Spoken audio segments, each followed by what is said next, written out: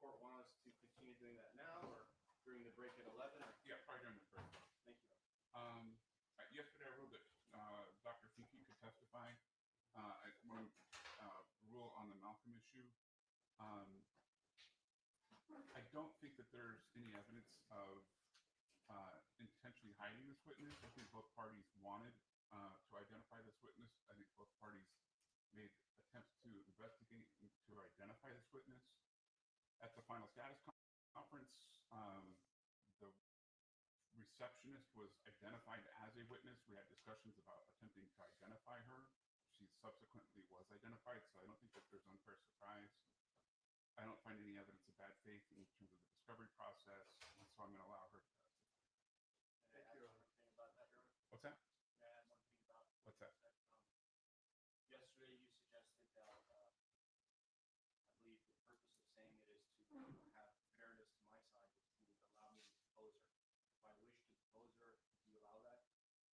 I think if she can be deposed over, say, the lunch break, because I think you're going to call her today.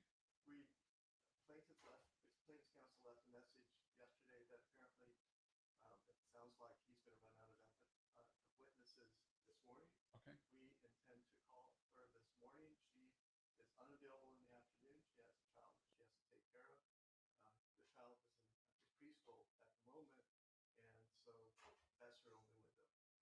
May I respond? Go ahead. It's not that I'm going to be running out of witnesses. I wanted to learn what was going to happen with the hearing today about these witnesses, and there was no ruling about my witnesses. There's still 3 more to go.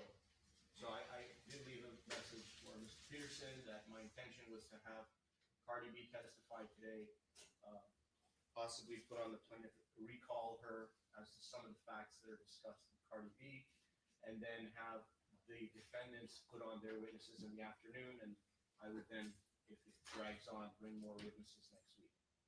Your Honor, if I may. First of all, I would object to him recalling in his own case in chief a witness party who's already been questioned and there was cross.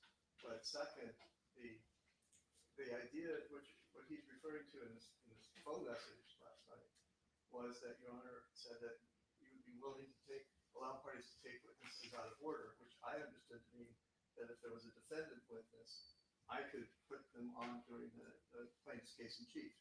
What he's proposing is that he's run out of witnesses and wants me to take my case before he rests, and I would object to that. Your Honor, it's not that I'm saying that I'm running out of witnesses. What I'm saying is the court has advised us that we can call witnesses out of order. Because it's a holiday weekend, these witnesses have other plans, the same way that his witness is unavailable in the afternoon. Dr. Azizulahi, Ms. Parsi, and Emani Ellis, they have their own obligations, and they're not available to testify today, but they would be available next week, Tuesday, right after Labor Day. Generally speaking, I'm okay with having witnesses being called out of order, but I think, when was Amanda Kelly identified? She was 100% identified. She would be testifying as to Dr. Scher that he has died in 2021, if there could be an agreement between counsel and the court, that the court would make an instruction that it is a fact that Dr. Scher has died in 2021, that the parties have stipulated to that. I don't need to call it that. Okay. That's all I want her for. I don't know. You can look online at that. It's a death certificate. I don't know. My understanding and my recollection is the plaintiff testified he died, so I don't know why we need a receptionist to come in and testify that he died. Because there's not something concrete that establishes that fact. Amanda Kelly also is a Can we witness. just say it's not in dispute? Why not stipulate? I don't have any evidence that he's in Jamaica living a high life. I mean, Well- if that resolves the issue, that's fine. We're not going to put on evidence that he's alive and hiding or something. I will say this, Amanda Kelly also witnessed, when the witness came into their office, she saw the scar, she'd be testifying about things like that they had a medical file for her. There's a lot more involved that really Amanda Kelly would be beneficial for. So it's up to them. If they want to take that chance and have all that come out, that's what's coming. I'm willing to let that go and keep it simple because the court wants this to go fast. All I want is a I want stipulation. you to go efficiently. Correct, yes, Your Honor. All I'm asking for is a simple request that Dr. Scher has got. Whether she saw him, didn't see him, that's coming through the plaintiff. But he's dead. He is dead. Well, what proof? I mean, once you show defense counsel whatever proof you've got that he's dead, and then maybe he can stipulate to it. Yeah, but he's adding more to it. He's saying that she. There is more. If Emani Wait, Ellis. let's not interrupt or address it. I'm sorry. All right. He's adding a lot more that was never disclosed before. When he added Amanda, whatever her name is, in July, he said receptionist to Dr. Scher. That was it. Now he's saying that she's going to testify that she didn't see a scar on it. They have no medical records. He's not done yet. They produced no medical records by Dr. Scher. So, I mean, this is a complete end around discovery. They never identified her in discovery. And if he's asking me to stipulate that he's dead, but adding all this baggage to it, if there's any deposition that should be taken, if there's going to be all that baggage, then the deposition should be of this witness. But I think he's saying he won't call her if you stipulate the doctor's dead. And you say you have proof. Well, let me tell you, Your Honor, let me tell the court respectfully what Amanda Kelly knows. Amanda Kelly was the office manager and the nurse. She's a licensed nurse who saw the patient together with Dr. Scher. It would have been great if Dr. Scher was alive. He could testify, produce his medical file. We're prejudiced because he's dead. Plaintiff treated with that doctor.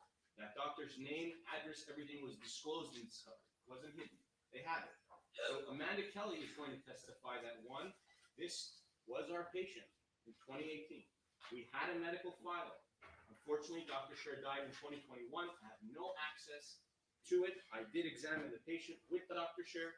I saw she had a scar. It looked to be within a few months of that date. If they want all that to come in, that's really helpful to me. But it's not that important that I'm willing, as a gesture of good faith, to let it go as long as they stipulate that Dr. Scher is in fact dead as of 2021. So that the jury understands that there's possibly no way that I could bring in Dr. Scher to speak about what he knows. If counsel is saying that he's not going to call this witness, if we agree or stipulate that it is undisputed, then we don't dispute that the doctor died, that's fine. Okay. I just don't want all the extra back. No extra back. Okay. Done. But how would we let the jury I'll know? tell the jury. When? I can do it during jury. I can do it during instructions. I can do it now. I would like it. Okay. Well, That Amanda Kelly was a witness to that fact. I'm not going to say anything about that. All right, fine. Okay. and I would prefer the word disputed rather than stipulated, just because we don't know. And what's the doctor's first name? John Scher, MD, and he was plaintiff's plastic surgeon, the first one, Okay. in 2018. All right. Thank you. Thank you. And then what about these other folks? The issue with recalling the plaintiff again? No, what? Who's Parsi? Parsi is the receptionist, Dr. Azizulai. Dr. Azizulai has an office there, several floors down, but he happened to be in that vicinity and learned of the disturbance and came upstairs with Parsi. And Amanda Kelly we've already discussed, and Mike Schoch was just another patient in the building. And to what extent, if any, is there testimony cumulative? Did they all see the same thing? It's the same like their Dr. Finke and their witness Malcolm. Then I would argue that that's cumulative, and they show B1. I'm just asking you, are they cute? Did they see different things? I don't know what they saw. I never deposed them. They never deposed them. It's the We same never- like their we two. never do. It is exactly the same like their two witnesses. They have a doctor and a receptionist, and I have a doctor and a receptionist. So if the court is going to limit me, I would ask that they limit them to one witness. No, I'm not saying I'm limiting anything. I just don't want the same two people to come in and offer the exact same testimony. What if they did see the same thing? Why can't they say that? Because it's cumulative. But they're two separate witnesses that see the same thing. And what benefit is there to it? Because when more people testify to the same thing, it makes it more true. Oh, okay. Your Honor, we don't even I mean, know. that's what. He can't even tell you if it's cumulative because he's telling you he doesn't know what they're going to say. I know what they're going to say in general. They're going to say that the incident occurred the way that plaintiff says it occurred. And, They weren't there They came upstairs during the incident. at some point. The same way their doctor showed up. These All people. right. I think it's an insufficient offer of proof, and Well, here's what I'm willing to do. I will. Sorry, Sorry, I'm out of time. Will you please admonish counsel not to interrupt me? I would ask the same. I don't think he has been. Go ahead. Thank you, Your Honor. Counsel said we didn't take their depositions. They weren't identified until the end of July, or referenced it until the end of July. So we had no chance to take the depositions. All right. If you want to propose, if you want them to testify and even offer proof, then you be specific as to what they saw and when they saw it. I have no problem. I will contact them again. I cannot produce them today, but I will take that up any time that I need to. All right. Are we otherwise ready to proceed? Yes, Your Honor. Thank you. Is the jury ready? Ms. Almánzar, you want to take the stand?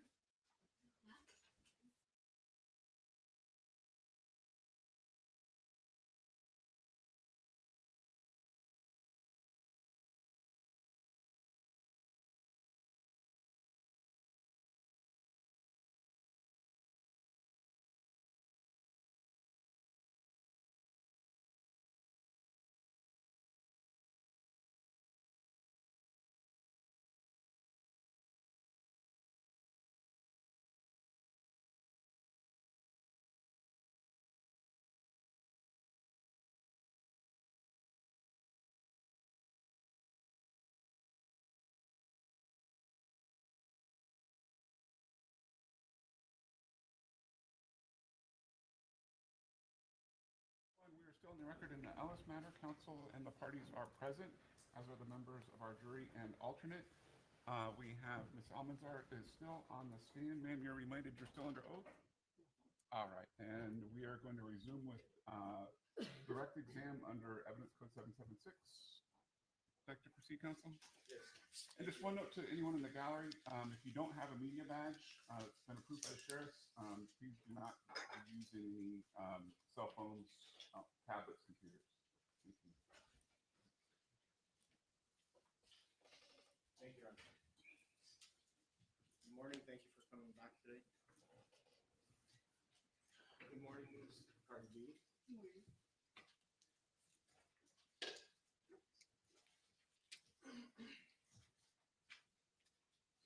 So, when we were discussing yesterday at the end, we were talking about the issue where you testified that Miss Ellis was recording you with her cell phone. You remember that? Yes. Do you know what type of cell phone she was using at the time? I'm not quite sure. I just remember it was square. What color was the cell phone? It had a case. It definitely had a case. But When- I'm not sure. Do you know if the type of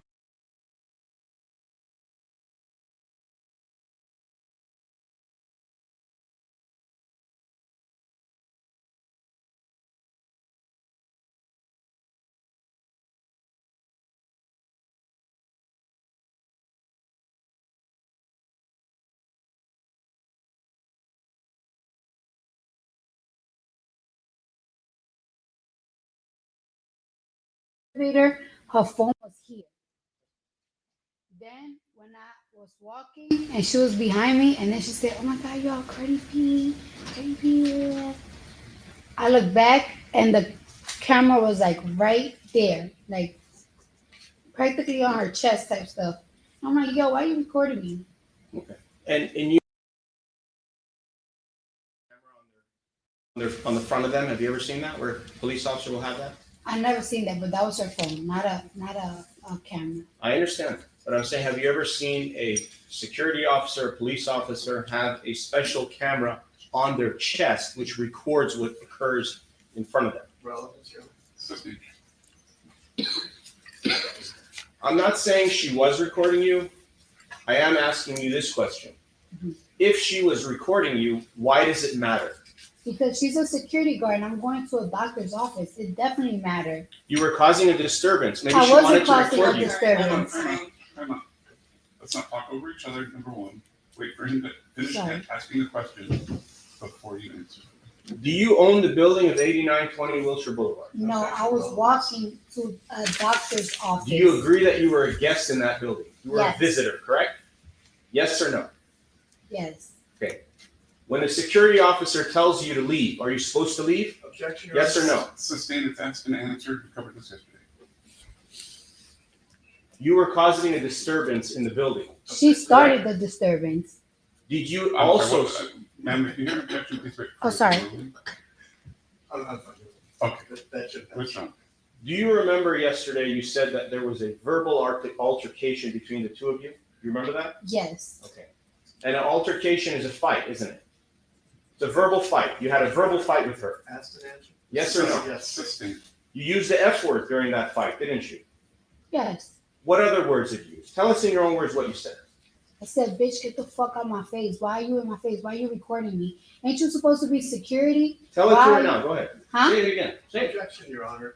You want me to Sustain. say it to I her want face? you to tell it to her face what you said on that day so she can hear it for The herself again. objection is sustained. And, Your Honor, can we have civility in the Yeah, courthouse? why don't we just take the temperature down a little bit? If you have actual questions to ask her, please do so. It's not the time to argue with her. What were the words that you used when you got off the elevator to this security guard who is no longer a security guard at this time? Objection to argumentative and also covered yesterday. It's been covered several times, so it's asked and answered, it's objection sustained. What did you tell Emani Ellis yesterday? Counsel, you need to move on.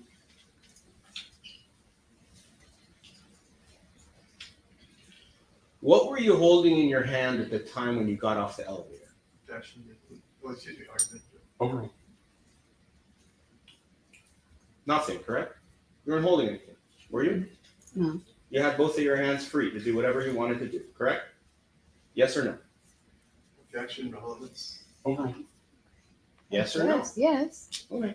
And if you wanted to scratch or cut her face with your right hand or your left hand, if you wanted to do it, you could have done it, correct? But You're I not didn't. disabled, But I right? didn't because I had a baby inside me. How did she Time know? out, time out.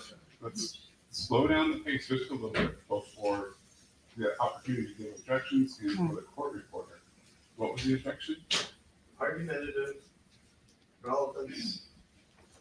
Overruled. And again, I would ask that counsel lower his voice. This isn't. So, Your Honor, I was told yesterday that my voice was too low by others, so that's why it's a little bit higher today, so that everybody can hear what I could say, as well as the witness. I think there's a difference between volume and tone. I think the volume is fine, the tone is a little bit argumentative. Thank you very much, Your Honor. I apologize for that. I will try to do my best to tone it down. So, and admit to this fact that you are not disabled, correct? I'm not what? Are you disabled? At that moment, no. Objection, No. Your Are Honor. you disabled? Overruled. Are you disabled? Yes or no? At that moment, when you're pregnant, I'm very disabled. You want me to tell you Okay. the things I can't do? Fine. What was your disability on February 24th of 2018? What was your disability? I was pregnant. I couldn't protect myself, even if I wanted to. She's like twice my size. No problem, no problem. Let me ask you this. How many Counsel, if you months ask a pregnant question, were we you? need to wait for the answer. Okay. You done, man? How many months pregnant were you? I was around 13 to 12 weeks. Months? 4 months? 3 months? Mm. 3 to 4 months. Fair enough? Did you have a bulging belly? No, I didn't. Did Miss Emani Ellis know that you were pregnant? Objection calls for speculation. Do you know if Emani Ellis knew that you were pregnant when you walked out of that elevator? No, on I that day? didn't know.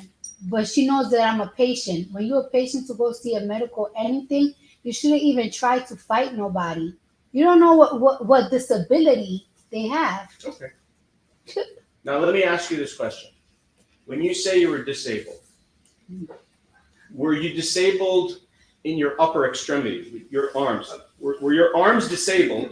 The reason I'm asking is I want to make it very clear for everybody that your arms can go up and down, and they could go up and down now, and they could go up and down on that day as well. You agree to this? Objection, argumentative, asked and answered in a different way. And, I guess that's fine. I'll let, you can answer this once. Please don't ask it again. If my arms were disabled, no, my arms weren't disabled.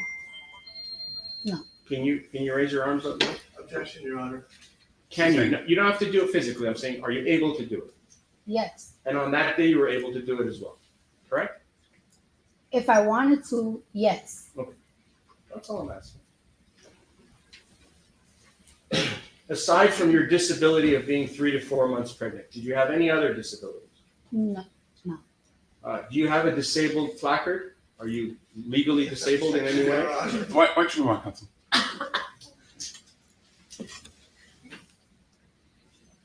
And the hoodie that you had on, what color was it? Was it black, white, yellow, purple, pink? I really don't remember. And was the hoodie over your head or Yes. no? You wore it for what reason over your head? To protect your identity? It could be I don't really want people to recognize me. My hair not done. My makeup not done. I probably just woke up. A lot of reasons. And when you went there in the afternoon at 1:30 p.m., had you just woken up at that moment? Well, shortly before 1:30 p.m. on a Saturday?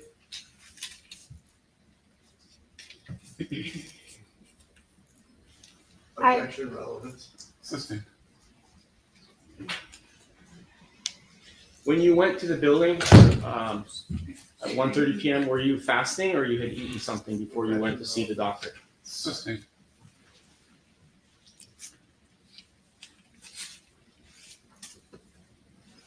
Now, when you saw Miss Emani Ellis and you got out of the elevator, not asking who did what, I'm asking was there any contact between you and her of any kind? What that means is fingers to fingers, shoes to shoes, knees to knees, any contact between you and Emani Ellis of any kind. Was there? Yes or no?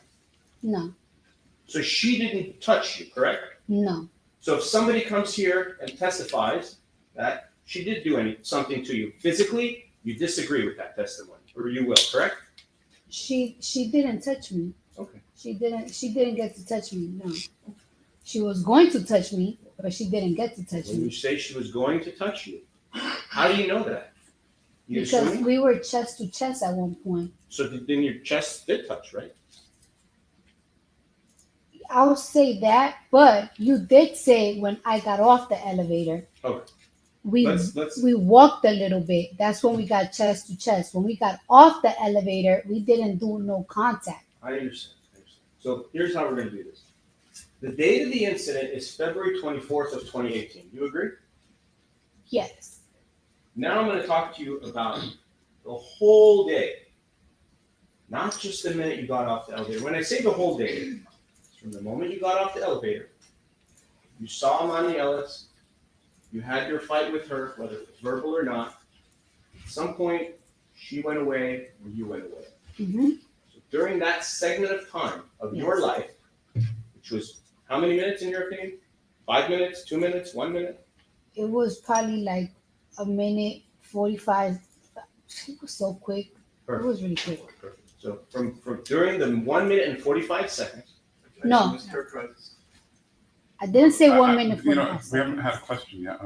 Please phrase one that's intelligible.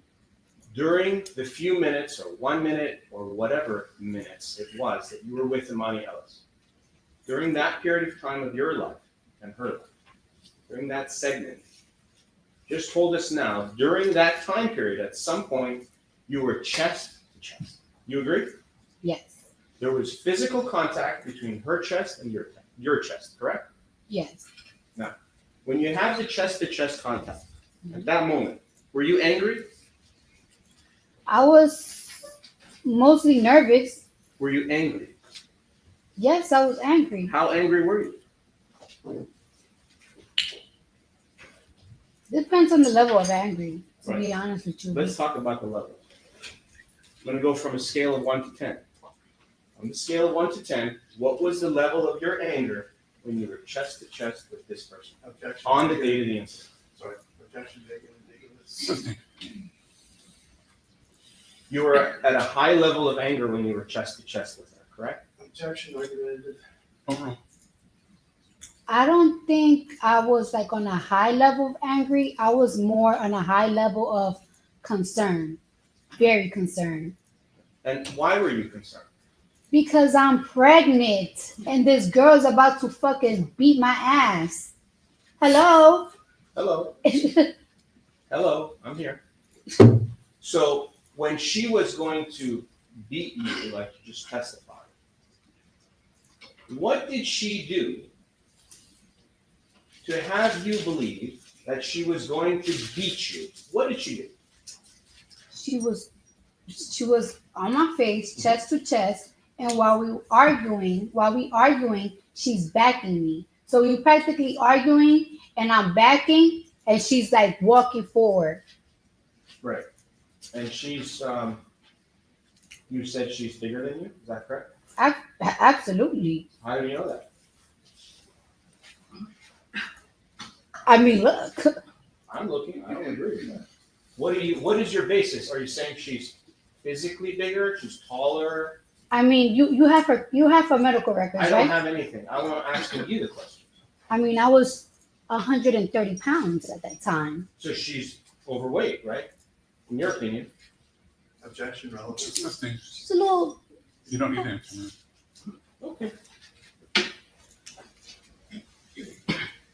Did you make fun of her that she was overweight when you were there in the hallway? I don't think so. Did you call her fat? No, I was calling her a bitch. Bitch? Yes. Do you think that's respectful to call a security guard a bitch? Objection, Assisting. relevant. Is that how you talk to everybody? Objection, Assisting.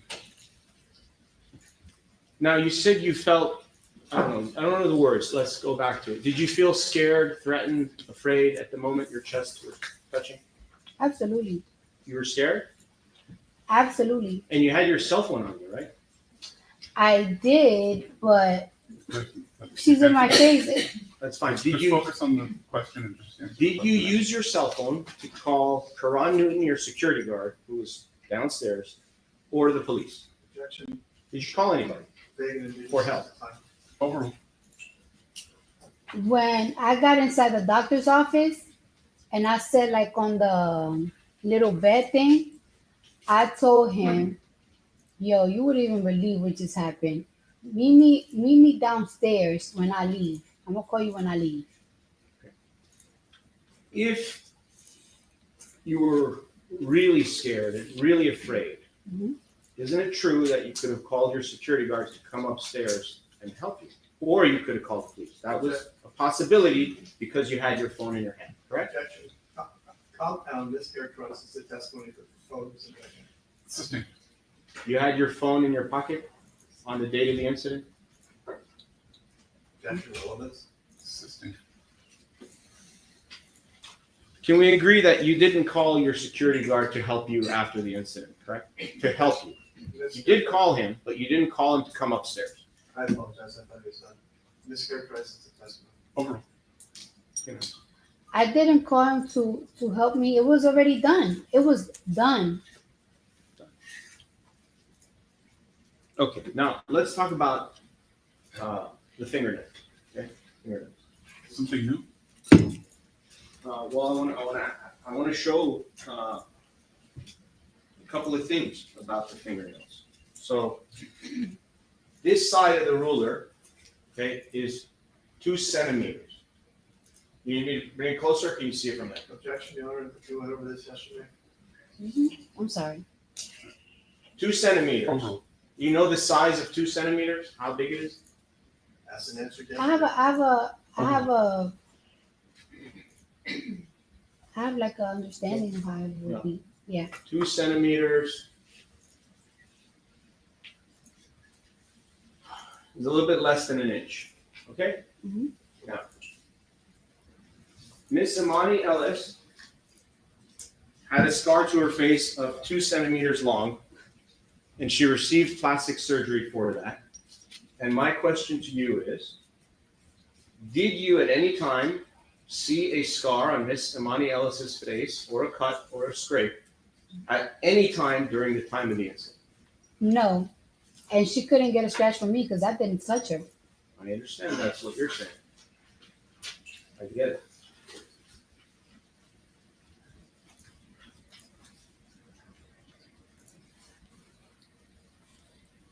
Did you look at Miss Emani Ellis's left cheek at any time during the incident? Did you specifically look for that because you thought there might be a scar on her face? Or did you not look? Object. Compound and relevance. Assisting. Did you look at Miss Emani Ellis's face when you were arguing with her at the time of the incident? I was looking at her face, but I wasn't looking like, she got a pimple on her face? No, I wasn't looking at her details or anything. So if she had a scar on her face or cut, you wouldn't be able to know because you weren't focusing on it, right? Objection calls for expert testimony. Relevance. Assisting. Counsel, she's a fact witness. She didn't see a scar. 121. That's right. You testified yesterday that when you go to get your nails done, you tell your nail person to be careful not to make your nails too sharp. Do you remember saying that? Yes. Do you tell them that every time you go to get your nails done? Objection. Relevance. Assisting. Did you tell your nail person that before you had your nails done, just before this incident? I didn't have to because of the shape.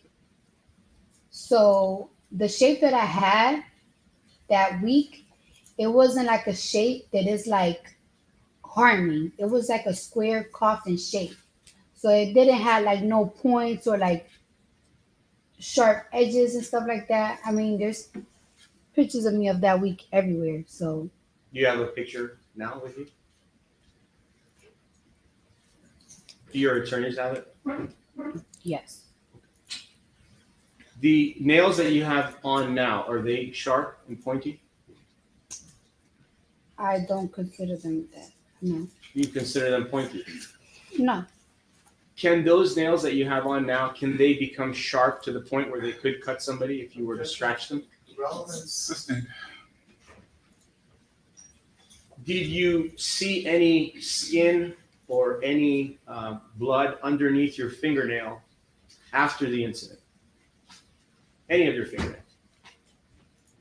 there was no physical incident for me to even see nothing like that. That's not what I'm asking. I'm saying if you saw anything. No, Okay. Did any of your fingernails break after the incident?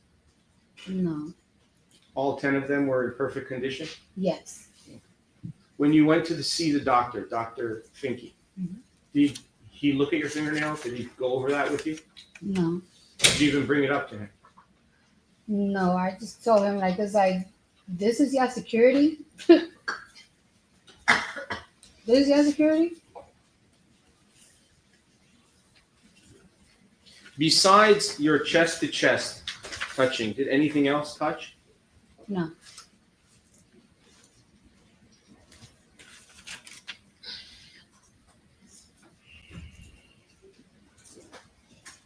Okay. And you're a firstborn child? to my mother, yes. Okay. And you have other siblings, other brothers and sisters? Right? Mm-hmm. Is that a yes, ma'am? Is that a yes? Yes. Sorry. Okay. And as you testified yesterday that the baby in your stomach that was 4 months or 3 to 4 months old was your first child, correct? Mm-hmm. And you've had other children, correct? After, yes. You're under relevance. Assisting.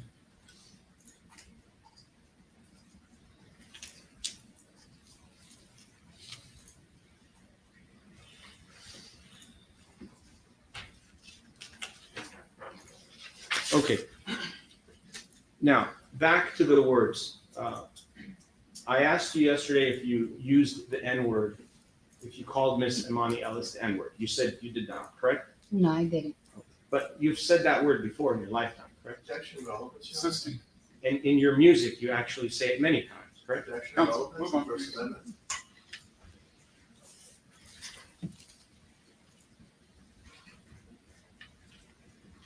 Do you know what the word ghetto means?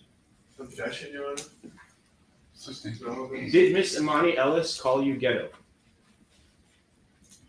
I don't remember. If someone called you ghetto, would that make you angry? Objection, relevance. Overruled. Me? Yeah. If somebody calls me ghetto, it depends on how you're using it, but I don't really feel offended if you call me ghetto. Did Emani Ellis tell you that you're stupid? Your Honor, relevance. I Overruled.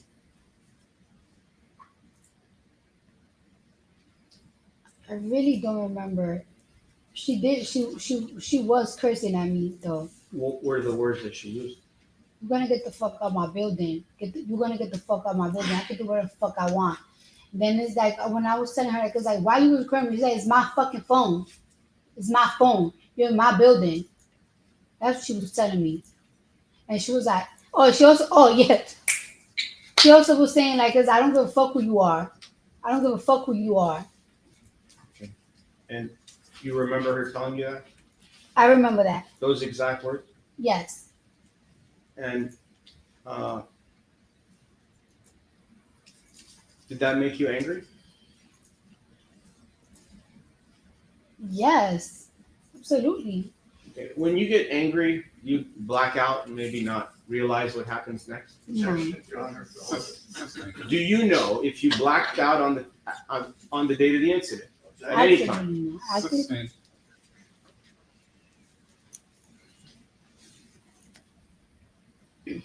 All right. And when you were yelling back and forth, and you were speaking and yelling and screaming, you were, correct? Excuse me? You were yelling and screaming at each other, Yes. correct? When you're doing that, did your spit come out of your mouth and go onto Emani Ellis? I don't think so. No. But it's possible, right? Objection. Because when you're speaking, sometimes you use many, many words, the spit comes out, correct? Objection. You agree with this? I'm sorry, what's the objection? Well, relevance, Your Honor. Overruled. You can answer. I'm not sure. I don't think so. I don't think it'd be happening. I don't know.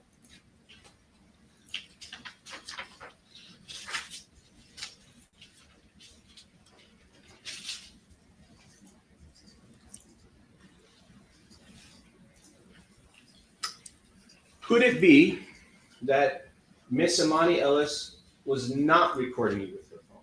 Objection. Is that a possibility? Objection called for speculation. Assisting. Aside from what you've just told us now about the recording, is there anything else that you have? Any other testimony about how you know Miss Emani Ellis was recording you with her phone? She told me when I told her, why you recording me? She said, oh, my bad. She practically apologized. Did she apologize to you? If you say, oh, my bad, when I'm telling you why you're recording me, to me, that means you're recording me. And it's right there, right now. It's on my face.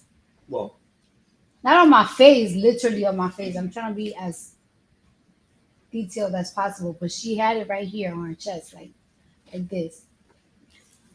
and when Miss Emani Ellis told you to leave the building, you refused to leave, correct? Correct. And at that point, you were trespassing, correct? Objection, Your Honor. Assisting. Where did you go? Did you leave the building? Did you go to your doctor's office? Where did you go next?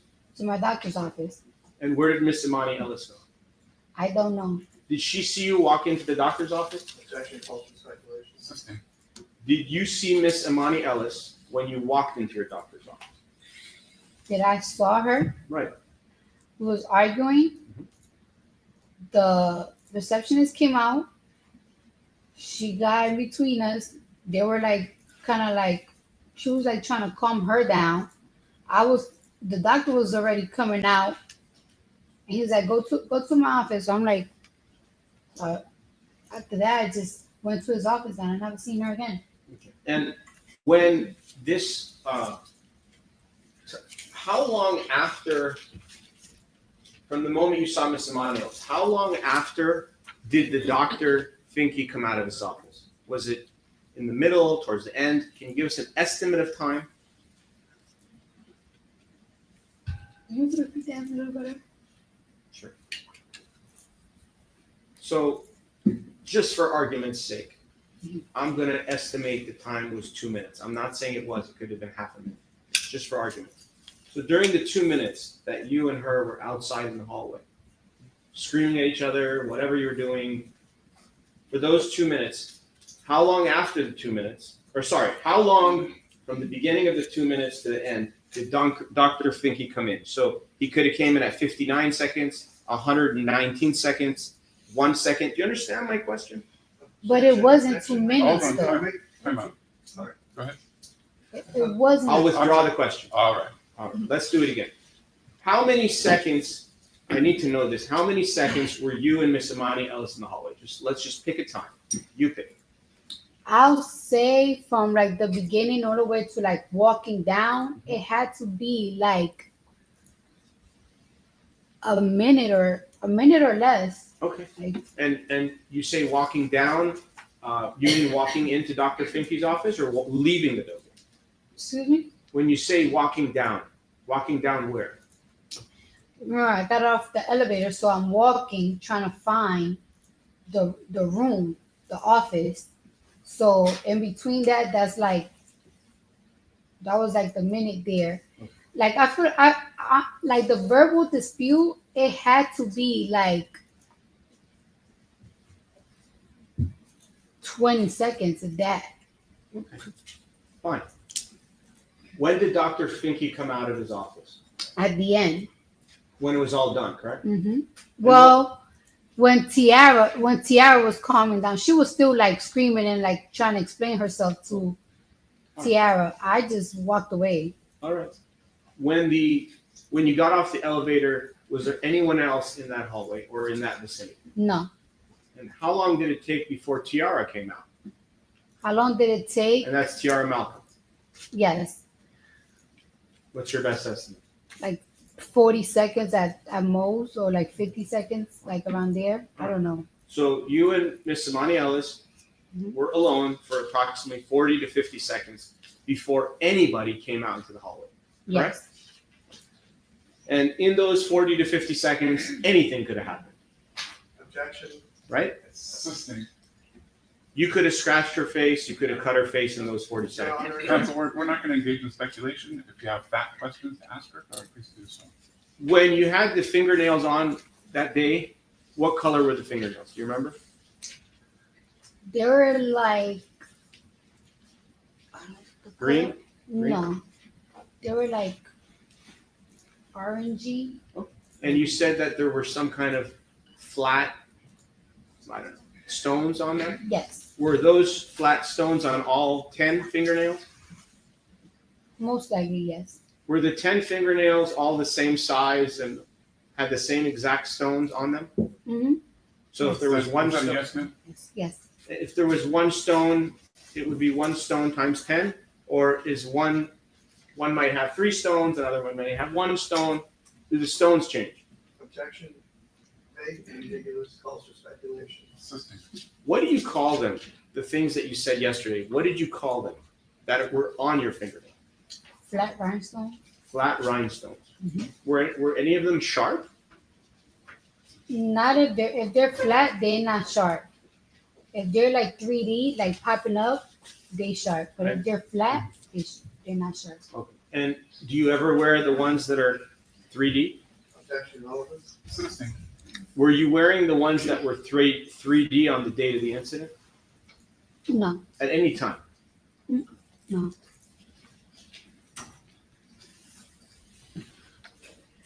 And how do you know that those rhinestones that are 3D, how do you know they're sharp?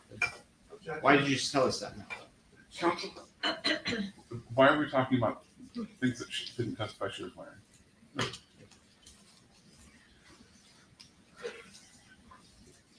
Do you remember how many rhinestones were on each fingernail?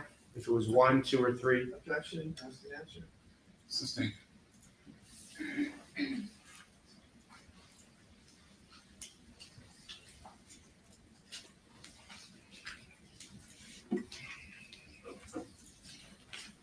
Aside from that day, the date of the incident, which was February 24th of 2018, aside from that day, have you ever seen Miss Emani Ellis either before or after that day?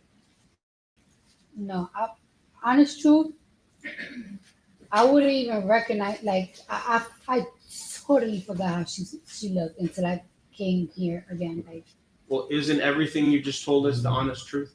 yes,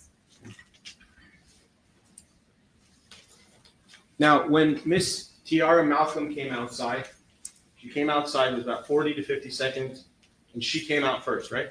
mm-hmm. How long after that? Yes. How long after that piece did the doctor come out? Because he came out after her, right? They didn't come out together, did they? Tiara? I withdraw. Overall. Piece of time. Right. Anyway, when Tiara Malcolm came outside, did she come by herself or with the doctor or someone else? She came out by herself. So how long after she came out did the doctor come out? He came out like 4 to 5 seconds later, 3 seconds later.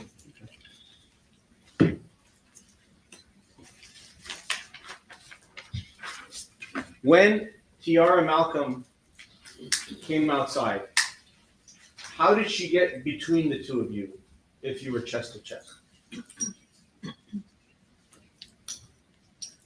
She literally, she was like, "What are you guys doing? What's going on? Like, what's going on?"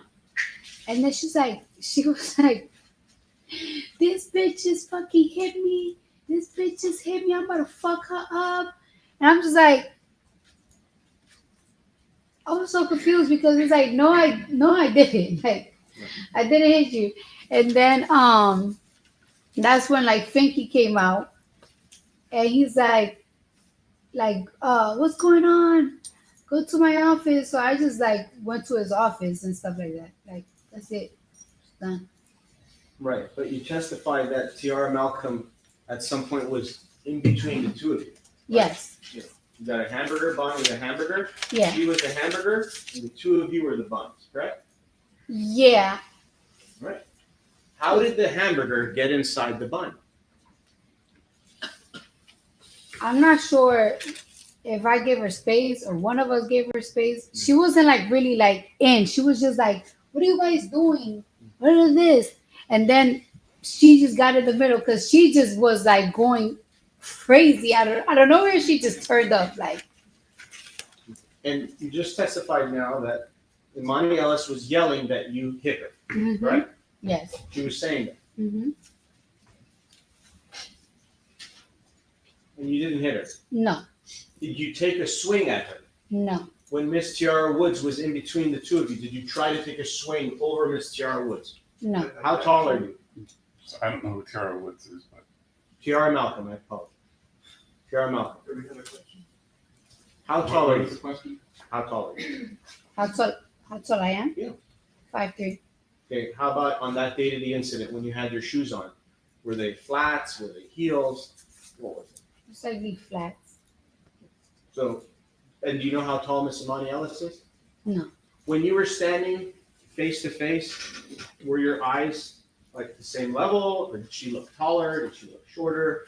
What is your recollection? We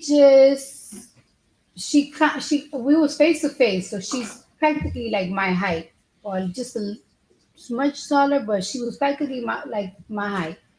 But she is like What? Say it. security heavy. What does security heavy mean? Just tell us. There's no harm. What does that mean? Like she just looks a little like she could protect the building type big. You know what I'm saying? She just Right. looked more developed than me. And aren't security guards to be more developed than you? Objection, irrelevant. Assistant.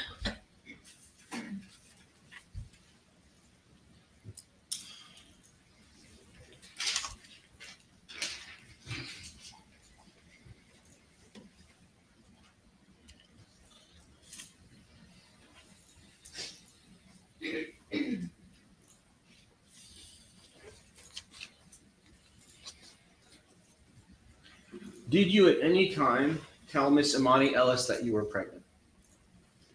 No.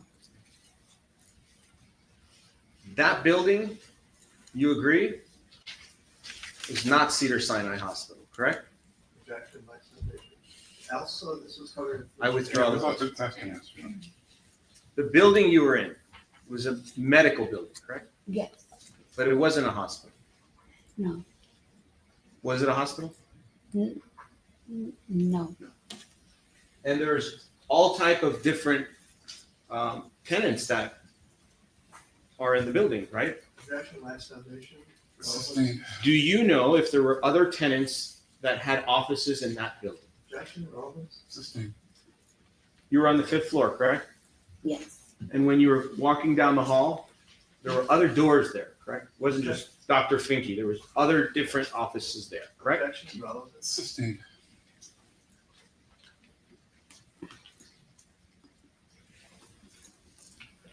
When you were getting angry, did you believe that your anger would harm your baby? Objection, relevant. Sustained. When you went to see Dr. Finke, did you tell him, I got so angry right now, something happened, whatever you told it, is it harmful to my baby? Did you ask him? Objection. Sustained. Counsel, do you have anything to add?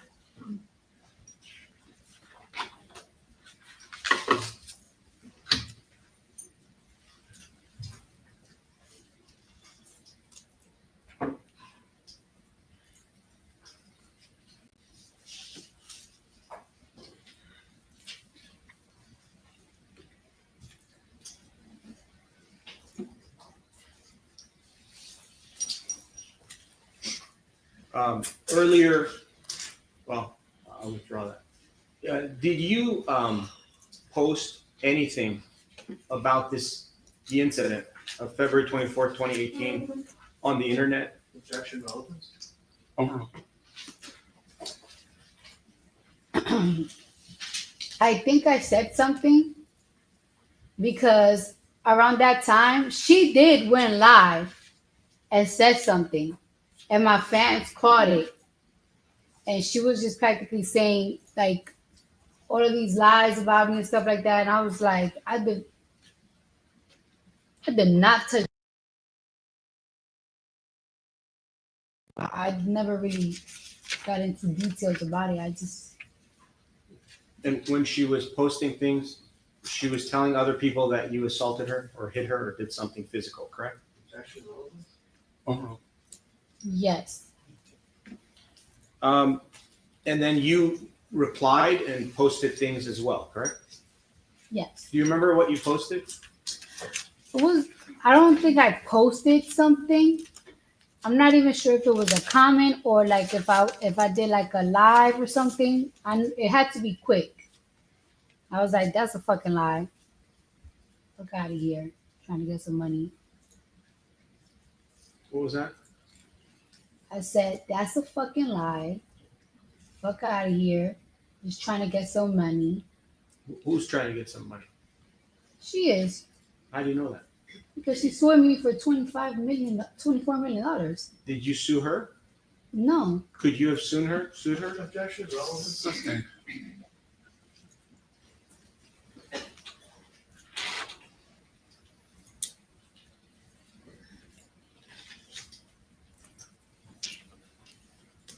Did you ever apologize on those internet or emails or whatever you posted? Did you ever on the posts apologize for anything that you did that day? Objection, relevant. Sustained. Argument. Do you feel by using all those words you should have apologized? Objection, relevant. Sustained.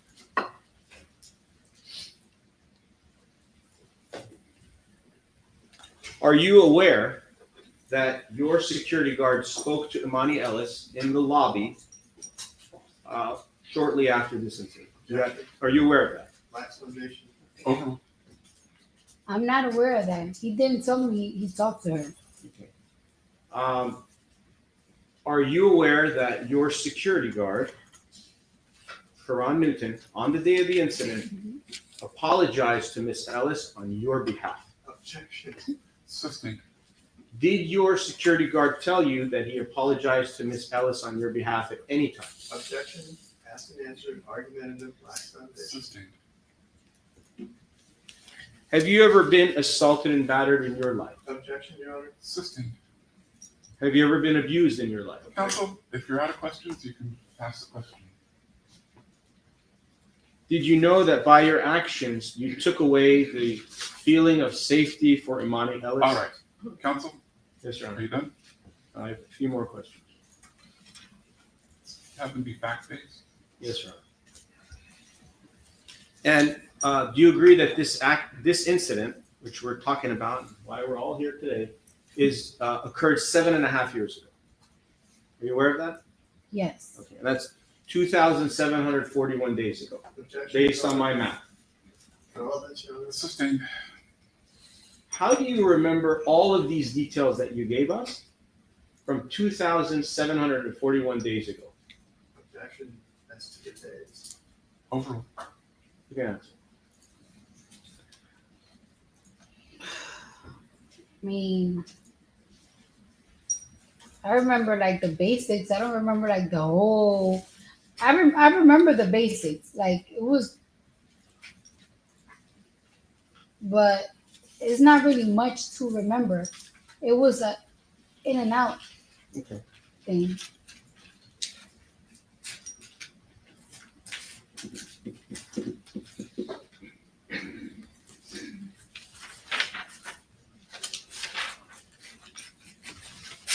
All right. And have you ever used your nails to scratch yourself? Like if you get a bug bite, have you ever done that before? Objection, Your Honor. Relevance. Sustained.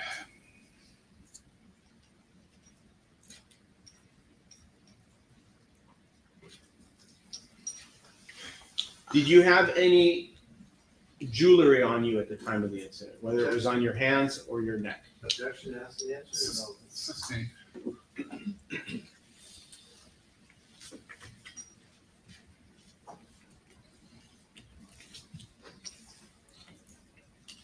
When you were in the hallway, did you block Miss Ellis from leaving? Even if it was for 1 second. No. Did she block you from leaving? Yes. She blocked me from moving. She was right in my face. She was right in my face. Okay. And when you were standing there, were you pointing, I'm sorry, were you facing Dr. Finke's office or a different side? You understand the question? Objection. Negative. Ambiguous. I withdraw the question. When this whole thing happened, did you start to move around in a circle, or were you standing physically the same spot the whole time? Objection. Asked and answered. I think we covered it. Sustained. When you say that she was blocking you, were you facing towards Dr. Finke's office? Yes? Objection. Asked and answered. Sustained.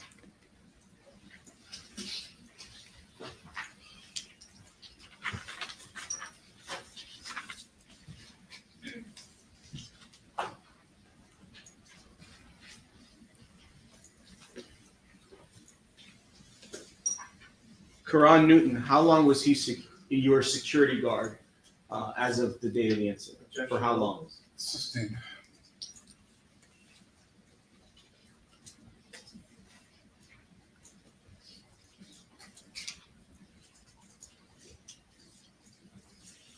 Would you consider yourself a peaceful person?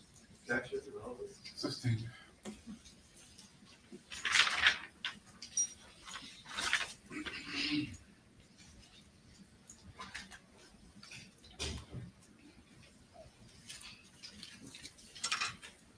And after you saw Dr. Finke You spent about 15 minutes with him. You left the building, correct? Yes. When you left the building, did you see Emani Ellis as you were exiting? No. Did you see your security guard downstairs? Yes. And he was in the lobby area waiting for you? That's the answer. Sustained. Okay. And when you left the building, you went to the parking lot, or was the car waiting for you outside? That's your relevance. Sustained.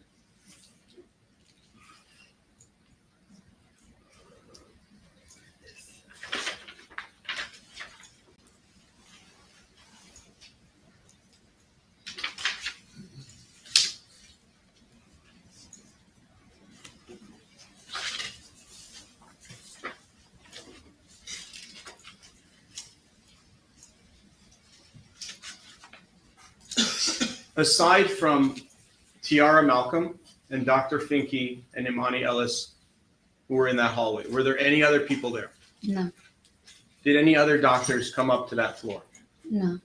You're sure? Absolutely. How are you sure? Objection to her. Sustained.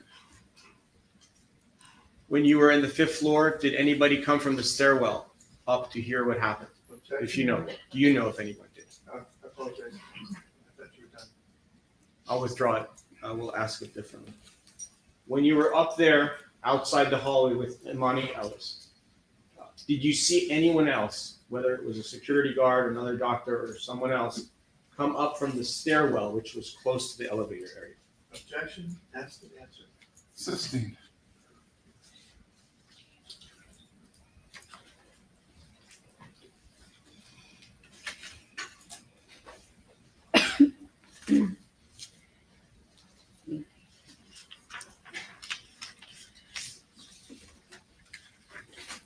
I forgot to ask you one thing about when you were chest to chest. Did you ever touch Emani Ellis's face or nose with your finger?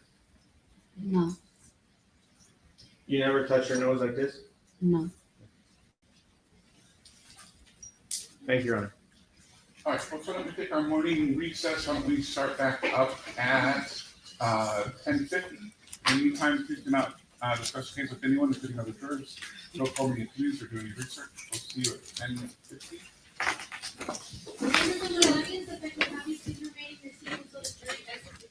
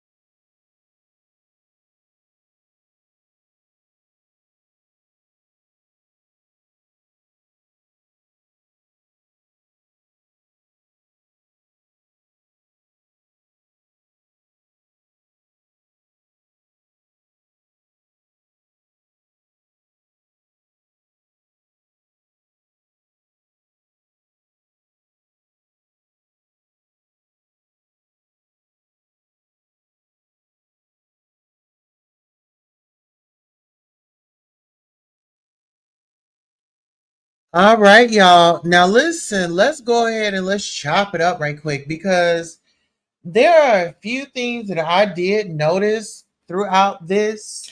A lot of people they may have gotten a little upset with the guy and his questioning and things like that. It was more to get the jury to think.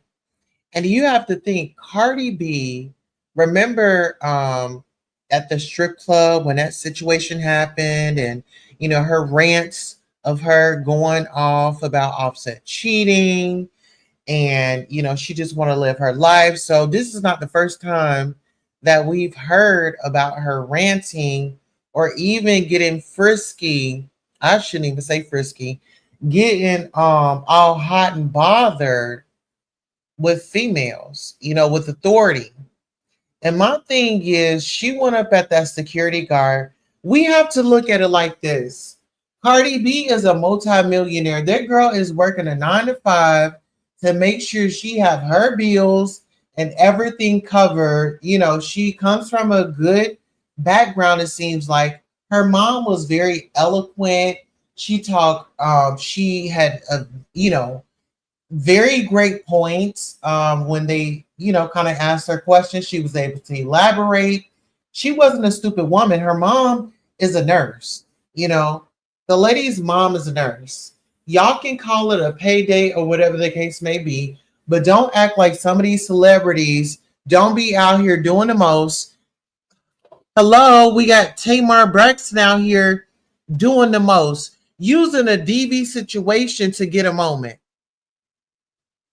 Let's make it make sense. So you telling me that celebrities don't be out here trying to do the most? Celebrities don't be out here conjuring up things because they are in a different tax bracket. And guess what? Some of them can drag you through court and drag you out of money. But I feel like in this particular situation, Cardi B, baby, you should have learned when you were on probation, when you were doing community service, sis. Like you just did community service and you just got off that case. But see, I believe this was shortly after, if not before. You know what I'm saying? He said, well, we know Cardi be doing the most. Yeah, we do know. Listen, the only thing is the girl needs her some therapy. She needs her some counseling, and I want to say extensive therapy, because the way that Offset is running circles around her, like really disrespecting her, you know what I'm saying?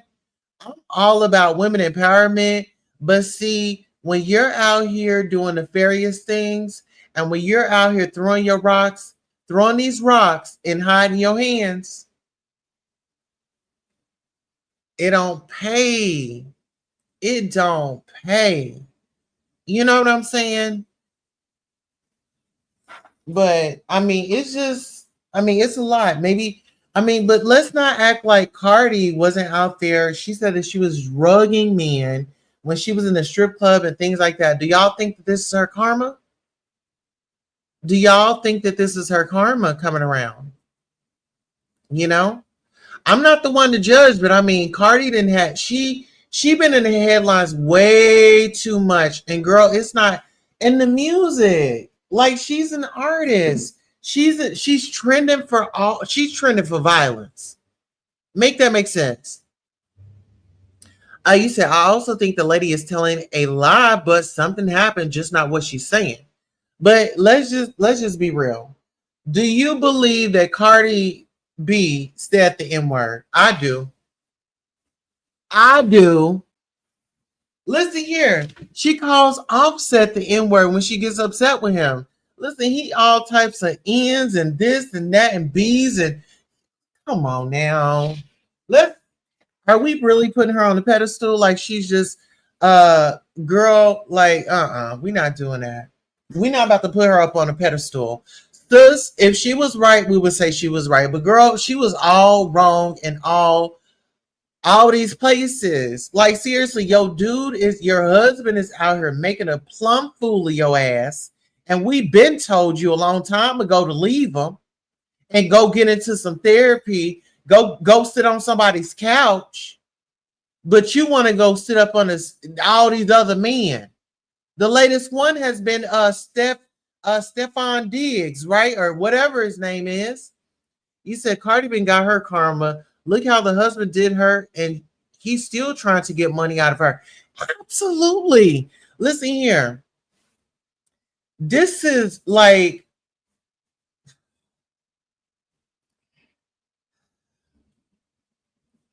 listen, but she don't even know. When you go up against a black woman, you going up against all the ancestors as well. I mean, hello, somebody. Listen, do y'all think that our ancestors are proud when these individuals be trying to think that they're going to get away with some stuff? Absolutely not. Absolutely not. And, listen, every dirty deed that you do, you must and have to pay for. That's just the law. That's the law. What you put out is what you get in. And I feel like it's been a whole roller coaster. It's been things that hadn't even been discussed that's been going on. But my thing is get right. Get right with God. You know, you can't be out here serving everybody. You can't be out here serving everybody. And that's just what it kind of boils down to. She's doing the most. He said, well, the strippers from the strip club sued her and won. And that was a black woman. Clock that T. We don't listen. Didn't she just throw a microphone at somebody's head at her concert? When is somebody gonna tell sis, hey sis, you might want to slow down.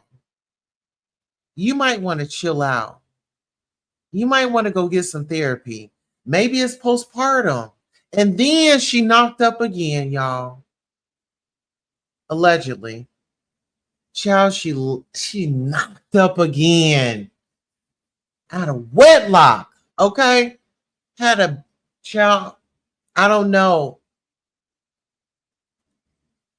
You said yes, and she has been sued for that also. See? But do you see what I'm saying? You done made it all the way to the top. You didn't invest this so much into your career to what? Make these irrational decisions? But everybody's getting paid. Say no to her if you want to. Say no to her if you want to. And that's what I think that this case is about. Something happened and she's trying to use her power. But instead of her acknowledging, hey, sis, you know, okay, yeah, we're on a short break right now, okay? Yes, a short break. But see, this is my thing. Did she really have to go there? Did she really have to go there? Where was your security? Why wasn't your security with you? What you paying them for? Listen here. I get security detail, baby. You are coming up. Doctor appointments and all. Okay? Because you can stand right outside of my doctor's office. You just need to know that I made it up in the door and I'm in here with the doctor. Okay, so when I come out, I don't have to be ambushed if somebody has seen me in this office. You see what I'm saying there? See, my security is going to be in the hallway. He's going to be in the hallway. Or if not, in proximity to my doctor's office in eye view. So when I do, and we would be communicating through text. What are you paying them for? Can somebody invest in me and I can show her how to do it? Man, Lord, please, God, I know you're going to do it. Lord, God, I know you're going to do it for me. You're going to do it for me, Lord. Oh, you're going to do it for me. I can taste success right now in my mouth. My mouth is watering. I'm just looking for, Lord, it's going to be the right opportunity. It's going to be the right opportunity. Some people don't learn until that hit rock bottom. Look at Tory. He didn't learn until he got locked up. Okay, clock that T. Well, listen here. It seems like court is about to be back in session. So that was my commentary. Y'all let me know what y'all think in the comments. I'm gonna jump back down in the chat with y'all.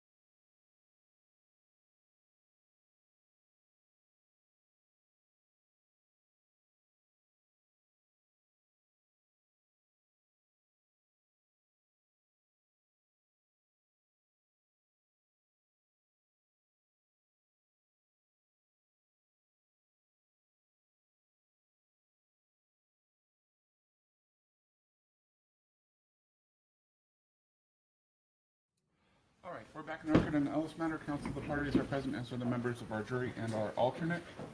Folks, as you may remember, we interrupted the testimony of the plaintiff during her testimony in order to call an out-of-order witness. At this point in time, we're going to suspend the testimony of Mr. Almánzar in order to call a defense witness out of order. So we're going to suspend the plaintiff's case in chief at this point in time. We're going to call a defense witness, and who is that going to be? Your Honor, it's going to be Sierra now. All right, thank you. Ma'am, if I can please have you stand right next to the court reporter.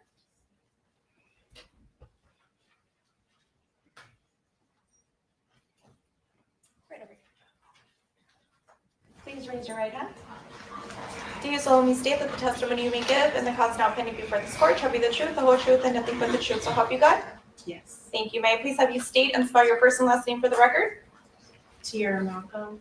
Spell it. Yes, please. Tierra Malcolm Malcolm.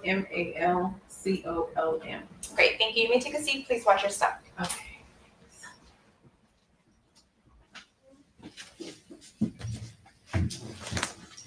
What, counsel? Thank you, Your Honor.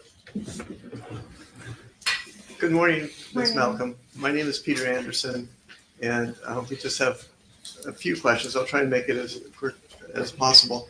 Where were you working in February of 2018? Women's care, OBGYN doctor's office. Thank you. And do you recall an encounter between Cardi B and the woman to my left? Yes.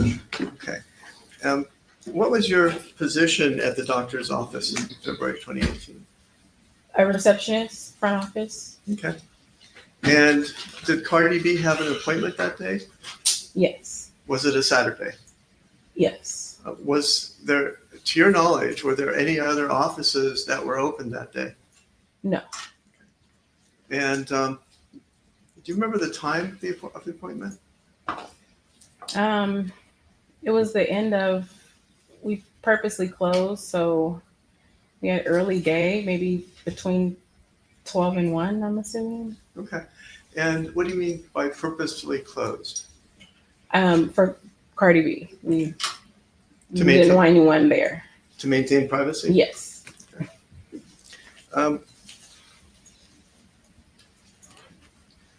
So to your knowledge, how did you learn that there was an encounter between the two? Well, I was waiting for Cardi B's arrival, and I heard commotion out in the hallway, and there was a door to exit right where I was sitting. So I opened the door and I looked, and I heard and saw the commotion, and that's how I learned that something was going on outside. Could you please describe for the jury what you heard and saw when you opened the door? I saw them in the corner, Cardi B's back to the wall, and just a lot of arguing and, just confrontation. Okay.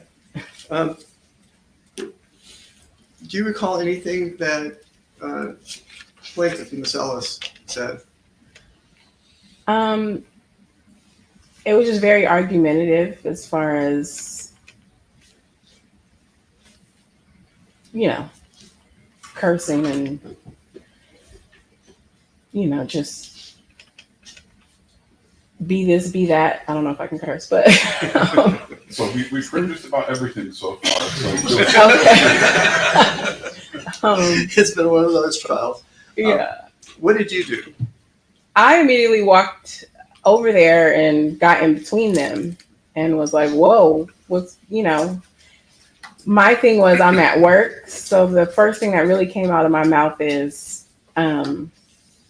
to Miss Ellis, just as far as, what are you doing? You're at work, go back to your post. And then I don't know how long it was, but I couldn't get her. I just wanted everything to go away. I just was trying to calm everything down, take Cardi B into the office, and I was trying to go. It was my sister's baby shower, so I was trying to get out of there. But I mean, that wasn't on my mind then, but just to calm the situation down and to get her into the office. How did Ms. Ellis respond? I don't even know if she heard what I asked because it was just more of just being upset. And no, I'm not going to do that. And just, them still exchanging words even with me in between. Yeah. Was Miss Ellis yelling at Cardi B? I mean, it was pretty loud for me to hear. It was still the same volume from when I can hear them while I was in the office down the hall. So I would say so. Was Miss Ellis cursing at Cardi B? There was definitely curse words, yes, on her end. When you were there, did Miss Ellis attempt to strike Cardi B? There was hands going while I was in the middle. I know no one landed, or I was, I didn't even realize, I guess because my adrenaline, that I had a mark on my forehead. So besides me getting a scratch, nobody, as far as them to hit each other. Who scratched you? Based off of, like I said, I didn't know that I even got scratched until I went into the office, and the nurse was like, "Tiara, your forehead." But I can only assume Cardi B was behind me because that was my main concern. Objection calls for speculation. Over. So Cardi B was behind you, and you were facing who? I was facing Miss Ellis. And you got hit on your forehead and Or didn't even it was realize like it at a that scratch. point. Yeah, So blood. Just let him finish the question. Oh, sorry. And so you got hit, you were facing Miss Ellis, and she was swinging away? I can say there was definitely, people talk and like this type of action going on. Right. Yeah. And you were hit on your forehead, Yeah, like, which was facing Miss Ellis, correct? yes. What happened next? After, just going back and forth, Dr. Finke came out. Once he came out, I believe after that, I don't even really remember what was said, but I know I continued to take Cardi B into the office, to her exam room, and then I went back to the front. Okay. Did you witness Dr. Finke try to get Miss Ellis to leave the hallway? Yes, that's what kind of, since he came out and he was talking to her, that's what kind of distracted her, gave us the opportunity to just go into the office. Okay. And do you recall anything that he said to her? I think he was on the same temperature as me. Just, you're at work. Why are you up here? Go back, downstairs. And what are you doing? Type of energy. Okay. And so you turned around and escorted Cardi B into the doctor's office? Yes, I followed behind her to go to the exam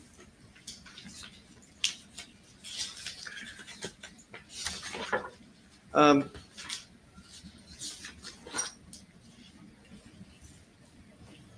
When you were face to face with Miss Ellis, I take it you could see her face?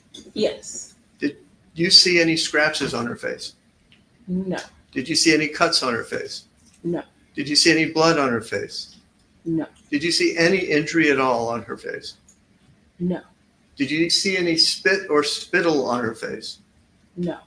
Did anyone spit in that encounter? Objection calls for speculation. While you were there, man. While I was there, no. Did you hear Miss Ellis yell at Cardi B, and excuse my language, "I will fuck your shit up"? Something, something along those words.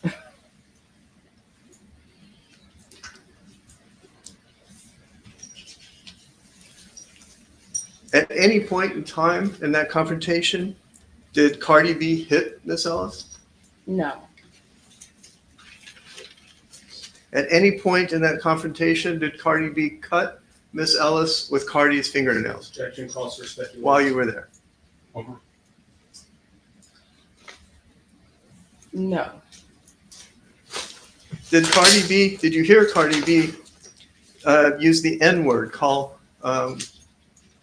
I apologize, Yeah, no, did you hear Cardi B use the N-word?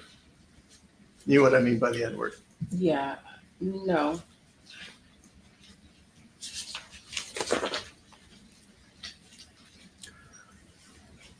After this encounter and Cardi B had gotten into the doctor's office, at any point after that, did you talk to the building management about what had happened? Yes, that was a Saturday. So Monday, my supervisor and Dr. Finke wanted to make a report since there was an incident and, you know, the importance of making sure our patients, you know, their privacy isn't compromised. So yeah, they asked me to go downstairs with them or with my supervisor and make a report. After this incident, did plaintiff call you? Miss Ellis call you? It was, yes, there was a call transferred to my line. It was her on the other end of the call. How long after the incident? How long after February 24 of 2018? Maybe, I can't recall exactly, but at least within, I don't know, 3 months. It wasn't right after, but it wasn't too long after. Can you tell us what the sum and substance of that conversation was? Just kind of upset about what happened. She got fired. She couldn't believe that happened and wanted, I guess, to see if I can assist in any way since I was there. I pretty much replied as respectful as I could and just said, you know, this is my place of work and I really can't have anything to do with this. And was there any other thoughts that you had when she told you, did she tell you she was planning on suing Cardi B? I don't remember word for word, but based off of our conversation, I assumed that was probably going to be one of her steps. But in my mind, I just was kind of shocked that she was calling based off of what took place. I figured, you know, she was at fault, so that was surprising that she would call me. Okay. Thank you. Those are all the questions I have. Okay. All right. Yes, Sean, thank you.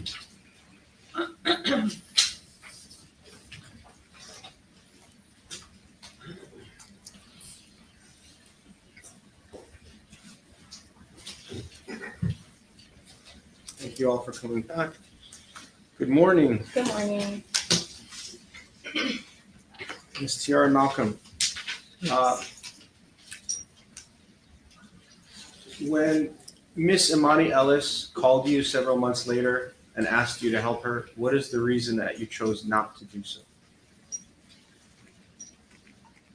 Well, main reason I didn't feel like she was in the right. I felt like based off of her position, working at the office, everything was handled unprofessionally, and going back and forth. No, she didn't work at our office, but clearly Cardi B was a patient going, you know, she had a purpose at that building where she worked at. So I didn't feel, I don't know what I would help her with. I don't think if I told my truth, it would help her. So. Were you aware that Miss Ellis was a security guard at your building? Yes. Do you understand that the security guard is supposed to go from floor to floor to make sure everything is safe? Are you aware of that? I don't know the rules. I'm sorry, what was your objection? Irrelevant. Assisting.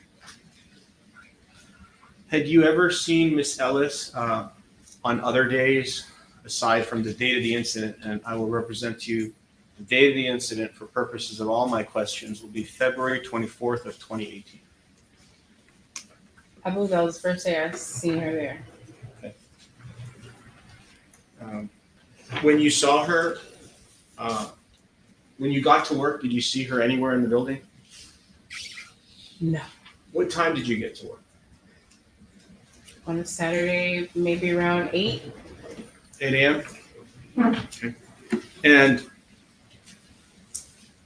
had you ever spoken to Miss Ellis before the date of the incident? No.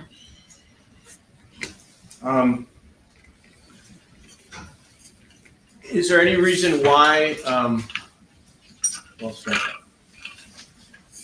when you would go to work at the 8920 building, Wilshire Boulevard building, for how long had you been working there before the date of the incident? For Overall, it's a little. for about 7 years, just about. And during those 7 years, did you see other security guards in the building? Actually, all of it. Assistant. And when Miss Ellis's attorneys asked you to cooperate and sign a declaration, did you do that? A form. Not a form. Did you ever sign a declaration under penalty of perjury on August 26, 2025, which would be yesterday? A declaration. Sorry, I'm not. May I approach, Your Honor? Sure. Relevance, Senator? Assistant. Did you give permission to the other side to sign a declaration under penalty of perjury in this case? Oh, from, Objection, Your Honor. Assistant. Have you ever signed any document related to this incident? Objection, Your Honor. Relevance. Assistant. Did you make any type of formal complaint to the building about this incident? Ambiguous as to form. Overall. when my supervisor wanted to make a complaint, since I was there, yeah, that's when I went downstairs with my supervisor. And who did you make a complaint to? Douglas Emmett, the property management manager that managed the building. Okay. And what was your complaint? What did you say? They just wanted me to tell them what happened and the concern of the privacy of for our patients. Are you a Cardi B fan? I know her music. I guess I listen to her music. I listen to hip hop. Okay. And you like her music, right? Objection, relevance. Overall. Yes? Yeah, she's Have you- talented. All right. Have you ever gone to any of her concerts? No. Have you ever, well, I withdraw that. Okay. And for purposes of the visit on Saturday, the doctor's office decided to close to give her a special appearance to see the doctor, correct? Objection. I meant it. I withdraw the question. When Cardi B came to the office, the purpose of her coming to your office was to see Dr. Finke for medical care, correct? Yes. When you went outside into the hallway, the confrontation that you testified about was already occurring before you got there, correct? Yes, that's what made me go outside. All right. Do you know for about how long this confrontation was going on before you made your way outside? I was sitting there waiting, so as soon as I heard the noise, it wasn't that seconds after was when I heard it, so I don't think it was going on that long. Okay. Did Cardi B, while you were there, in any way touch Miss Ellis? No. Did Miss Ellis in any way touch Cardi B while you were there? No. When you got there, were they chest to chest? Were they touching chest to chest? I couldn't really see Cardi B because she was kind of cornered with her back against the wall. I really just saw Miss Ellis in front of her, and that's what made me rush and get in between them. Okay. And when you say you saw her back against the wall, how are you able to see her back from where you were standing? Objection, mischaracterizes. Were you assuming that, I withdraw the question, were you assuming that Cardi B's back was up against the wall when you saw that? No, I'm not assuming I could see it because I literally looked down the hall when I opened the door. And was Cardi B's back actually touching the wall or was close to the wall?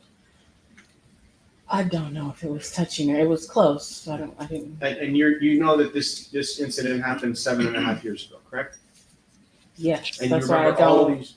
You remember if her back was touching or right. inches away, but I know it was very close to the wall. Right. And it was a very long time ago. So how did you remember all these details? Did you write them down somewhere? Did you record it, or is this just off of memory from 7.5 years ago?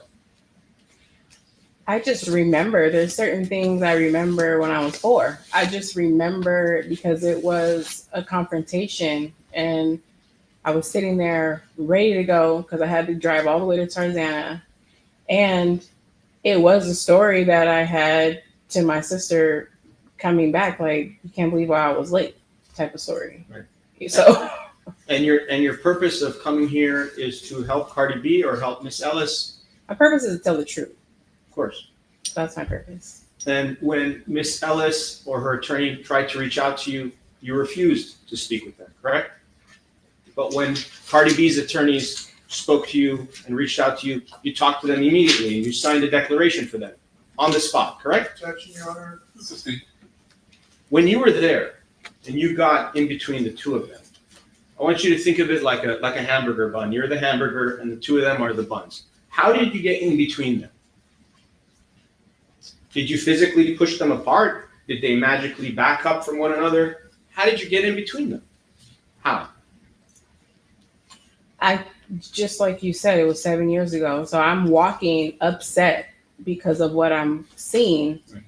And that's just how I am when I see, I mean, it's not like I see it all the time, but seeing what was going on, I just immediately, that's just what I did. I didn't really think about, I didn't really have a plan. That's just what I did to try to calm it down. Okay, and Miss Ellis, who's sitting to my left, you heard her cursing at Cardi B on the date of the incident? Yes. You actually heard profanity.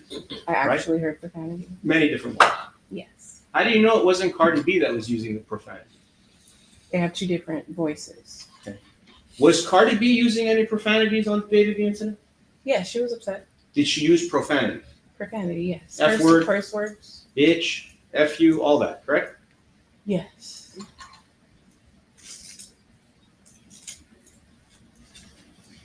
And you don't really know what happened before you got there, correct? You have no way of knowing. I wasn't there before I got there. So if there was any physical contact, whether it was spitting, scratching or cutting someone's face, you wouldn't know that because you weren't there during that time period before you got there, correct? Do you understand my question? Let me withdraw it. In the, let's just call it the 40 to 50 seconds while there was a confrontation, I'll give you that estimated time. During the 40 to 50 minutes of seconds when they had their confrontation, you would have no way of knowing what happened during that duration of time because you weren't there. Is that fair? Yeah, I wasn't there. I only heard. No, anything could have happened, right? Objection, false speculation. Okay. Correct? Yeah, I wasn't there. Emani Ellis could have hit Cardi B. But she wasn't there. Okay, So I withdraw it. When you saw Cardi B that day, you spent time with her, right? In your medical office, correct? Not a lot of time, but I spent the time from taking her to her exam room, making sure she was okay. And once the last patient was checked in, I was out of there. Okay. And how long did you spend with her? Not that long, maybe a minute, if that. When the patient went when we went into the, just to make sure you're saying, No. when we went into the office, how long did I spend with her? Yeah, maybe, 15 minutes, half an hour? no. I was still ready to go, maybe a minute. Did you notice that she was wearing, do you notice that she had fingernails? Did you look at her fingernails? I don't remember that. Did you notice that Cardi B had long fingernails on the date of the incident? Objection, this characterizes the evidence and argumentative. assisting. Did you see the size of Cardi B's fingernails on the date of the incident? I don't remember her having or seeing her nails. And have you ever seen her before? Does she wear long fingernails? I don't know what she wears. On the date of the incident, would you agree that because you did not look at her fingernails, you have no idea as to how long the fingernails were on the date of the incident. Objection. True? Calls for speculation, lacks foundation. Sustained. When you said that you saw arms flying, you also testified a moment ago that you weren't sure whose arms were flying, correct? Mischaracterized testimony. Overruled. I believe I stated I was facing Miss Ellis. So Cardi B was behind me. Right. So I could only see the arms that were flying in front of me. I can't recall. She was behind me. So I think I would have felt something behind me. Okay. So if Cardi B had taken a swing, you would not be able to see that. Most likely I would. Oh, sorry. See, I'm not talking about feeling. Would you agree that because Cardi B was behind you, if she took a swing without touching your body, you would not be able to see that? True? Mischaracterized the testimony and is calls for speculation. Overruled. I didn't see her hands flying on the side of me. I understand that. But Yeah. again, I would like to know the answer to this question. What was your question? I'm sorry, I Of forgot. course. So the question is, because you were facing Emani Ellis, you have no idea what Cardi B was doing at that moment, right? Objection. So if Cardi B was, She was pretty much like the back of this chair. That's how close she was to me. I understand So that. I didn't feel anything or see any hands come from behind me. understood. But if Cardi B took a swing, because you were not facing her, you were focusing on Emani Ellis, and you don't have eyes in the No, I back of didn't your see head, her hands. you would not be able to know what she was doing. Right. So if she took a swing, you wouldn't be able to know. Fair? Okay, yeah. Let's see.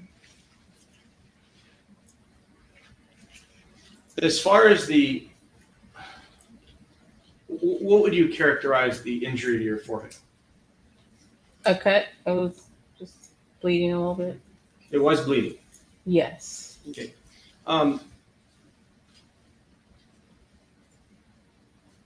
How did that cut get there? I withdraw the question. Did that scratch or cut or anything get there at the time of this incident? Yes, it definitely wasn't there before I went outside. Okay. So now we're going to get into this. There's only 3 options, and you could add more if you want, but I'm going to give you 3. The cut came from you, the cut came from Ellis, or the cut came from Cardi B. Or make up your own. Where did the cut come from? And if you don't know, you can say, I don't know. Do you know? It definitely didn't come from me. Okay, so that's out. You got 2 more. And Ellis and Cardi B. Or Cardi your own. was behind me. So the only assumption that I had was it was from Miss Ellis because she was facing me. Okay. But did you ever see Miss Ellis take her fingers or her hand or any other object and cause damage to your head? Did you ever see that? I seen hands trying to reach over me. So, like I said, the adrenaline and everything was going so fast. But being that she was in front of me and hands were going like this, that's the only realistic assumption that I can have is that that's why I got cut. Okay. But you're assuming, correct? Objection. I think you're asking her to assume, counsel. Are you assuming? Your Honor, objection. Yeah, why don't we move on? How do you know that Cardi B's fingernail didn't cut your forehead?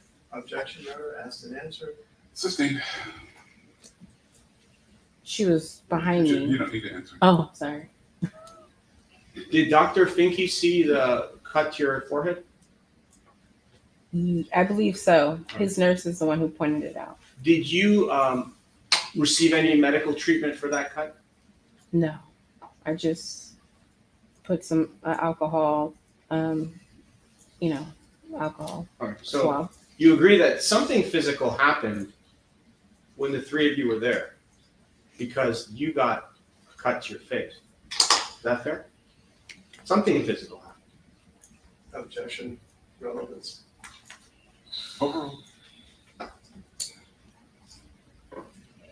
If I got cut, I guess so. I don't. So would you agree that there was a physical fight? No.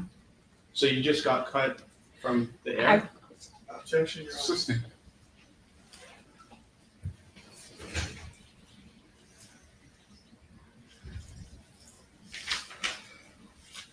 Did Miss Emani Ellis have any fingernails?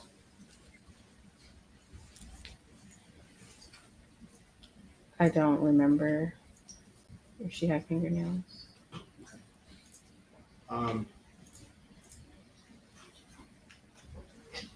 Was Emani Ellis angry at the time of the incident? Yes. Was Cardi B angry at the time of the incident? Objection, Your Honor. Sustained.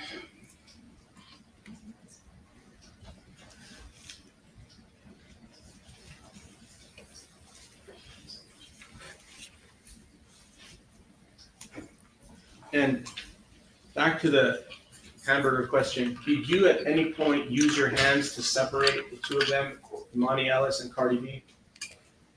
No. So did you just squeeze yourself in? How did you get in there? Asked and answered, Your Honor. Sustained.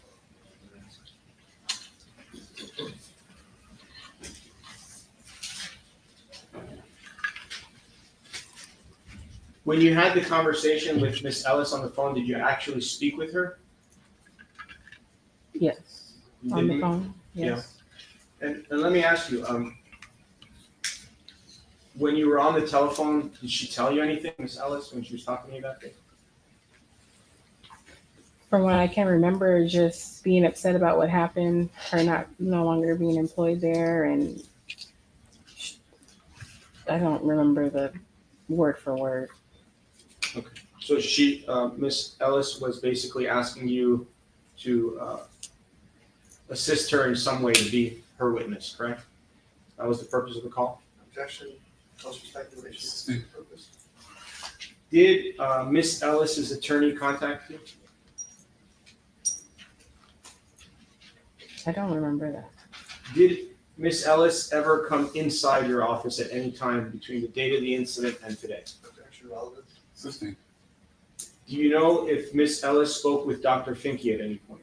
Objection, relevant. Sustained.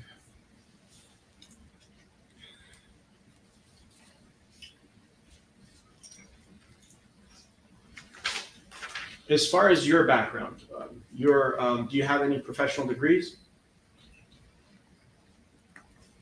I got my AA at West LA College. I'm a real estate agent.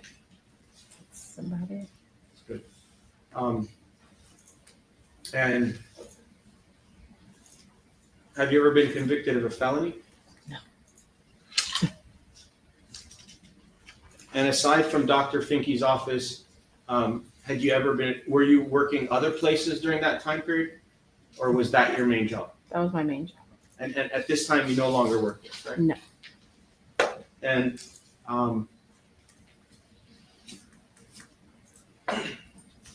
the date of the incident, because Cardi B was your patient, you felt that it was necessary to go outside to bring her inside to help her get inside for the medical appointment, correct? Objection, relevant. Asked and answered. Sustained.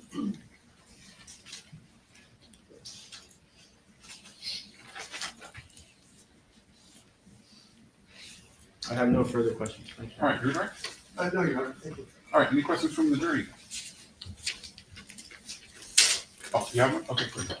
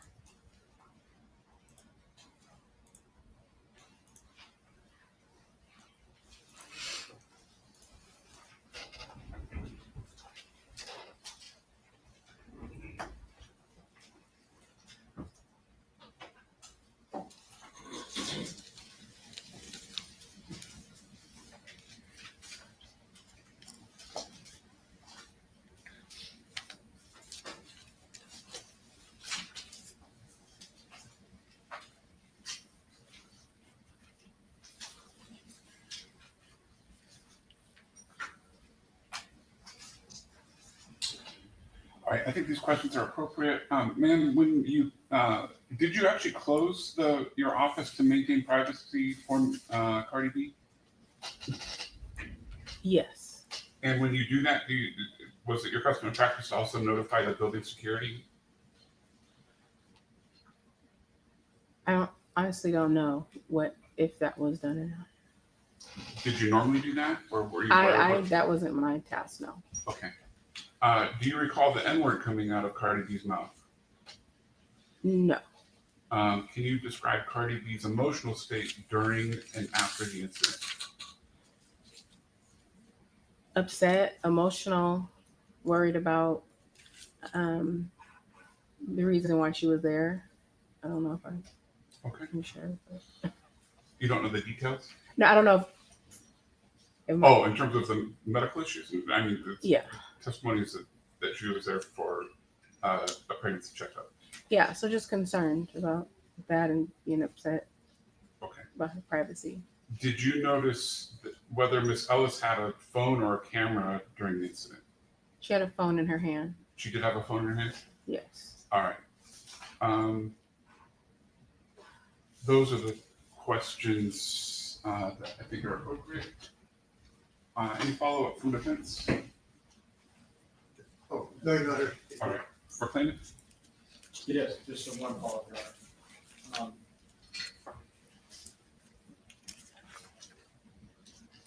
The day when when you decided to close your office to have a medical appointment, that was the Saturday. Is your medical office usually open on Saturday? Yes. And you usually close around 1:30 or 2 or 3 or you go all day? No, it's half the day. So usually, from what I can remember, the last patient was around noon or 11:45 noon, somewhere around there. Isn't it true that Cardi B was the last patient of the day? Yeah, she was the last patient. So we finished our morning and made sure she was the last one. You were right there. I'm sorry. Do you work on Sundays as well? No. In the half the day on Saturdays when you're there, were you in charge of closing the office? Your Honor, this is outside the scope of the questions. Assisting. No further questions. All right. Can this witness be excused? Yes, Your Honor. All right. Thank you for coming down. Thank you. Subject to recall. Did you subpoena her? No. And I don't think it's subject to recall. All right. All right. Do we want to resume the direct of Ms. Cardi B? Yes. All right. Well, no, he's going to resume the direct. Yes. Oh, I'm sorry. Yes. So that was a Yes. that was a 776 cross. So now it's Yes, the yes, defense. yes, yes, Your Honor, yes, yes. We want to resume take the stand now? Oh, okay. Jesus. Be wrong. I think we're all ready for recess. That's all. And now.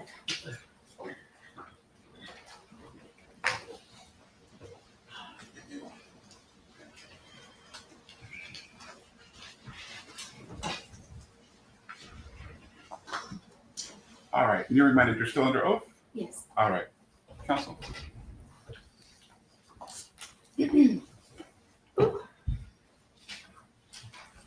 He passed the question. Oh, he did? Yes. I apologize. Okay, See, then I was it is right. your turn. Your Honor, permission to go beyond the scope. We already discussed that. He was lodging objections, but you're going to be asking questions? Is that the plan? Yes, Your Honor. Yes, Ms. Moore is going to be asking the questions, All right. and the request is to, No, we discussed that you can go beyond the scope. Just typically, if it's your witness, you're doing the objections, okay? I'll let it go this time. okay. Go ahead, Ms. Moore. Okay, thank you, Your Honor.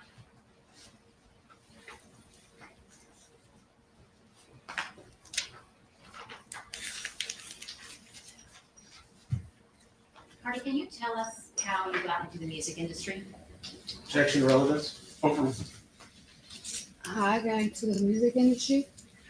Well, I became like a social media personality, and I had a manager at the time, and he always noticed that like I will always like do songs my way, like my wording. And I was like, you're really witty and you're really quick. You should try making music. And I was like, all my friends do music. If they make it, I just think I'm gonna make it. So, like, If you could just pull the microphone a little bit more towards you or sit one part of there. okay. So I was just like, if my friends haven't made it yet, what makes you think I'm gonna make it? And he was like, just try it. No one hurt you to try. So I tried it, and I really enjoyed like listening to like the end results. It's like almost like cooking for me. Like I was like, oh, I'm not sure if I could cook, but I like the end results. Like I did pretty good. And that's how I got into music. Were you doing any television? Yes. Well, now when he suggested that like you should try to do music. But later, were you doing any television? Yes. What type of TV show? Reality TV. Reality? What show was it? Love and Hip Hop. Love and Hip Hop. Where? Love and Hip Hop. Objection, relevance. Overruled, but please move it along. When did you release your first mixtape? Objection, relevance. Yeah, so I'll give you some background, but it needs to be a little bit more excited. Sure. I'll cut to the chase. Hardy, do you have a record deal Objection, Yes. relevance. Overruled. with who? Objection, relevance. Overruled. Atlantic Records. Do you have any platinum certified songs? Objection, relevance. Overruled. Yes. Do you have any Grammy awards? Objection, relevance. Overruled. Counsel, you asked her about her Yes. siblings, you asked her about her I'll birthday, move on you to asked her. her a Happy number to of move on. questions. Sure, happy to move on. So, Happy, Your Honor. Thank you. all right. Hardy, why did you want to keep your pregnancy a secret? I wanted to keep my pregnancy a secret because I just had a hit record. I haven't had my album out. And everybody that I worked with, they were very scared.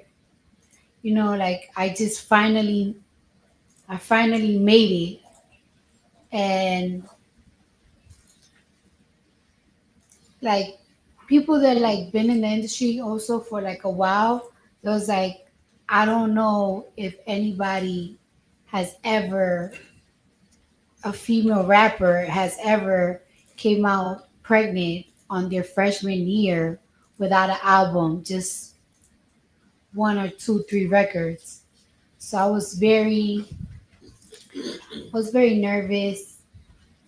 I was also kind of like, even though I was on TV, when I first had my first big record, Bodak Yellow, I was really like getting used to big fame, bigger stages and stuff. So I was just so worried about overwhelmed with what everybody was like saying and thinking, and I felt like I was just letting a lot of people down. But And when you were face to face with Mrs. Ellis, Mhm. did you ever threaten to get her fired? no, And I want to be very, very clear. Did you ever spit on Mrs. Ellis? no, Did you ever call Miss Ellis the N-word? Apologies. no.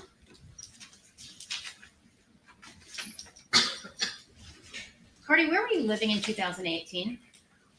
In 2018, I was living in between New Jersey and Atlanta. Where were your regular OBGYN doctors? Objection, relevance. Sustained. Why were you in LA the week of February 24th? I was doing NBA All-Star Weekend, and I just had like a whole bunch of promotional things to do out here in California. Was part of your work, did you have to attend an NBA game? Yes. Yesterday, plaintiff's counsel asked you some questions about your hair. Do you recall that? Yes. And And one of the questions he asked you was, on the date of the incident, did you have black hair, blonde hair, or different color hair? Do you remember him asking you that? Yes. Do you remember how you responded? I don't know. I really don't remember what color hair I had. Your Honor, I'd like to show the witness some photographs, please. Can you identify? Can you show them to council first Of course. and provide a copy? Yes, I have one for you right now. Are they pre-marked? Are they pre-marked? No, I think it's for refreshing memory. Yes. You want to just identify the next order? Yes, that's fine, Your Honor, thank you, because I think his, Two And thirty-two. this is a photograph of who? I'm sorry, Counsel, it's her direction. She can identify it for the record. Thank you, Your Honor. 232. Are you going to put this in front of you?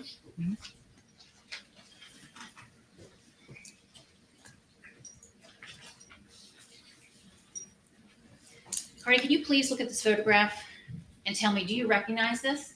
Yes. What is this photograph?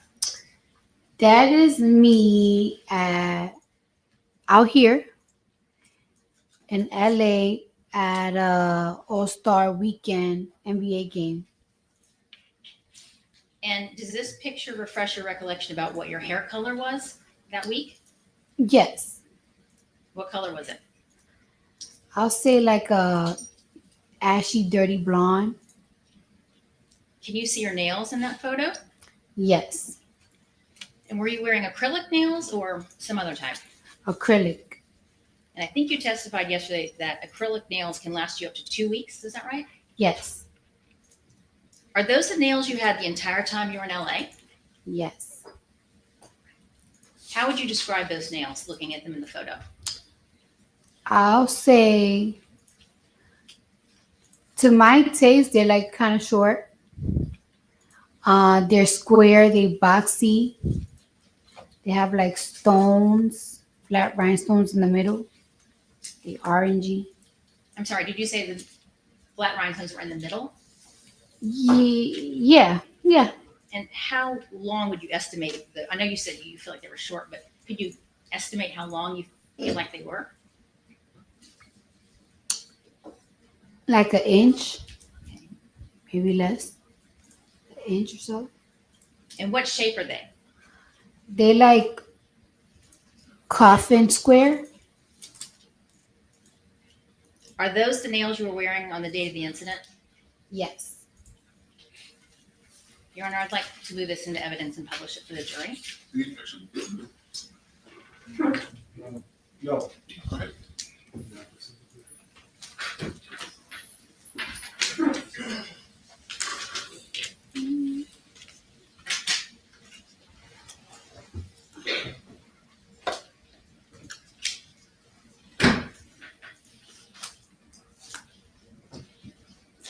Cardi, do you remember, did you get your nails done before you came to LA or after?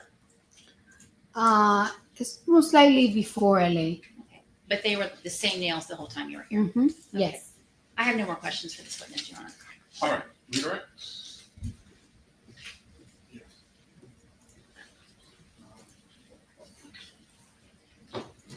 So the photograph that we're looking at there, what date was the photograph taken?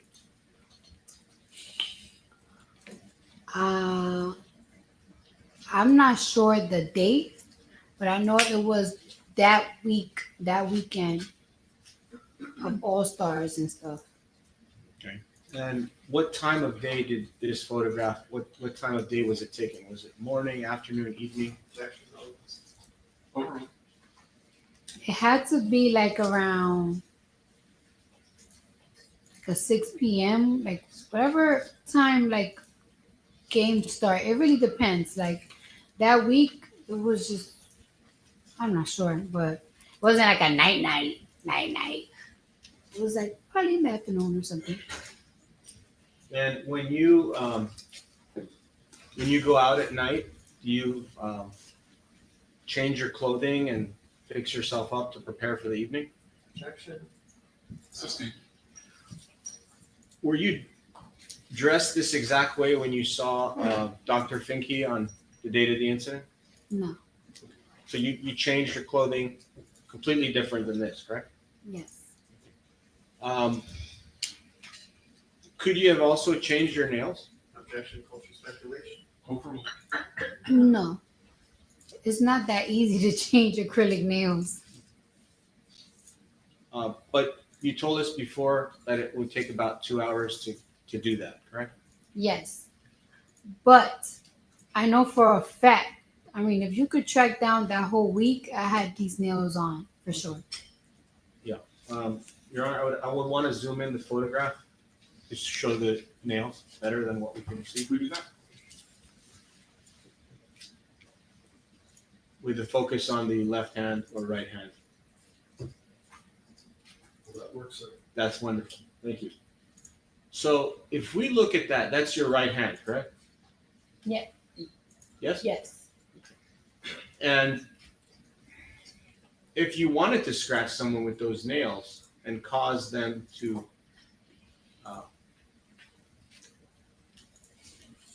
have a cut to their face, you could do it with those nails, can't you? Cultural speculation. sustained. The nails that we see in this photograph, are they sharp in your opinion? Objection, Your Honor. Overruled. Well, it's referring to the photograph now. No, they are not sharp at all. Those are not sharp nails. Now, you heard a witness, Tiara Malcolm, a few Yes. moments ago in the last 15, 20 minutes. She testified that she also had a cut to her face. Do you remember hearing that in court? Yes. So how did she get the cut on her face? If you know, how do you, if you know?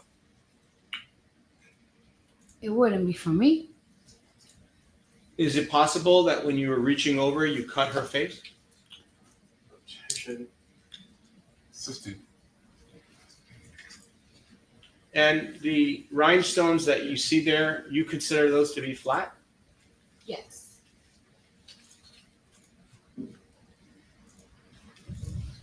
And you considered yourself to be a freshman in 2018. Does that mean you just started your career in music and rapping and all that? Yes. So before 2018, you were not a rapper? I was. Overruled. When did you first start? I first started rapping in 2016, but I became a superstar for rapping in 2017. Okay. So just being blessed then. So All right. freshman. And why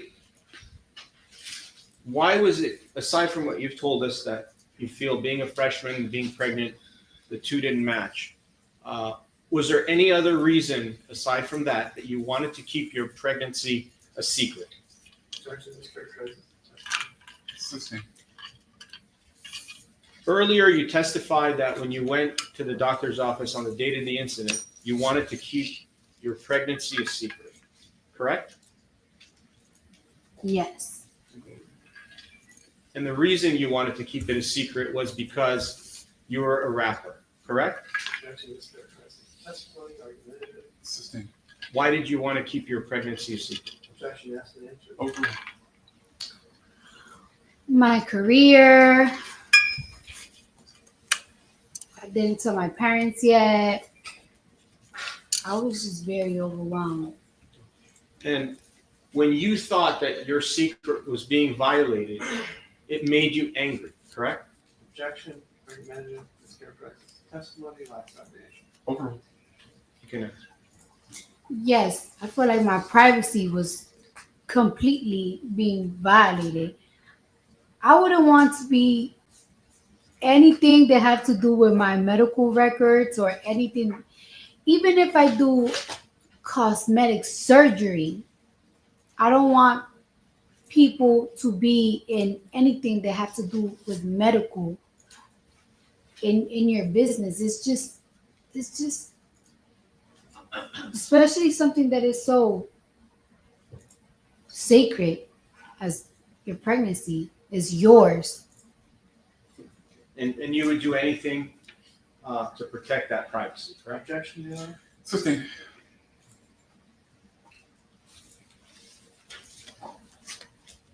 And aside from your assumption that you were being recorded by Miss Emani Ellis, was there any other assumptions that you had at the time of the incident? Objection, argumentative. This characterizes the testimony. Sustained. You had a belief, a state of mind, that Emani Ellis was recording you at the time of the incident, correct? Objection, outside the scope of redirect. We had Sustained.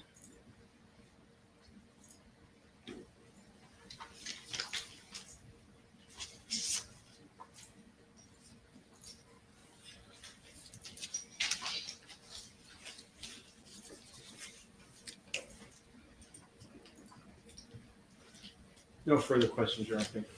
All right. Any redirect? No, Your Honor. All right. Any questions from the jury? I'm not seeing any hands. All right. You can step down then. All right. I think we're not going to have another witness before lunch, or I'm sorry, does plaintiff have another witness for after lunch? We do not, Your Honor. All right. Does plaintiff rest? No, Your Honor. Well, are you going to have a witness after lunch? I would like to discuss this outside the presence of the jury. All right. Okay, folks, we're going to take our lunch break now. We're going to resume back at 1:30. In the meantime, please not discuss the case with anyone, including other jurors. Don't form any opinions or do any research. We'll see you at 1:30.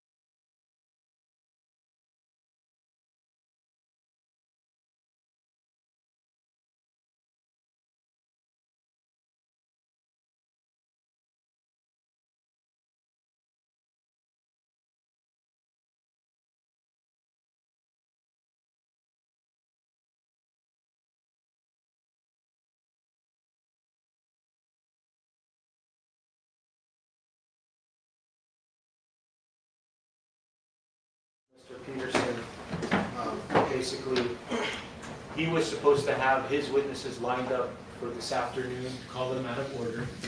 I explained to him and the court this morning that I have 3 witnesses, which are Dr. Azizulai, Ms. Parsi, and Michael Shok, and they are unavailable for today, and we wanted to call them out of order, requesting that the court allow them to testify on Tuesday.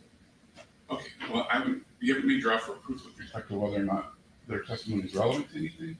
Yes, Your Honor. So, may I do that now? Well, I thought you said you didn't know what they were going to say. I spoke to them When? during the break. Okay.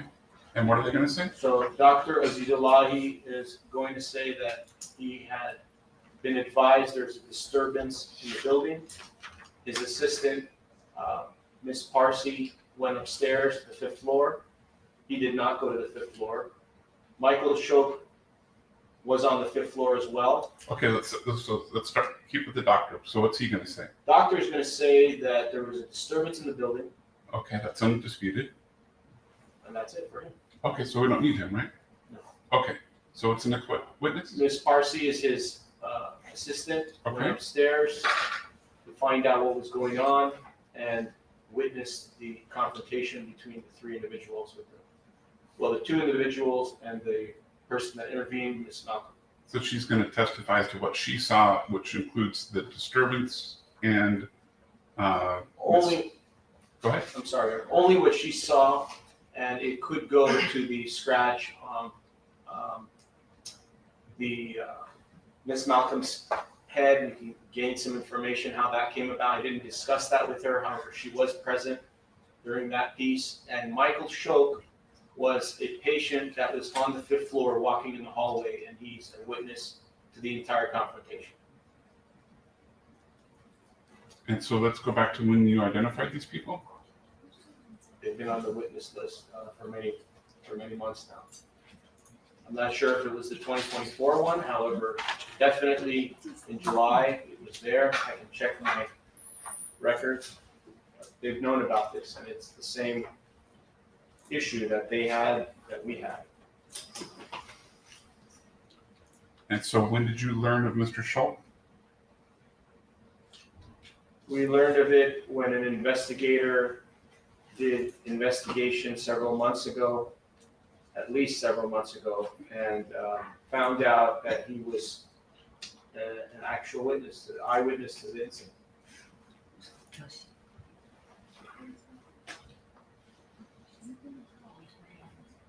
Your Honor, the only witness list that I have is from July 25th of 2025. He's been on this witness list. He's not on that one. Yes, he is, Your Honor. I have a copy for the court. Oh, okay. I see him. Yeah. Mike Shaw. Michael Shaw, Aziz Olahi, and Parsi are all on that one. Mr. Lamb and I had a conversation about this at length. We created this list together. He told me his witnesses. I told him my witnesses. He signed this. They've never objected to it one time till recently. And the only reason they've objected is to, I'm not clear why they want to do it. It seems to be very one-sided that they can exclude our witnesses, but we can't exclude theirs. So I would ask the court not to exclude ours, since the court has not excluded theirs. All right, and what's Mr. Schultz going to testify to? Mr. Shoka is going to testify that he was a patient at a different doctor's office on the 5th floor, and he was walking in the hallway to go to the bathroom, and he saw the incident himself with his own eyes. All right, for the defense. First, Your Honor, just so the record is clear, counsel did say that he could not continue with witnesses today.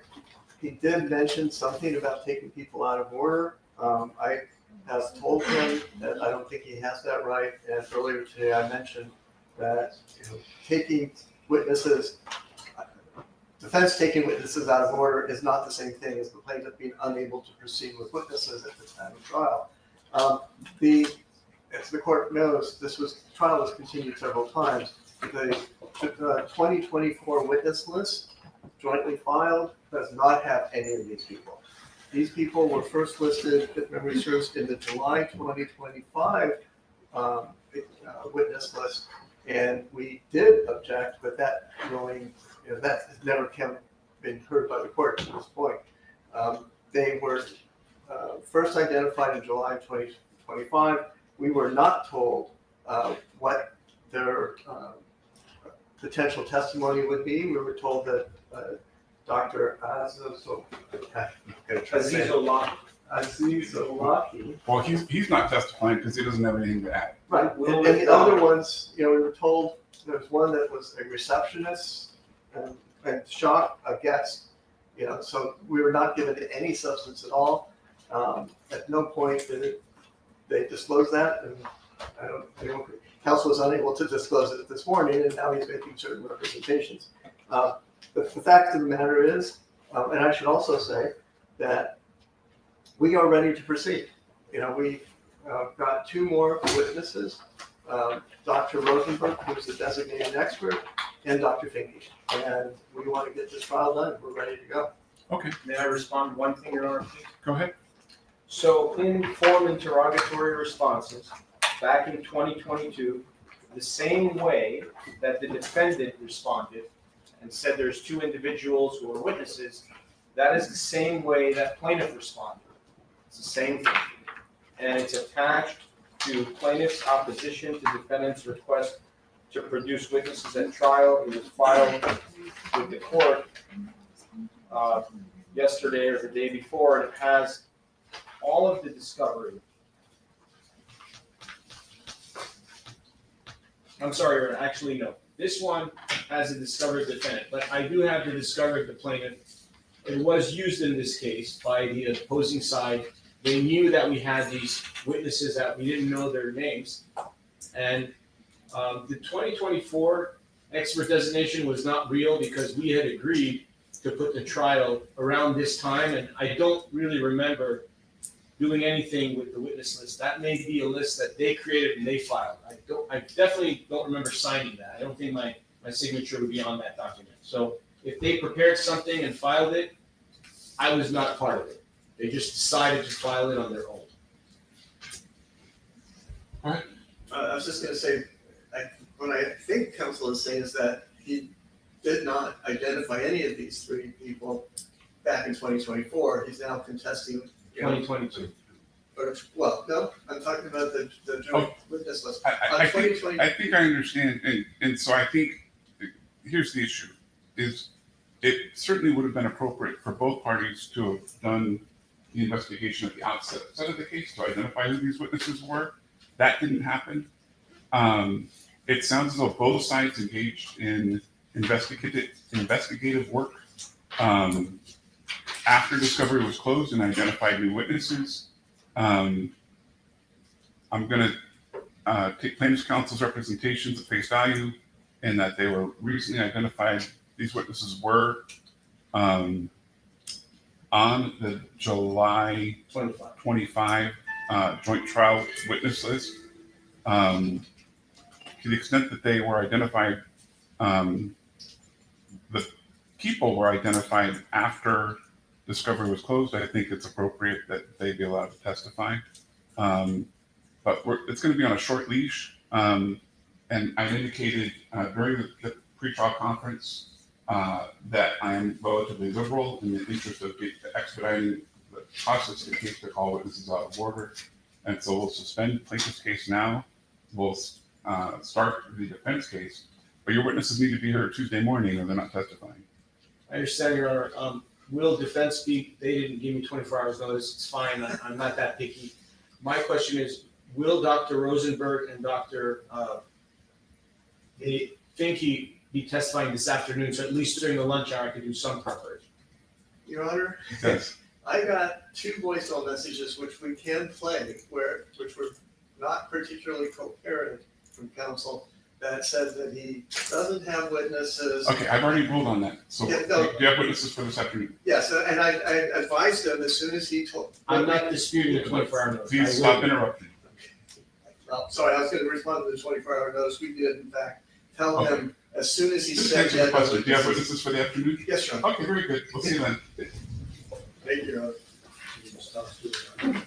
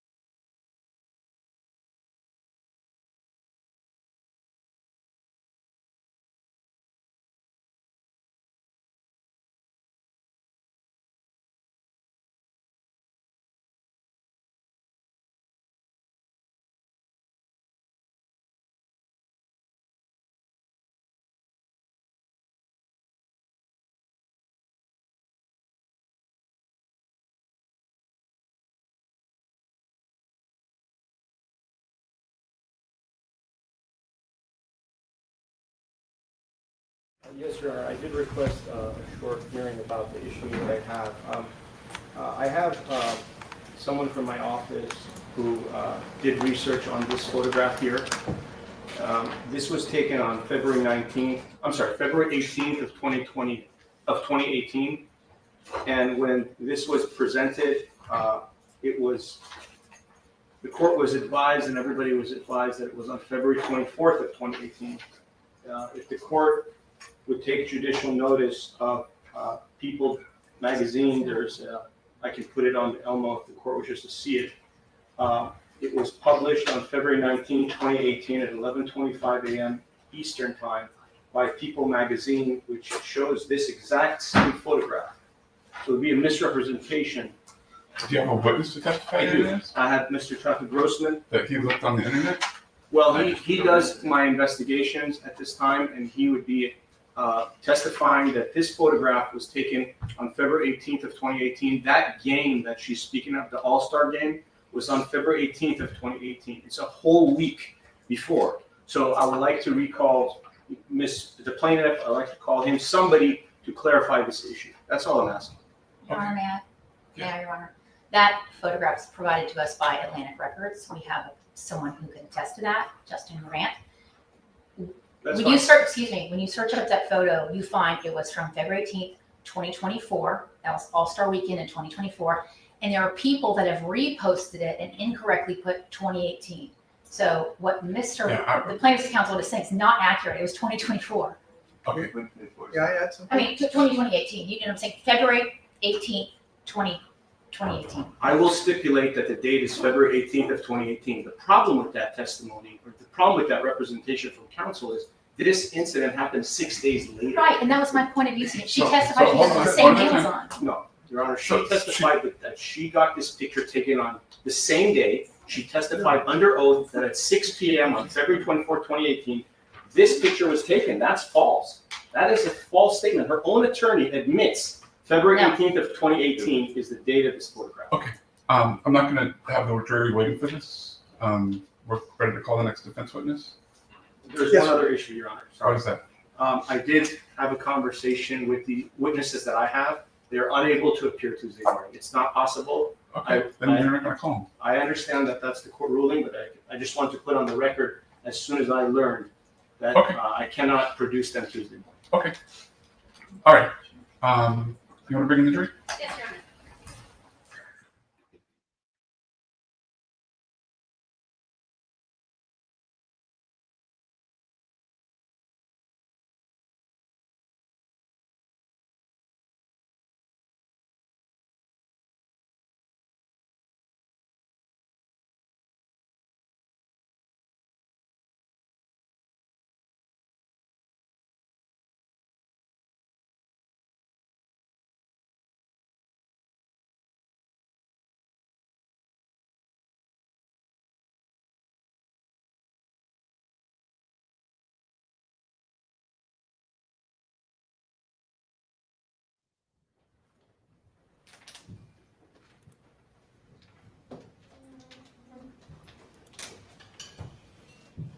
All right, welcome back, everyone. We're still on the record in the Ellis matter. We're now joined by the jury and alternates.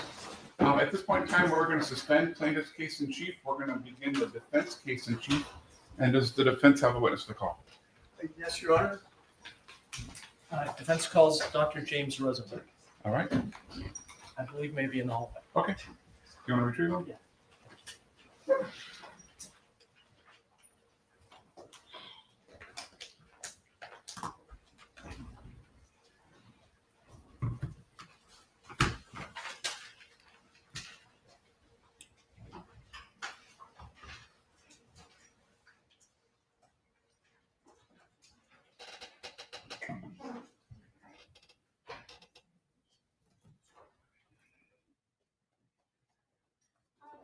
Mr. Rosenberg, may I please have you go around? Oh, I'm sorry, around the other way? Yes, please. And stand right next to the photograph.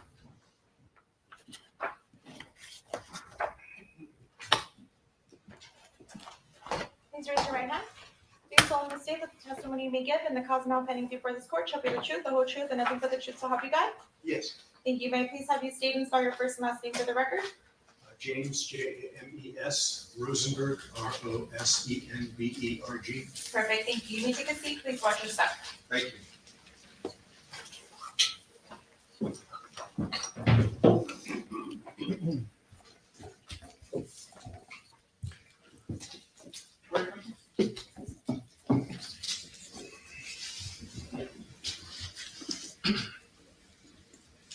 Please introduce yourself for the jury. My name's Dr. James Rosenberg. I'm a licensed medical doctor in California. I specialize in psychiatry. Can you please outline your professional education for us? Yes, I studied philosophy and molecular biology at UC Berkeley. I then did a year of surgery research at Cedars-Sinai Medical Center, including coronary laser angioplasty research. I attended medical school for 4 years at UCLA. I then did an internship in primarily specialties of surgery and cancer medicine, including neurosurgery and cardiothoracic surgery. I then did a 3-year residency at the UCLA Neuropsychiatric Institute in psychiatry, and I did a fellowship in forensic psychiatry at the Case Western Reserve University in Cleveland with a Dr. Philip Resnick. Okay, and what licenses and board certifications do you hold? So my license is to practice medicine in the state of California. I have a lifetime board certification in psychiatry. In 1996, I got my second board certification in forensic psychiatry, a subspecialty of psychiatry involving the legal system. That's every 10 years. I renewed it for another 10 years until 2016. And then due to a very bad experience I had in a criminal case, my wife and I decided I wouldn't renew it again and I would stop doing criminal work. Okay, can you please briefly summarize your professional experience as a psychiatrist? Yes, so after I completed my training and came back for my fellowship, I became assistant director of psychiatry at the West Los Angeles VA Medical Center and ran the locked psychiatric intensive care unit at UCLA teaching service and was there for a few years. I was a member of the UCLA Medical School faculty for 16 years. After I left the VA, because my forensic consultation practice started to get busy, I always continued to see patients at least one day a week unrelated to any legal matter. Most recently, it was 22 years at a nonprofit community mental health clinic in Van Nuys, providing psychiatric evaluation treatment of homeless and low-income individuals. My forensic psychiatry practice, the first half of my career was primarily criminal cases, approximately 200 murders, mass murder, serial criminals, and other types of major crimes. The second half has been primarily civil litigation matters of brain injuries, catastrophic physical injuries with PTSD claims, and employment-related matters. I've consulted over the years to the United States Attorney in Washington, D.C. on organized crime in the Eastern District of New York, for the Medical Board, the Attorney General, and also for 8 years I was a consultant to the show Law and Order Special Victims Unit. Thank you. Your Honor, I would like to show Exhibit 220 to the witness. Dr. Rosenberg, it's Exhibit 220 in the blue binder. Okay, thank you.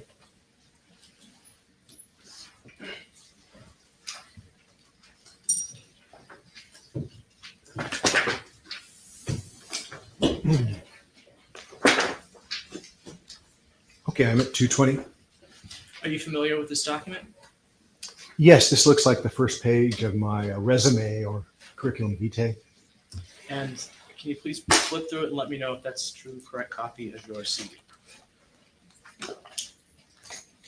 Yes, this is the most current version, last updated February 2023. Thank you. Your Honor, defendant moves to admit Exhibit 220 in the evidence.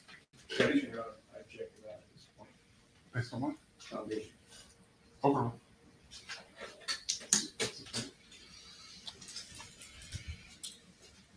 Have you been retained as an expert on behalf of the defendant Cardi B in this case? That's my understanding. And what is it that you were asked to do? I was asked to conduct a psychiatric evaluation of Ms. Ellis's emotional injury claims related to the incident on February 24th, 2018. Have you served as a retained expert in previous cases? Yes, both criminal and civil matters, probably over my career, maybe 1,500 times. Experts are paid for their time. What is your rate that you charge for the time that you spent working on this case? So I charge, my base rate is $550 an hour, which is for reviewing records, my face-to-face examination of Ms. Ellis, scoring the psychological testing, and writing a report. My rate for testimony in deposition, which was taken in this case, or trial like today, is $800 an hour, and there's a 4-hour blocks. Does your fee depend in any way on whether your opinion is favorable to Cardi B? No, that's never been the case. And for example, I've never worked on the lien, which does involve that type of interest from my non-attorney standpoint. Do you recall approximately how long you've been engaged on this matter? I believe it's been since early 2023. Okay, and how much have you charged in this matter over those 2.5 roughly years? Well, for reviewing the records, which I've had to re-review, and additional records, examination, the psych testing, my report, preparing for deposition with plaintiff's counsel, I think I've thus far charged something a little over $30,000. Okay. And I believe you testified that you conducted a psychiatric evaluation of the plaintiff as part of your duties in this case. Is that correct? Yes, so the psychiatric evaluation is, to me, a broader term that consists of the triad of reviewing records, conducting a face-to-face examination, and scoring and utilizing the psychological testing that was administered during that examination. So it's a matter of integrating and correlating and weighing the information from those three sources. And can you please, in just a little more detail, explain what happened during that evaluation in this case? Certainly. So I believe it was in July, maybe around July 21st, 2023. So it took about, I would say, roughly 6 hours.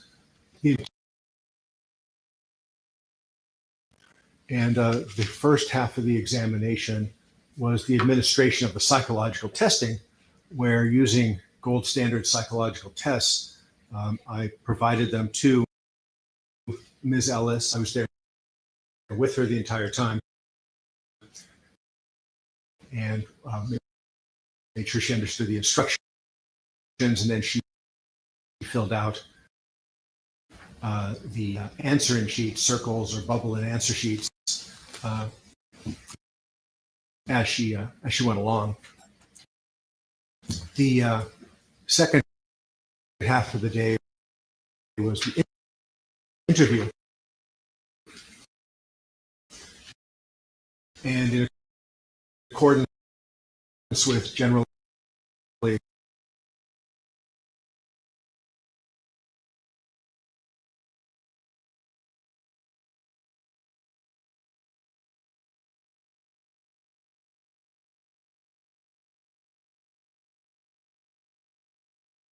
I'm sorry, it was either the MMPI 3 or the MMPI 2 current ultimate gold standard tests.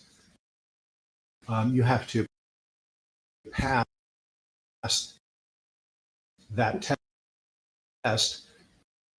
For example, to fly a passenger jet, to be in the Secret Service, you have to pass that, or the other test I gave,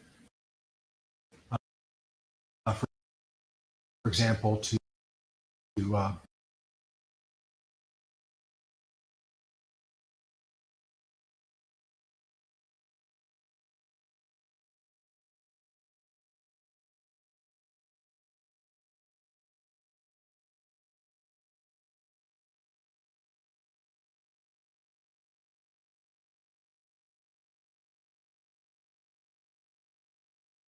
and then have her read the formal instructions at the beginning of the test booklet and tell me that she understands them. And then it's a matter of answering about 335 questions where you bubble in on a separate answer sheet, true or false, for those questions. And then I take the results of that and I use the test publisher's official scoring software, which I have on a laptop computer. I input those answers and then generate a statistical report based upon her answers that provides a variety of scales and scores, and then narrative text, meaning it provides a text description of what individuals like these scores tend to look like, although it doesn't talk specifically about Ms. Ellis. And you would never want to make an opinion about somebody based on just the test. Again, it's a matter of correlating them with your overall evaluation, with the interview and the record review. Thank you. Your Honor, I'd like to show trial exhibit 229 to the witness.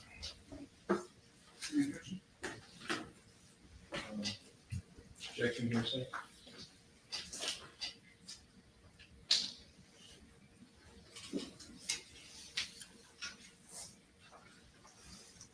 Is You don't want to publish it at this point? Not at this point. Oh, okay, I thought he, I had no objection to showing just publish. Thank you. Can you please turn in the blue binder to exhibit 229?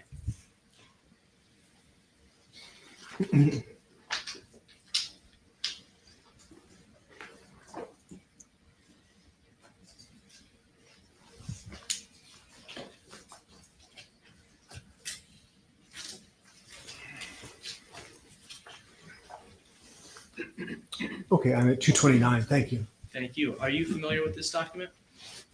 Yes. So this is the report of the MMPI-2 psychological test that I administered to Ms. Ellis on July 21st, 2023, in which I provided along with other documents to opposing counsel before my deposition. And does this document refresh your recollection as to which version of the MMPI-2 test you conducted in Ms. Ellis's case? Yes, I gave the MMPI-2. That and the MMPI-3 are the most recent and, again, the gold standard tests worldwide in this kind of a context. Thank you. And that report that you have in front of you, did you create that document yourself?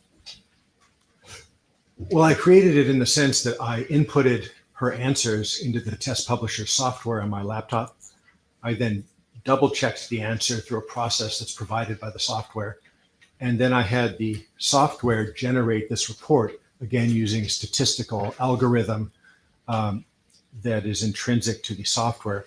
I don't personally score any of the scales. I don't personally write out any of the text interpretation that's in it. My job is then, how do I use that information once it's available in an overall assessment? And is it fair to say that you used this report as an analytical tool in reaching your conclusions with respect to Ms. Ellis? Yes, again, considering all the information available to me from the records, the exam, the testing, I utilized inductive medical reasoning, a best fit logical reasoning, the same reasoning I would use if I was in an emergency room, if I was a surgeon or I was a radiologist. Do you use this software and the reports that are generated from it regularly in your psychological evaluations? Yes, I've used these tests several hundreds of times. I have the highest user rating qualification from both test publishers. Okay, and do you recall when this particular report was generated? My best recollection is I generated it, shortly after the examination had been completed, but I just apologize, I don't recall a specific date. Thank you. Defendant moves to admit Exhibit 229 into evidence. Objection here, sir.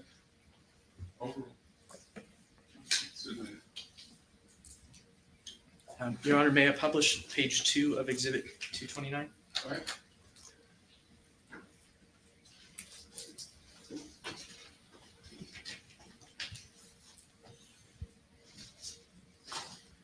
All right, and Dr. Rosenberg, you can see at the top there, I suppose you could look at the binder as well.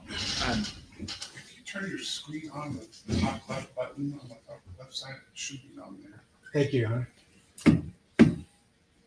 That's much better. All right. Thank you, Your Honor. Okay, yes, I can see it now. I wasn't able to see that. Thank you. If you look at the top of the page, it says validity scales. Can you please explain what that means? Yes, so these are the most important scales of their type for this in the MMPI-3 of any test in the world, any psychological test. The validity scales look at how somebody is approaching the test. The first two scales, VRIN and TRIN, variable and true response indicator, look at whether somebody understood the test questions and responded to them in a consistent fashion. So those first have to be valid before you can go on to interpret the rest of the test. The remainder of the validity scales, the vast majority of them, look at their F scales because they look at infrequent responses. These scales become more and more elevated if an individual endorses or answers questions endorsing symptoms that are infrequent, meaning that even somebody who actually had that mental disorder would not actually endorse them. And these scales are scored against a large statistical population, cross-section population of the United States. And then the last couple scales, the L scale, looks at a different type of potential manipulation, portraying yourself in an overly positive or virtuous light. And then the last one is just a correction to that. Thank you. And what do Miss Ellis's test results in this case show you? I'm sorry, specifically with respect to the validity scales. Yeah, so looking at these, it's more fun to do it from memory, but looking at these scales, they demonstrate that when Ms. Ellis took this test, that she generated scale elevations in the range that only reasonably could be interpreted as either severe symptom exaggeration or symptom fabrication. From a psychiatric standpoint, obviously, I'm not giving a factual opinion. So if we look at F, the third one over with a T-score of 83, so these are compared against a normal bell curve of statistical scores where a T-score of 50 is in the middle. And every time you go out 10, you're going out another standard deviation. So at a T-score of 83, the F scale that looks at things like anxiety, depression, PTSD, she generated a score more than 3 standard deviations above the norm. And statistically, only 48 people out of 100,000 would actually generate that score, even if they really had the condition.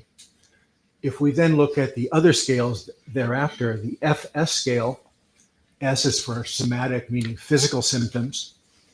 The FBS, which is the fake bad scale or symptom validity scale, and the RBS scale, those look at physical health symptoms and they look at cognitive symptoms like attention, concentration, primarily if you're evaluating a brain injury claim.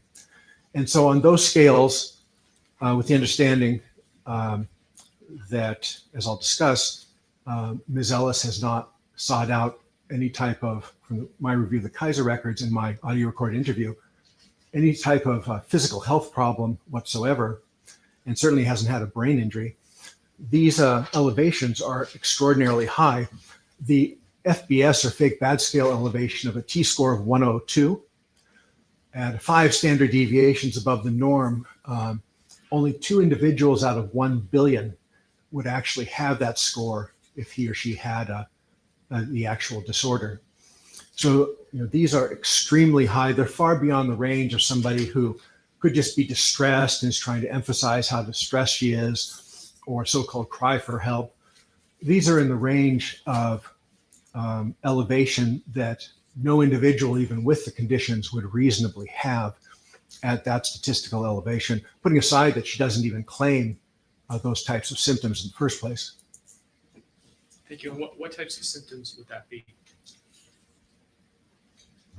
So for the FS, to have an elevation on F sub S, which is somatic or physical, especially a significant elevation, you would have to have a serious physical health condition. Let's say you have cancer, or you recently had a heart attack, or you're in heart failure, or you have uncontrolled diabetes. things like that. FBS is particularly sensitive to symptom fabrication or exaggeration in individuals who've had traumatic brain injuries.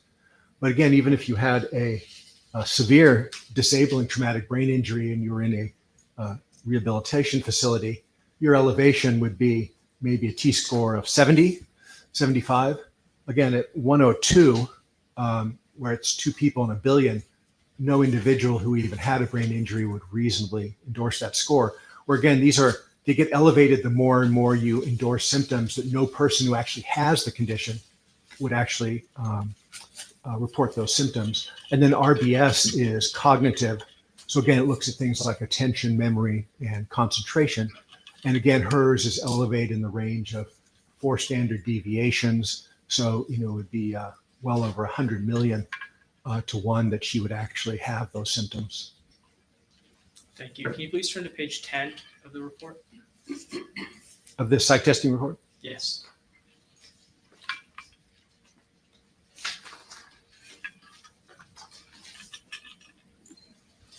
Towards the bottom, you see is written diagnostic considerations. Yes. Can you please explain what that section is saying here? Yeah, so again, the report doesn't talk about Ms. Ellis specifically. It talks about, at a statistical level, individuals who have these scales and scores tend to look like this. And the diagnoses that are suggested are rank ordered in the priority of how likely they are. And so the first diagnosis listed is malingering of somatic and or cognitive symptoms, primarily generated by the elevation of the F sub S, the fake bad scale, and the RBS. And so, and malingering refers to the intentional gross exaggeration or otherwise fabrication or manipulation of symptoms for secondary gain in the field of psychiatry, and is actually in accordance with the American Psychiatric Association's published guidelines. And again, this section of the report, like everything else, this was generated as a result of the test publisher software. Is that correct? Yes, the test publisher software, the statistical scoring, which involves hundreds of thousands of individuals, and then detailed mathematical statistical algorithms that are used to score this test and prepare this report. You testified earlier that there were other psychological tests that you administered. Are the results of those tests similar with respect to symptom exaggeration or fabrication? Well, I would say yes and no. The other test, the personality assessment inventory, does not have as sensitive of validity scales to detect exaggeration or other manipulation, though it does show some evidence of that. But when we look at the clinical scales on the personality assessment inventory, Ms. Ellis generated such huge elevations for scales like anxiety, physical symptoms, PTSD, depression, again, several deviations above the norm, that make no reasonable sense unless somebody was actually, for example, so ill that she required inpatient psychiatric care on medications, was critically ill or terminally ill with physical health conditions. The other inconsistency is that on the MMPI-2RF, she scored, accepting her symptoms at face value, she scored very high on symptoms for paranoid thinking at the level of somebody with a paranoid psychotic disorder like schizophrenia. And that was not seen on the PAI. So that would be an inconsistency between them, but it also would be another example of symptom endorsement that makes no reasonable sense except for intentional gross fabrication or outright fabrication of symptoms in this case. At that level of paranoid thinking, again, would be like a uncontrolled schizophrenia requiring acute inpatient care on medication. But by the same token, taking it at face value, it is, from my standpoint, of relevance to the trier of fact in evaluating somebody with that degree of paranoia and suspiciousness, how that individual reacts to or responds in neutral situations, social situations, potential arguments.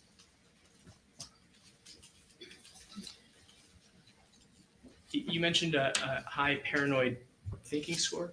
I believe that's correct. I'm sorry, so what did you say? Did you mention a high paranoid thinking score? Is that how you phrased it? Yes, on the 3 key scales of the MMPI-2 for paranoid thinking, again, typically seen in something like schizophrenia, she had significant elevations on those scales, all 3, again, in the range, which the we see here in the text report, how the report interprets it, at the level of somebody who's a paranoid psychotic with delusions, not just somebody who feels, a little stressed or like somebody's looking over her shoulder. And as a professional and a psychiatrist, how would you interpret that score in this case? So again, I think there are only 2 reasonable ways to interpret it. One would be that it's another common manifestation in how somebody in an emotional injury case produces either gross exaggeration or outright fabrication of symptoms in an attempt to look injured. The alternative is that part of somebody's baseline where in day-to-day interactions, she interprets normal or neutral interactions as a personal attack. The only other reasonable alternative, taking it at face value, would be she actually has a psychotic mental disorder like paranoid schizophrenia with things like hallucinations, believing that there's a plot to have her killed, satellites are watching her, her phone is bugged, things of that sort. And based on the other elements of your examination, did you make a conclusion as to which one of those would be true here? Well, I think reasonably from a psychiatric standpoint, given all the other information available to me, the reasonable interpretation is that it's another example of severe symptom manipulation, exaggeration, or fabrication. But again, it also has to be considered, again, from a factual standpoint for the trier of fact, does it demonstrate paranoid thinking that can affect how somebody reacts in a situation or a disagreement? But to be clear, are you diagnosing Ms. Ellis with, for example, schizophrenia? No, that makes absolutely no sense whatsoever. Why not? Well, because in schizophrenia, and obviously there's a spectrum, there are individuals who are very well controlled on medication. I know I've had schizophrenic patients, who are like run corporations and do very well, but the vast majority tend to have very severe and chronic courses, often homeless in mental institutions. And so, but with these levels of scores, if you actually had schizophrenia, you would function at a very low level. You wouldn't be able to maintain reasonable family relationships. You wouldn't be able to hold a job. You wouldn't be able to function in major life activities. And again, you would require psychiatric hospitalization and antipsychotic medication. Did you diagnose Ms. Ellis with any psychiatric conditions? No, again, since I equate for a case like this, emotional injury with have you developed one or more psychiatric disorders as a result of your allegations of the incident with Cardi B, I have no diagnoses for her because she has sustained no emotional injury. Okay, and apart from the test results, are there any other factors on which you base your conclusion that plaintiff hasn't suffered any mental or emotional injury? Yes. What are those? So the first factor is that, again, I accept Ms. Ellis's report or allegations of what happened that day in that incident, reasonably from a psychiatric standpoint, that would be a stressful or upsetting situation. You might be mad or angry for a day. You might lose some sleep over it. It might be in the back of your mind for a few days. But reasonably, people don't develop psychiatric disorders like an anxiety disorder, depression, from an argument or an unpleasant interaction like that on a single basis. That just makes no reasonable sense. And as we'll discuss, makes even less sense in Ms. Ellis's case because it turns out, although she didn't share them with me when I asked, she's had multiple other traumas in her life. And according to her, those didn't cause emotional problems. So she obviously must have great resilience, and it would make no sense that this much more minor thing somehow would, when most people wouldn't. The other reason is that, well, I have a few reasons, but I promise I'll stop talking soon.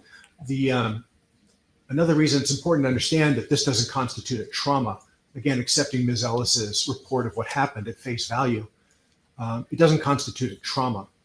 It would be a stressor to some degree on an interpersonal basis, but under the American Psychiatric Association standards for what constitutes a trauma, for example, to be able to develop PTSD, this does not meet that. It has to be something like life-threatening accident, illness, witness to violence. So, for example, physical or sexual abuse growing up, kidnapping, sexual assault, military combat. These things are traumas, and they can lead to PTSD. An argument or unpleasant interpersonal interaction isn't a trauma and can't lead to PTSD. And that's particularly important for us since some of Ms. Ellis's most dramatic scores on the psych testing have been profound elevations of PTSD scales, again, in a range where no individual who actually had PTSD would reasonably generate those scores. Are there any other factors? Yes, so another important factor is, again, in accordance with the published, generally accepted guidelines of the American Psychiatric Association in our diagnostic manual, whenever there is a psychiatrist or psychologist is doing an evaluation in a legal context where financial gain or some other type of secondary gain is at stake, you always have to consider and rule out the risk of intentional manipulation for financial gain. And in that context, in this case, Ms. Ellis has demonstrated a significant pattern of inconsistencies and other symptom validity issues. For example, in my audio recorded examination, again, there's an audio recorded record, she told me, with the exception of a couple sessions of family therapy when she was 12 because her sister had been sexually assaulted by a neighbor, she could not recall a single trauma in her entire life growing up. Couldn't remember a single one in response to my detailed questioning. Whereas, for example, in her deposition, she reported that she was a victim growing up of domestic violence in the home, gang violence, other violence. Schoolmates were shot and killed. She was physically mugged in high school. Her car was broken into several times. None of those were reported to me. So those represent an important mismatch in a legal case where an individual potentially tries to make everything about the incident that can be compensable in a lawsuit.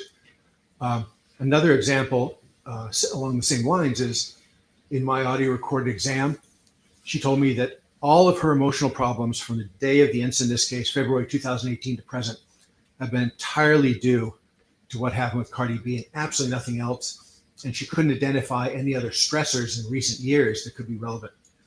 Whereas again, in her deposition testimony, the same year, January 2018, her mother was diagnosed with thyroid cancer. Later in the year, her mother had radiation therapy for cancer. Objection, right to privacy of the mother.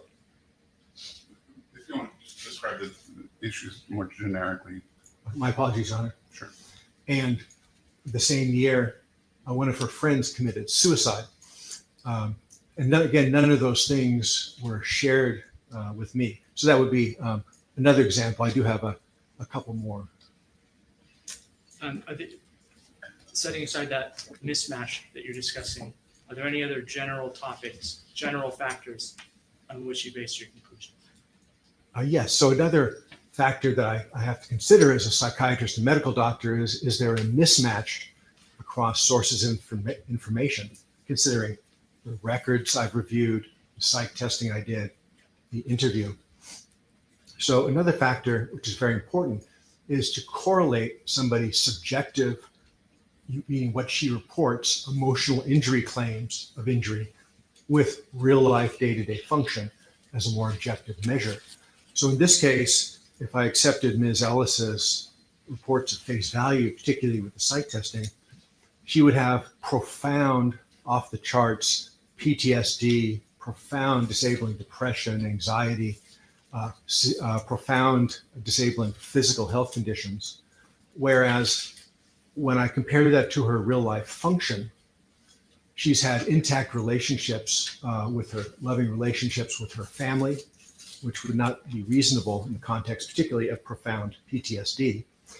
That she's, in a few months after the altercation and continuing to the present, she's had a job that not only has been higher paying for her, but has been more demanding, requires top, excellent interpersonal skills, how to deal with people, troubled youths, and emotional resilience, and has, per her deposition, performed it well. Again, total mismatch. She also reported to me that since the incident, she's traveled to Hawaii, Las Vegas, Mexico, though she couldn't remember supposedly that if she had gone to other places or how many times. And again, even if you look in the psych testing report that was generated, particularly with severe PTSD, you don't want to leave your house. You don't want to interact with people. You withdraw from your family. The future looks bleak to you. You don't have a job. These things are completely contrary. Thank you. No further questions. All right, cross. Yes, thank you, Your Honor. Thank you, Alex. Good afternoon, Dr. Rosenberg. Good afternoon, sir. I took your deposition on August 5th and went over all of your opinions, correct? We went over all my opinions, but it's very clear that you didn't ask me for all the factors in support of my opinions. But I did take your deposition and took about 2 hours, a little bit less, correct? Yes, sir. You were extremely polite and professional, which I appreciate. Thank you, Doctor. So you testified today that you billed $30,000 in this case. Is that often the charges that you bill for the type of case that's litigated and without the time for trial, of course, up until trial? Is that a reasonable amount of billing in a case like this? I would say in a complex case that spans over years, that's probably true of maybe 25% of my litigation matters that I work on. Okay. And in addition to the $30,000 that you received, you were also paid $1,800 by my office, correct? Yes, sir, for my deposition fees. And for today, you're being paid another $10,000 to prepare and appear here and testify and go back and forth. Is that fair? I think that's reasonable, yes, sir. Could it be higher than that amount? I don't think so. I think that's a reasonable estimate. So my estimate is about $40,000, correct? Yes, sir, I think that's very reasonable. And in the past 29 years, you testified at your deposition, or I can ask you now, isn't it true that in 70 to 80% of cases, you testified on behalf of the defense up until recently, correct? Yes. And there's a well-known lawyer that we all know, no need to mention names, but recently he's been giving you some more work, so your 70 to 80% has gone down to 60%, correct? More work on the plaintiff side, that's correct. And as far as the attorneys, Cardi B had an attorney before Mr. Kossoff and other lawyers. In working with their firm, you worked in 5 other cases with them? That sounds about right, sir, yes. And with their new law firm, Davis, Wright, and Tremaine, with Mr. Peterson, Mr. Lamb, and all the other attorneys involved with them, you worked in 15 cases with their office, correct? Objection. Same facts. Overruled. Yes, over the past 20 years or so, that's correct, though I've never worked with these particular attorneys before.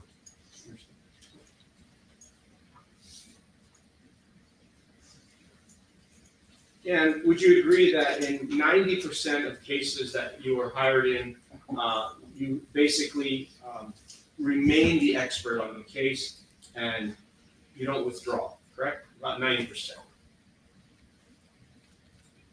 I apologize, I don't recall a case in which I have withdrawn. So are you saying that every single time the defense hires you in a case, you remain the expert in that case without giving them an opinion before you testify? Objection misstates. Is that what you were saying, sir? Assisting. So, when you were hired by Cardi B's office, by her lawyers, when were you hired? I believe it was sometime early in 2023. And when you were hired in 2023, did you ask, well, strike that. Did you examine Emani Ellis in 2023, correct? Or was it 2024? Sorry. Sorry, I mean to interrupt you, sir. I believe it was July 21st of 2023. Did you ever do any type of examination on Cardi B at any? Given that would be inappropriate since she wasn't the plaintiff with a psychiatric claim, I did not, sir. Right, but she was involved in some type of altercation, correct? Objection. Incomplete hypothetical. I don't think it's relevant. It's not relevant whether she has any damages or not. And what is your understanding as to what is the basis of this claim? What is Emani Ellis's claim? Why is she here in court? My understanding is that she felt that she was verbally mistreated by Cardi B, including foul or demeaning language, that Cardi B touched her face with a long fingernail and caused some injury to her face, and that also resulted a month later in Ms. Ellis being fired from her security job. Okay. Do you know, in psychiatry, do you treat patients that deal with assault and battery? In my patient care practice, putting aside legal matters, Yes. Let me just object for being ambiguous as to deal with. Assisting. I'll strike that. Have you treated patients for injuries related to assault and battery in your career since 1994 as a psychiatrist? a few hundred times, from very simple to extremely severe injuries. When you say simple, what is an example? What are you saying to us? Yes. So by simple, I don't mean to say it's not important or it's not serious to the person, but I mean, for example, let's say somebody being pushed, or a hand on a shoulder in an aggressive way, or something like that, all the way up to people who are beaten and kicked on the ground with skull fractures and being hit over the head with clubs and pistol whips, a variety of things, stabbed. And when you treated the various patients, would you treat them more than once? The ones that you're speaking of? Typically, and again, it depends on the setting. As a medical doctor, I used to spend a lot of time in emergency rooms, so there it might be once. But over the course of my career, overwhelmingly, particularly 22 years in a nonprofit clinic in Van Nuys, I would treat them on a repeated basis. Some of them I would treat for many years, although those tended to be individuals with major mental disorders like bipolar or schizophrenia. Okay, and if you could just look at the other binder on your left, please. Pardon me one sec, sir. Sure.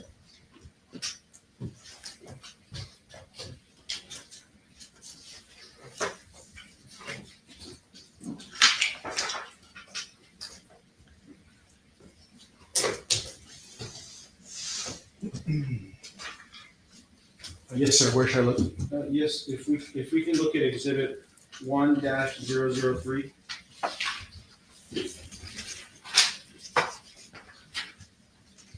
I'm there, sir. At the time of your deposition, had you reviewed this page? Objection. Beyond the scope of it, right? As best I recall, sir, I had not reviewed this particular page. Do you remember in your deposition, I asked you if you'd reviewed all of Miss Emani Ellis's medical bill? You remember that? I apologize. I vaguely remember that, and I don't remember what my answer was. Is he designated for medical bill? No. I don't know why we're going down this route. Okay. Thank you, If we can go to exhibit number 2. I'm at exhibit number 2, sir. You reviewed the medical records and bills of Dr. McKinsey, correct? Yes, I haven't done so recently, but I did earlier in this case. And we went over this together at the time of your deposition. And you expressed that for purposes of workers' compensation, the treatment was reasonable, but maybe for this case it's not. Do you remember testifying to that, Doctor? Objection beyond the scope of direct and also beyond the scope of this expert statement. Do you have his resolutions? It's in the trial. The trial. What's in the binder?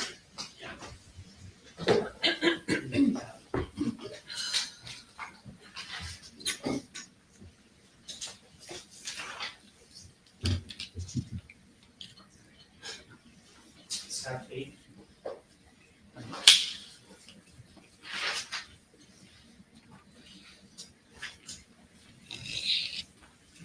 The objection's the same.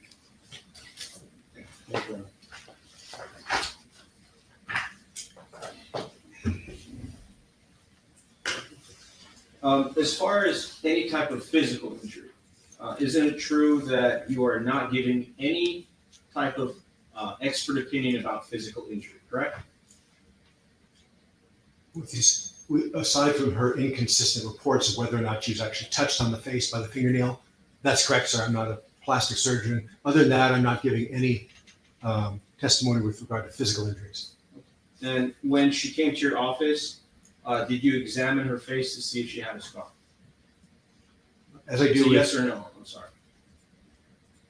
well, I observed her across the table for several hours. I didn't specifically examine her face. Did you- on that. Did you have an intention to look for the scar on her face?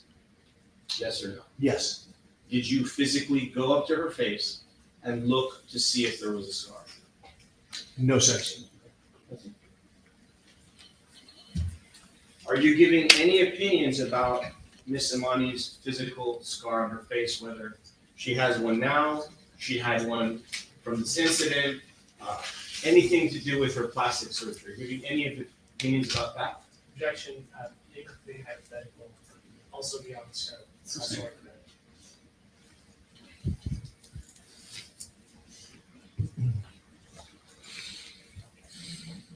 Okay, and in formulating your opinions, did you review Miss Emani Ellis's medical record?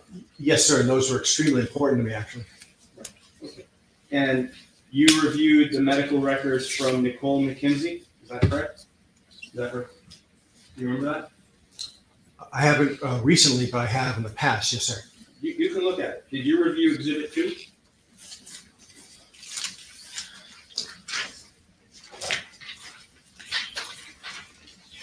Yes, sometime before my deposition, but I've not looked at them since. And you reviewed Exhibit 3?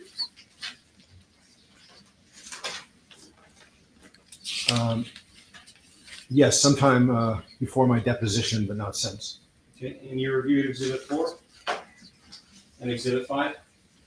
Let me take a look here. Pardon me one second. Objection, compound.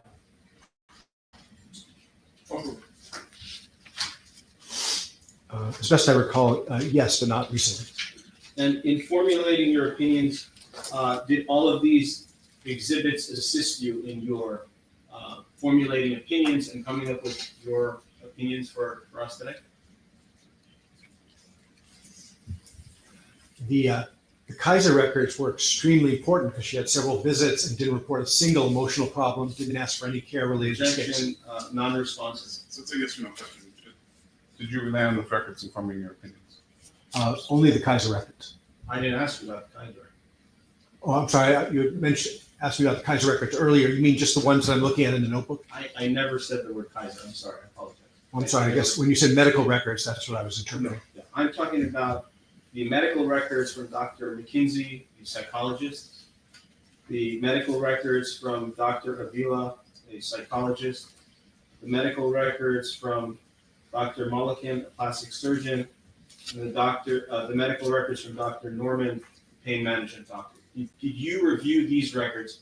You testified a moment ago, yes. And then the question is, did you use these 4 medical records in formulating any of your opinions that you testified to today here in court? No, sir. Okay, so when you said there was inconsistencies, didn't you mean that, well, strike that. When you said there's inconsistencies, you found those in the medical records that I just asked you about? Isn't that true? Maybe I had previously. I don't recall if that's in my deposition testimony, but I did not consider those in formulating my opinions for today. It was the Kaiser records. Okay, the Kaiser records that you're speaking of, isn't it true that the Kaiser records, any medical treatment that Emani Ellis received at Kaiser, it has nothing to do with this case. It has nothing to do with assault and battery. It's something totally unrelated, correct? Objection, speculation, hearsay. Silver province, well, sustained. Why did Emani Ellis go to Kaiser Hospital? Objection, speculation, Sustained. Do you know why, from reading the medical records and bills, do you know why Miss Emani Ellis went to the Kaiser Permanente Hospital? Over. Do you know the answer? Yes, Your Honor. The answer is yes. Okay. Why did she go to Kaiser Permanente Hospital? same objection. Over. Well, April 2022 was for an annual history and physical, comprehensive. November 2022, comprehensive history and physical. April 2023 with a PA was for a reported hand pain. Everything that you just told us right now about Kaiser Permanente Hospital, as a medical doctor, and in reviewing all these records that you testified you read, wouldn't you agree that those medical treatments have nothing to do with this incident? Agreed? Yes or no? Objection, being ambiguous. Over. I disagree. They're extremely important. I didn't ask you if they're important. I agree they're important. Going to a hospital is important. My question is, if the medical treatment that was received at Kaiser Permanente Hospital, if it has any relation to medical treatment received by Emani Ellis related to this incident that occurred on February 24th, 2018. Was it? For my purposes, yes. Okay. So are you telling us that Miss Emani Ellis went to the hospital in 2022 and 2023 because of injuries related to this incident? Is that what you're testifying to, Doctor? No.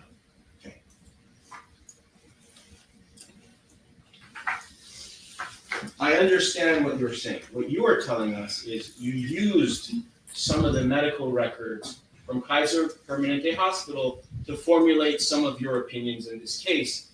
Is that true? Yes, sir. Okay, that's true. Yes, thank you. And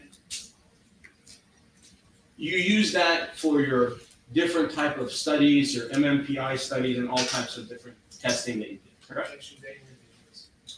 Over 5. Sustained. But just so we're clear, the actual treatment didn't have to do with assault and battery or a physical injury. Is that right? Objection, being ambiguous. This has been asked and answered several times.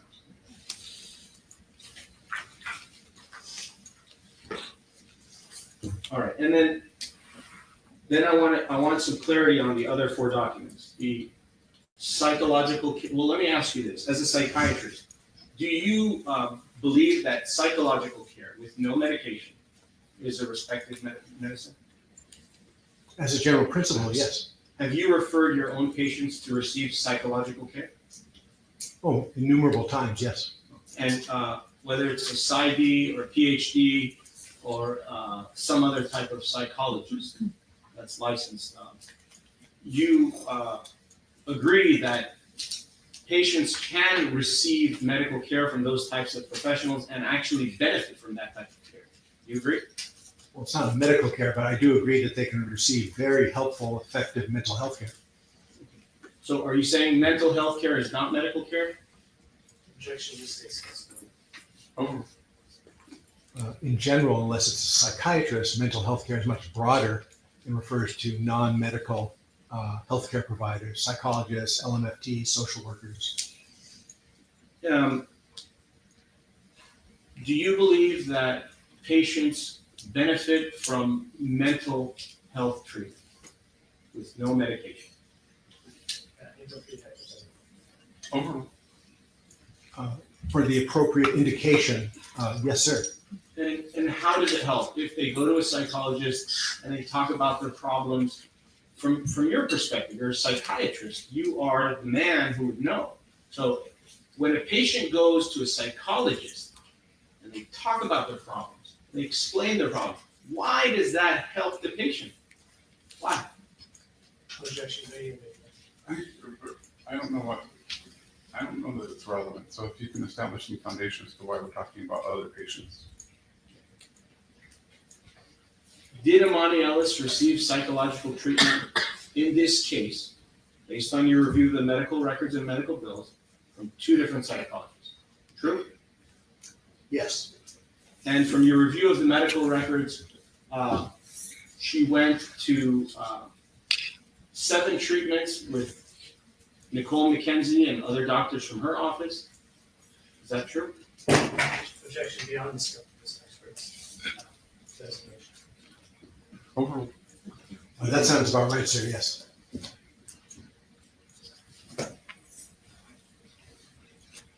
And she went to Dr. Avila, another psychologist. She went to his office and got treatment from other providers that were under him for a total of 12 treatments, correct? Objection beyond the scope of this expert's Overruled. That sounds about right, yes, sir. And those 2 psychologists, setting aside this case, is there any reason why you as a professional would not refer a patient to these 2 psychologists? Objection. I withdraw the question. If we were to talk about, do you remember at the time of your deposition, you said to me that you testified under oath that you worked alongside Dr. Mulliken in cases before. True? About 10 times? Objection states. Overruled. Well, when you say alongside, I've been on the same side and on the opposite side in several legal cases, not like next to him in surgery. I understand. But you worked alongside him, meaning you've worked on the same cases in about 10 different times, correct? That was your testimony. Yes, I don't know if it's 10 on the same side or 10 in total on both sides, but happy to accept whatever you say. Right. And you're affiliated with UCLA? Not anymore. I was a professor for 16 years, but not anymore. Okay. And Dr. Mulliken is also affiliated with UCLA? Is that how you know him? I don't know if he's currently affiliated with UCLA or not, sir. He certainly has excellent qualifications. Right. You said that at your deposition. Your words were, he has very impressive credentials, correct? Yes.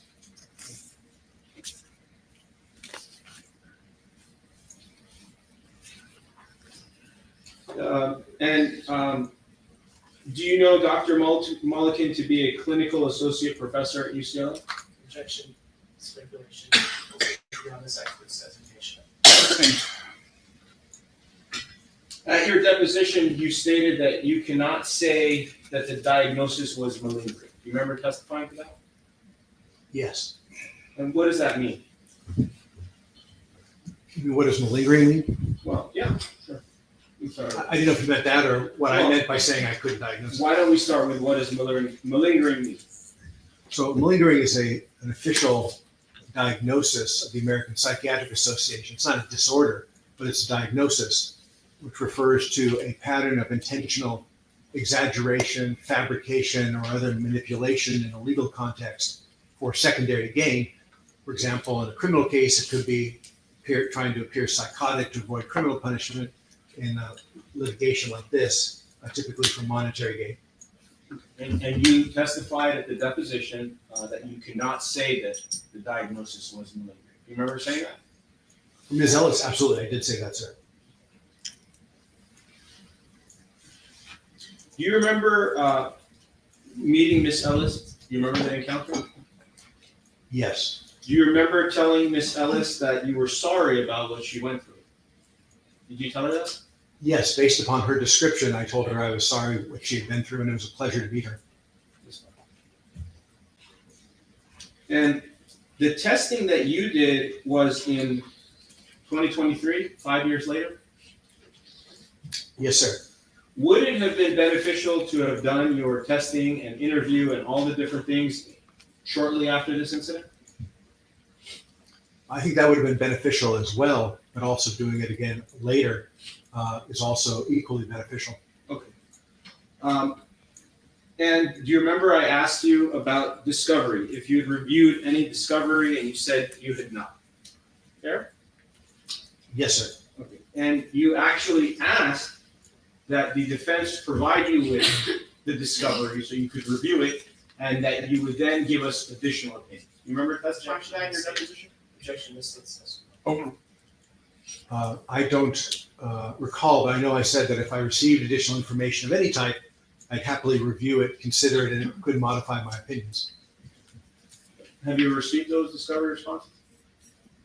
No, sir. Do you remember also testifying at your deposition that it would be beneficial to your opinions to see Emani Ellis a second time? Do you remember testifying to that? Yes. And that if you saw her a second time, that it could further modify your opinions in this case, correct? Objection, Ms. Ellis. Potentially, yes, sir. And between 2018 and 2023, before you saw Emani Ellis, between that 5-year time span, her psychological or psychiatric condition could have changed, correct? She could have got better. She could have recovered, right? True? I'm sorry, between 18 and 23? Yes. That's certainly a possibility. Okay. And when she saw Dr. McKenzie for 7 visits and other doctors that work in Dr. McKenzie's office, those 7 visits, you said that psychological care helps. Maybe it helped her. Objection, calls for spectator. Possible, correct? Sustained. Do you believe that Miss Emani Ellis benefited from the psychological care she received from Dr. McKenzie? Objection. Yes or no? Calls for speculation. Sustained. And she also received, from your review of the medical records, 12 visits from Dr. Avila's office and staff, correct? You testified to that. So would you agree that 7 plus 12 is 19 visits of psychological care? True? Yes, I feel very confident in that. Yes. Okay. Appreciate that. When you refer your patients out for psychological treatment, do you usually give a limit on the course of care, or maybe 5 visits, 10 visits, 12 visits, or you just refer them out to psychological providers?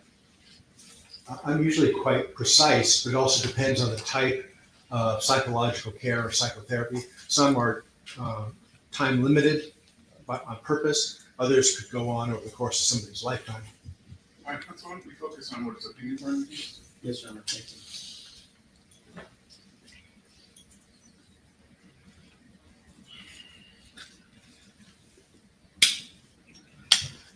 Okay. Also,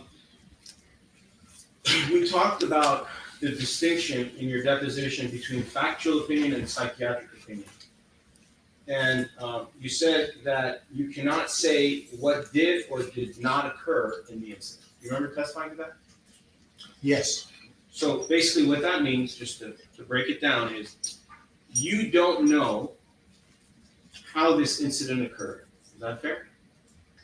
Outside of a psychiatric context, that's correct. Factually, it's none of my business to determine what happened. And isn't it true that you don't know if Miss Emani Ellis was assaulted and battered by Cardi B? You just don't know, correct? Factually, that's correct, sir. And you also don't know if Emani Ellis was cut on her face by Cardi B. You don't know that, correct? Objection, beyond the scope of this evidence. Sustained.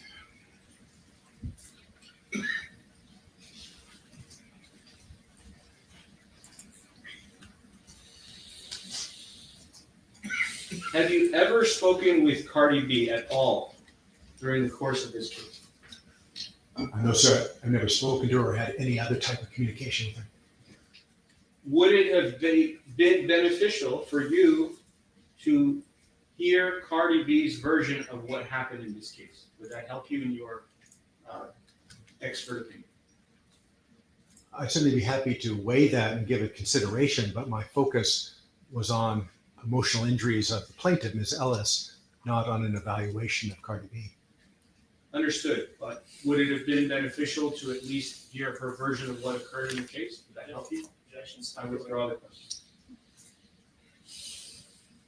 Thank you, doctor. No further questions. It's a privilege to see you again, sir. Thank you, doctor. Thank you. All right, redirect. Just a few questions.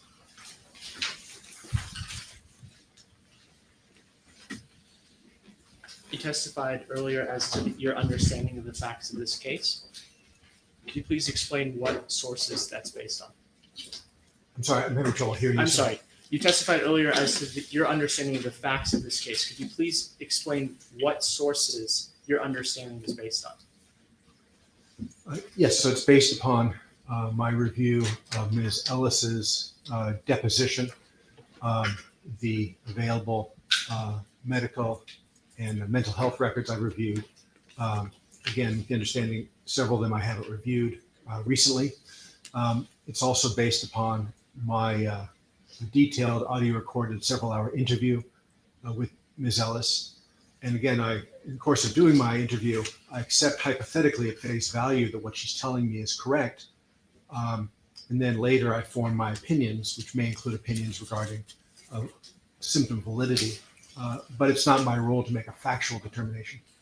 And all of those sources that you've reviewed, the facts come from Ms. Ellis or statements that Ms. Ellis made. Is that correct? Yes.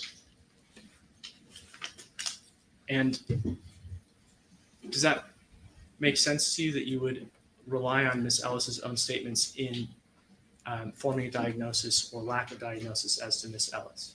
Objection outside the scope. Over. Well, if it was a patient care setting, you typically rely only on what the patient tells you and accept at face value. The person's there for help. In a legal context, it's not appropriate for me to accept what somebody says at face value without corroborating it against psychological testing and available records.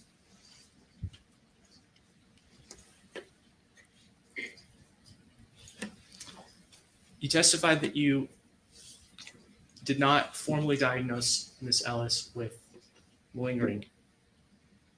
What does a formal diagnosis of malingering require, and why did you not? Scratch that. Why did you not diagnose Ms. Ellis with malingering? Because although Ms. Ellis meets the fundamental criteria of, from a psychiatric standpoint, of gross symptom exaggeration or outright fabrication and a pattern of inconsistencies across information, she's had so many traumas in her life, both growing up and other losses and traumas around 2018, that I can't rule out that she has some sort of emotional problems at a mild level, but they just wouldn't be related to this case.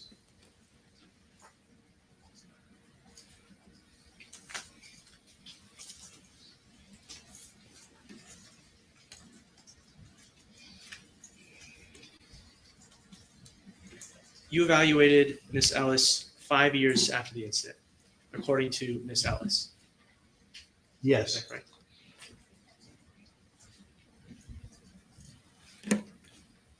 In your professional opinion, what is the likelihood that Ms. Ellis would not present with any emotional or psychological injuries up to that date that would be related to the incident, but then after this date would suddenly develop emotional or psychological injuries related to that incident? Objection, vague and ambiguous, unintelligible, compound.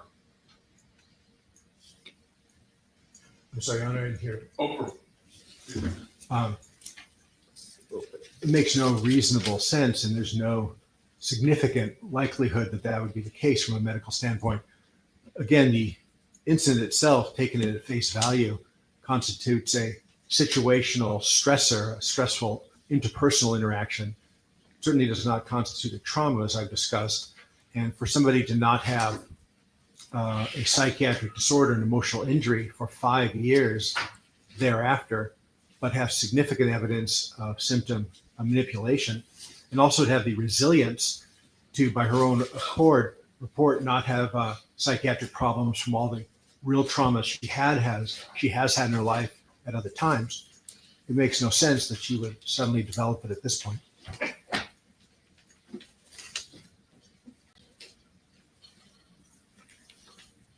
Thank you. Give me just a minute.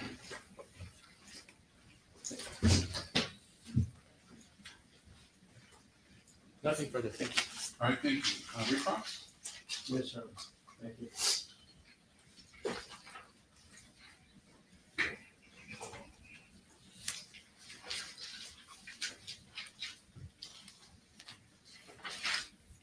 For any type of other types of injuries that you brought up, someone who was shot at school, a family member got sick, all these other things that you brought up, where did you obtain that information? Objection, Brady, I'll give you this. Over. And it's also outside the scope. Sustained. Did you see any other psychological records or bills related to Emani Ellis prior to this incident? Outside the scope. Sustained.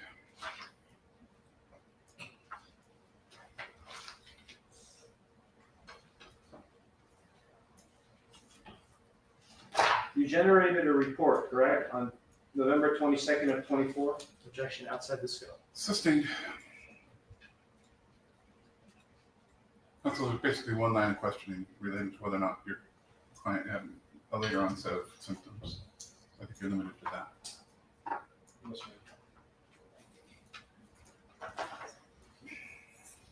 sir. When you said, when counsel just asked you some questions about inconsistencies and malingering, you said there were inconsistencies. Where were there these inconsistencies? Was it the time when you interviewed her one time, or was it in the medical records? Objection, outside the scope. Over. As I had tried to explain, it was a combination of my review of the records, psychological testing, and my interview, comparing those, as well as intrinsic validity issues within some of those sources. Which medical record shows an inconsistency? Which one? The extremely important Kaiser medical records. What does the Kaiser medical record say that's inconsistent? That in, again, April 2022, she went for complete history and physical. She specifically denied any kind of mental health issues, specifically denied anxiety, sleep problems, had no reported mental health problems, no request for care. Same thing in November 2022 with Dr. Ahmad. And then in April 2023, when she went in for her hand pain with the nurse practitioner, they also did a review of systems and asked her about symptoms across the board, which is typical for Kaiser. Absolutely no emotional problems whatsoever, no request for mental health assistance. So are you telling us that when Emani Ellis went to Kaiser Permanente on the date of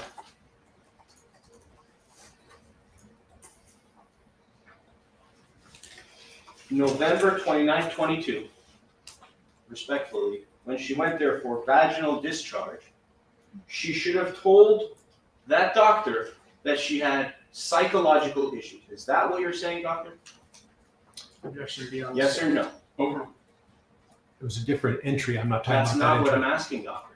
Again, should I repeat what I said, or can you just I don't answer think the he said he question? based his opinion on that record, counsel. You reviewed this record, Kaiser Permanente, correct? You reviewed it. You just testified about it. 161 pages of records. And you said that these records show inconsistencies. And now my question is, are you telling me that my client went to Kaiser Permanente for vaginal discharge on November 29th of 22, and at that visit, she's supposed to tell the doctor that she has psychological problems? Is that your testimony, doctor? Objection, argumentative. Sustained. Are you telling us that every time someone sees a doctor, medical doctor for a cough, sees a dentist for their broken tooth, sees a podiatrist for the broken toe, they have to each time tell the doctor, I have an emotional injury, I have a psychological injury to that medical doctor? Is that what you mean? Objection, argument. Sustained. What do you mean by inconsistencies in the Kaiser records? Tell us in your own words. Well, I just mentioned this example, 3 key entries where she went. 2 of them were for history and physical and general checkups where everything was covered. Show me in the book. Show me in the book. Blue book. Okay, why don't you let him finish the answer before you ask him the next question? Yes, sir. So, What are you done, Doctor? no, Your Honor, thank you. So again, one was April 2022, Dr. King. The next was November 2022, Dr. Ahmed. The next was nurse practitioner Leon, April 2023, where these are records where, for Kaiser electronic medical records, they asked about other types of conditions, and there were no complaints at all from her that she had a mental health problem or was asking for any kind of care, despite these profound elevations on her psych testing. And in that first one with Dr. King, April 2022, she actually specifically denied problems with insomnia or anxiety, which covers a significant aspect of her symptoms. Doctor, my request is you show me these 161 pages where it says what you're saying so that I can confirm so myself. It's in front of you in the blue book under Exhibit 212. You're more than welcome to look at it and show us so that we know the truth. Objection, Your Honor. I withdraw the question. Let's go to another issue, Doctor. So if the plaintiff's emotional injury ended before she went to Kaiser, would you agree that there would be no inconsistency because the psychological injury ended prior to that medical visit? You agree with that? Objection, speculation outside of the scope. It makes no reasonable sense. It's not possible. Why is it not possible? Why can't she recover? She could have recovered before she went to the Kaiser. She could have recovered, couldn't she? Which question would you like me to answer? Could Miss Emani Ellis have recovered in 2021 or 2022 before she went to Kaiser Hospital? Is that possible? Yes or no? Objection, incomplete hypothetical. Overruled. Taking her symptoms at face value, it's not possible and it's contradictory. So if in her mind, in her brain, she felt that she recovered after seeing these psychologists, why would she tell Kaiser that she has a psychological problem if she recovered? I'm sorry, counsel. So she does an exam with him in 23? No, Your Honor. When did she see him? Yes, that is correct. Okay, and you're saying that she recovered prior to that, but then had the onset of symptoms when she's with him? My question is if the plaintiff recovered in 2022, before she went to Kaiser Permanente Hospital, if she had recovered, would there be any reason to tell Kaiser she has an emotional injury? Yes or no? It makes no sense. I understand, but if it was true. All right, I think we're done here. Do you have anything else? In 2023, when Miss Emani Ellis saw you, did she tell you she was still experiencing emotional injuries from this incident? Yes, in both the interview and particularly the testing. And when she told you she was suffering from emotional injuries, did she believe that you're a psychiatrist? Did she know that? Objection, speculation. Sustained. Did you disclose to Emani Okay, Ellis? we're beyond the scope here. Why don't you focus on what was in the redirect? You said there were some inconsistencies in the Kaiser records. Isn't it true that when Emani Ellis went to Kaiser Permanente Hospital, she went there for reasons other than psychological reasons? Objection, asked and listened. Sustained. In fact, aside from, I'll withdraw that question. The first doctor you said, Dr. King, that she saw, Dr. King, right? Wasn't the first doctor she saw, but it was first of my 3 examples. That was April 2022, sir. When she saw Dr. King, where did she see Dr. King from? Objection, I think we've fully exhausted the scope of the sign-up questioning. Do you have anything else? Aside from the inconsistencies that you reviewed, well, actually, let me ask you, the inconsistencies that you're telling us about in the record, in the Kaiser records, these are non-psychological records, correct? Is that fair? I'll close with this. Objection. If you say yes to that, we're done. Objection. I just want the truth. Overruled. Yes, sir. No further questions. All right. Any questions from the jury?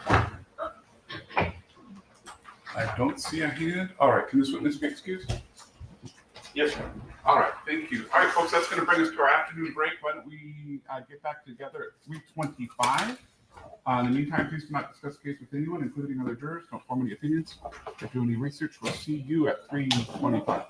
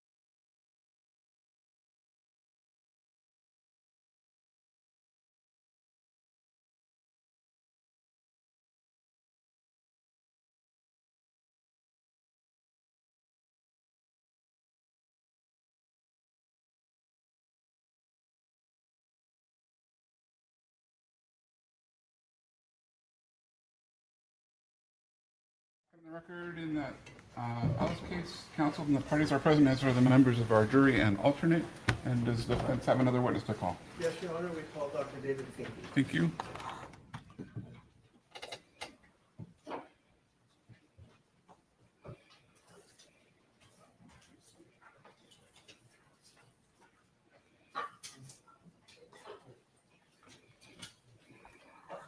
Dr. Finke, if I can please have you stand right next to the court reporter. Closer, thank you. Please raise your right hand. Do you solemnly state that the testimony you may give and the cause now pending before this court shall be the truth, the whole truth, and nothing but the truth, so help you God? I do. May I please have you state and spell your first and last name for the record? It's David Finke, D-A-V-I-D, F as in Frank, I-N-K-E. Perfect, thank you. You may take a seat, please watch your step.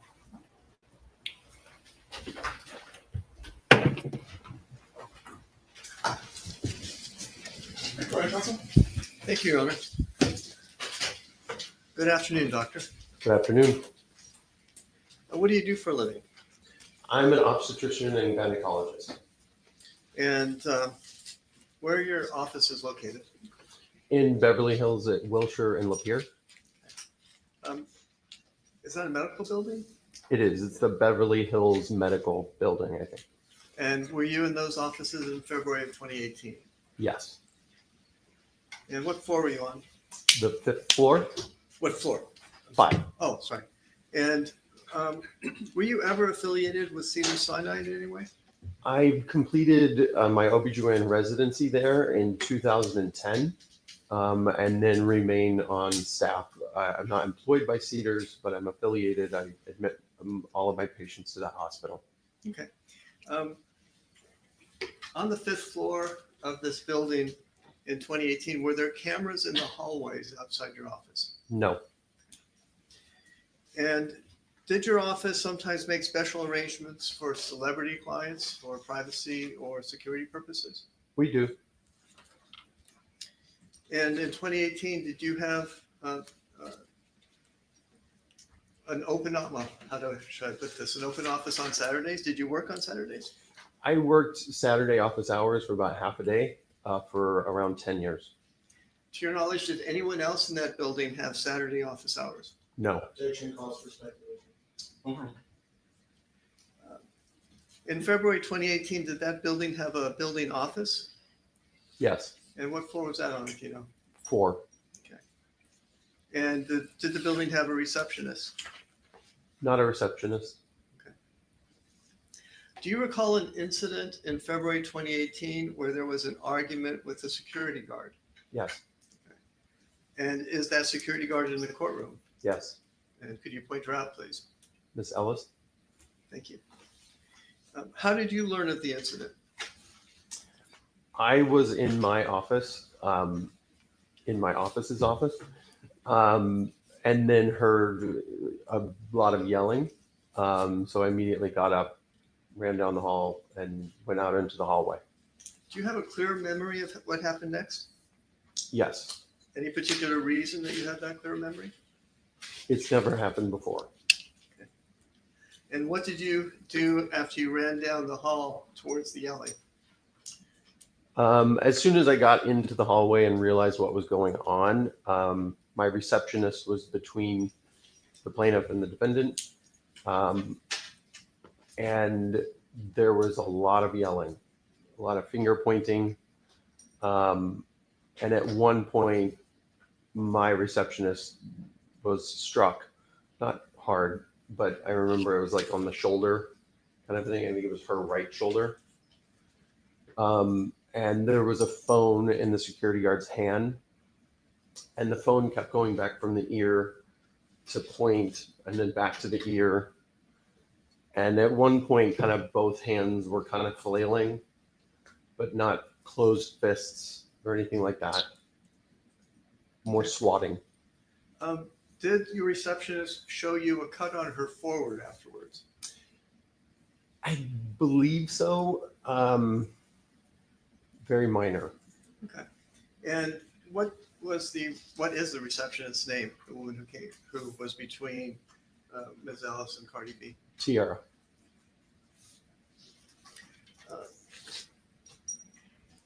So You see all that. You've gone out into, and I'm sorry, where was this? Was this in your office or in the hallway? The main hallway of the 5th floor, just right outside the elevators.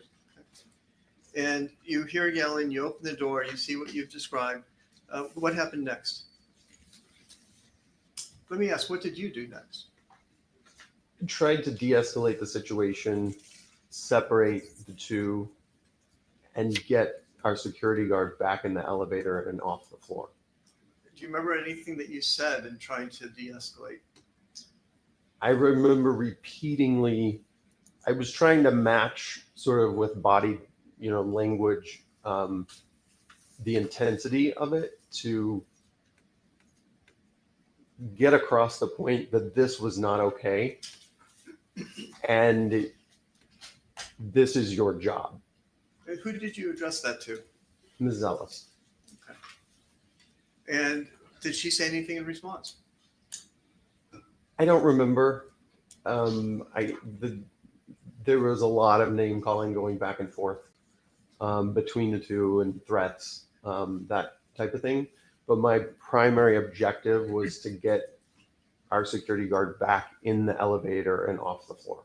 And how did you accomplish that? Repeating myself over and over and over. And I can't remember if I was holding the elevator door open or I've been trying to think about that. I have no idea. I remember pushing the button if it wasn't, but just to try to get the elevator there and get Ms. Ellis back on it.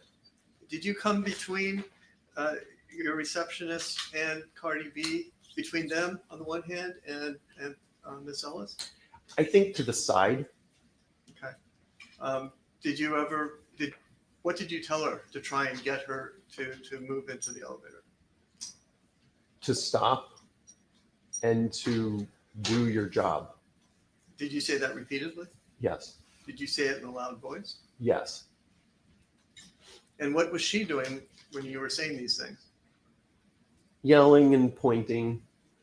I think at that point, there was enough distance between the parties that there was no longer, any gestures that could be construed as violent. Okay. And at that point, had the Cardi B and the receptionist gone back into your office? Yes. As soon as Miss Ellis stepped back on the elevator, Cardi and Tiara were heading back into my office. At any point, were you face to face with Miss Ellis? Yes. And can you estimate how close you were? It was close proximity. Okay. Within a foot. Okay, within a foot of her face. Mm-hmm. And yes. Did you see on her face any scratches? No. Did you see on her face any cuts? None. Did you see on her face any blood? No. Did you see any injury at all on her face that day? None. And did you see spit or spittle or any other fluid on her, anywhere on her? No.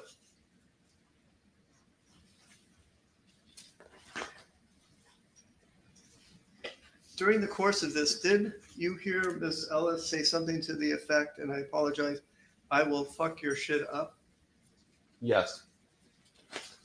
At any time, did you see Cardi B spit on plaintiff? No. Did you see her spit on anyone? No. Did you see Cardi B take a swing at plaintiff? No. Did you see Cardi B hit plaintiff? No. Did you see Cardi B scratch or cut plaintiff with her fingernails? No. Did you see Cardi B threaten to get plaintiff fired? No. Did you hear Cardi B call plaintiff the N-word? And by that, I mean the whole N-I-G-G-E-R. No. Did you hear Cardi B call plaintiff fat or poor? No. Did you ever see, did you see plaintiff, I take it you saw plaintiff hit your receptionist, is that correct? Yes. At her deposition, plaintiff testified that she was, quote, just focused on getting downstairs, close quote. Is that consistent with what you saw? No. Okay. And why is it not consistent with what you saw? It took me, I would have guessed 30 to 45 seconds to get her to get back on the elevator. After you got plaintiff in the elevator, what did you do next? Went back into my office. And did you examine Cardi I saw her that day, yes. in a patient room? Yes. And did she have 3-inch nails on her fingers that day? No. And how is it that you know that? I make a point of looking at people's fingernails. I have no idea why. It sort of lightens the room when you're doing an exam, when you're about to do a pap smear, to say, oh, that's a really cool color. Where'd you get it? I can kind of tell all of the nail trends in the city, because it's bizarre that once you see one type of nail polish, then that next 2 months, everyone has it. And it would have just stuck out to me. To your knowledge, did Cardi B complain to the building about plaintiff's conduct? No. Did you take steps to make the building aware of plaintiff's conduct? Yes. And what steps did you take? I called our practice administrator that day, and given what I had witnessed of the conduct of our security guard when I was out there, I said she needs to go. Then my administrator on Monday morning, I think, took Tiara down and made a statement for the building, and then the building proceeded to do what they did. Okay, thank you. Those are all the questions I have for you, sir. Thank you. All right, question 2. Good afternoon, doctor. Good afternoon.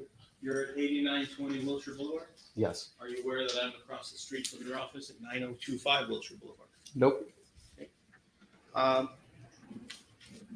When I approached you outside and I wanted to speak with you, isn't it true that you were unwilling to speak with me? Is that correct? Yes. Okay. And when the defense wanted to speak with you, you did talk to them, correct? Yes. You even prepared a declaration, and you gave them permission to sign it on your behalf? Yes. And you are here because you want to testify in favor of your patient, correct? I'm here because I'm one of 4 people who were in the hallway that day. Right. And I'm here to tell you what I saw. And you've been, I'm sorry, go ahead. And I'm just flabbergasted by the allegations that don't seem congruent with what I saw that day. Right. On how many occasions did you speak with the attorneys from the defense? In person or over the phone? Combined. In person once, twice, including today. Over the phone 3 times. What did you talk about that was so important 3 different times? They wanted to know what I knew. They wanted to see if they could get a hold of Tiara, who no longer works at our practice. That's the nuts and bolts. Okay. You are a licensed gynecologist in the state of California since 2007? Yes. In your field, your specialty deals with below the waist, correct? Yes. What is the reason you would think to look at Emani Ellis's face when you have 2 people that are yelling at each other with someone in between? Was there a reason that you were specifically at that time looking at Emani Ellis's face to tell us whether there was a scar, a cut, or anything to her face? When at that moment, she was closer to the elevator, there probably was about 3-4 feet between the 2. And I got between her and them, and the elevator was directly behind her. So I was making direct eye contact to try to be as assertive as I could. Okay. Isn't it true that you don't remember what you ate a week ago? Fair? Objection. This incident happened 2,741 days ago, 7.5 years ago. You agree? Correct. In those 7.5 years, did you take any notes of what happened on the day of the incident? I did not. Okay. So everything you're telling us right now, from 7.5 years ago, is from your memory of what occurred, correct? And having all these conversations with defense counsel maybe help refresh your recollection, correct? No, No? the majority of solidifying it in my brain over all these years is partially because the people who were involved in it, who were there that day in my office, would recount the story from time to time. And it was a very vivid memory and interaction. Okay.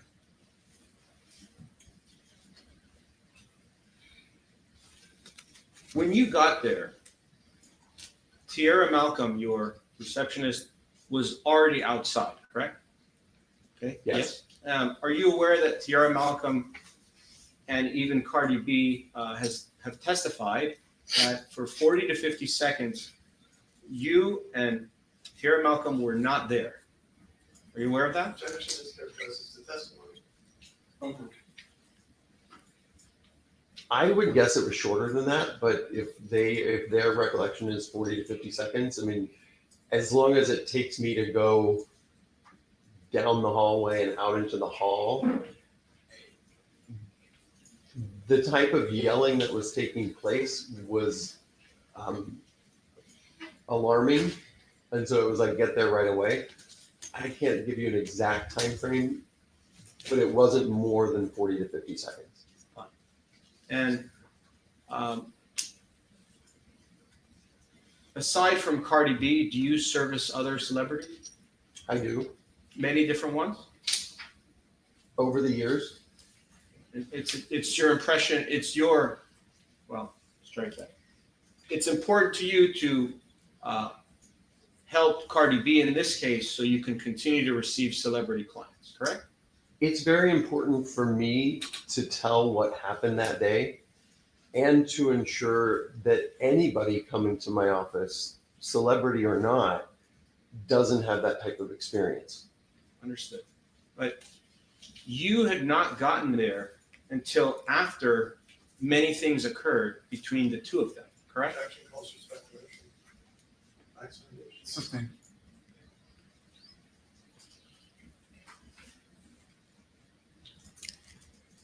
Earlier, you testified that you saw Emani Ellis hit your receptionist. Yes. You remember seeing that? Yes. How come your receptionist didn't say that? Objection is Sustained. Are you aware that your receptionist who was facing Emani Ellis did not say that? objection. Are you aware of that at least?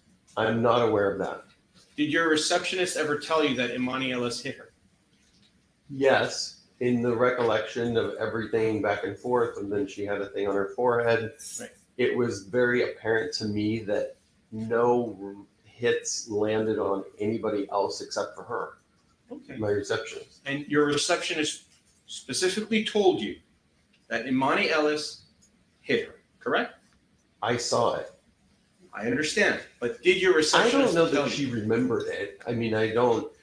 Everyone's adrenaline was kind of elevated, and once we kind of recounted, there's some background as well. We had an attorney visited our office a few times in the weeks after the incident, inquiring what happened and various things, leaving a business card. So we talked about it a lot. And I think we both concluded that the only one who was smacked was her. Did that receptionist make any type of claim against Miss Emani Ellis? No. Why not? Objection calls for speculation. Sustained. In your declaration, you state that on one occasion, plaintiff's counsel left a business card. I'm the plaintiff's counsel. Did I leave a business card in your office? Objection. Do you know? I withdraw the question. Do you know if I left a business card in your office? Objection calls for speculation. you? personally, I do not. It was a male, dark hair, darker beard. And my a different receptionist got the business card, who wasn't working that particular Saturday. And I think at one point I came out on a different occasion when this person was came to the checkout desk, not the check-in desk, on a different date. And I said, you need to leave. Okay. The declaration that you signed yesterday, have you read it? It was read to me. Okay. Your Honor, it's an objection.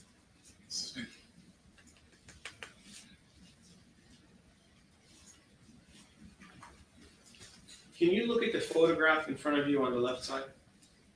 Could you identify it to counsel, please? Do you see the photograph? Can you identify for the record, please? I'm sorry, Your Honor, I don't remember the exhibit number, but it's a photograph of Cardi B from 2018. Your Honor, it's exhibit 232. Thank you. Okay. For the record, exhibit 232. You see the photograph? I do. Are you aware that this photograph was taken on February 18th of 2024, which was 1 week before Objection, the Your Honor. incident? Are you aware of that? Objection, Your Honor. Assistant. Do you know when this photograph was taken? Objection, Your Honor. Overruled. No, but it probably was around the time of the incident, I would guess. And may I have it back, sir? If you look at the fingernails, since you're a fingernail man, if you look at these fingernails in the photograph, and sorry, I wasn't trying to be rude, I'm just making a joke. If you don't mind. The fingernails that are in this picture, are these the same fingernails that Cardi B was wearing when she entered your office on the date of the incident? I think so. Are you sure?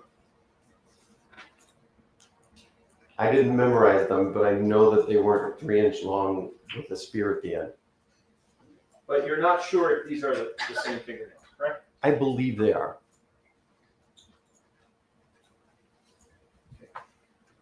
Was Cardi B's hair this way when she came to your office, the same way in this photograph here? Objection, relevance. Scope. Was Cardi B dressed this way when she appeared in your office? Objection, relevance. Scope.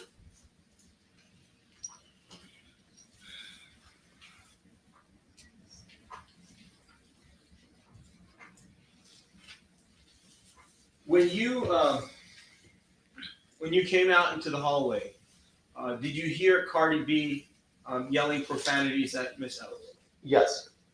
What were some of the words without going into detail? The F word? The F's and B's and all of it.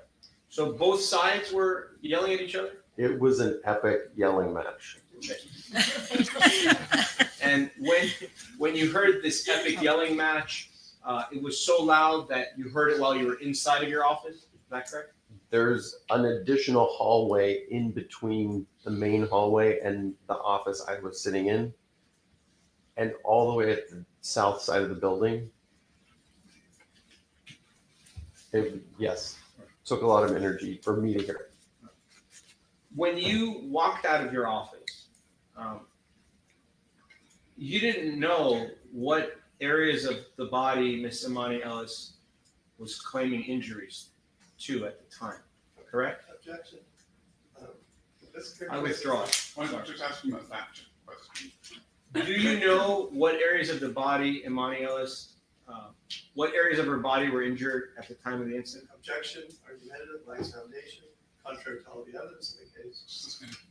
Did you have a reason to focus on any part of Emani Ellis's body when you came out?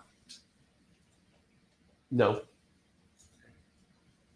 So in your state of mind when you walked out, you heard lots of screaming, 3 different women doing something, and you were focused at the whole thing, weren't you?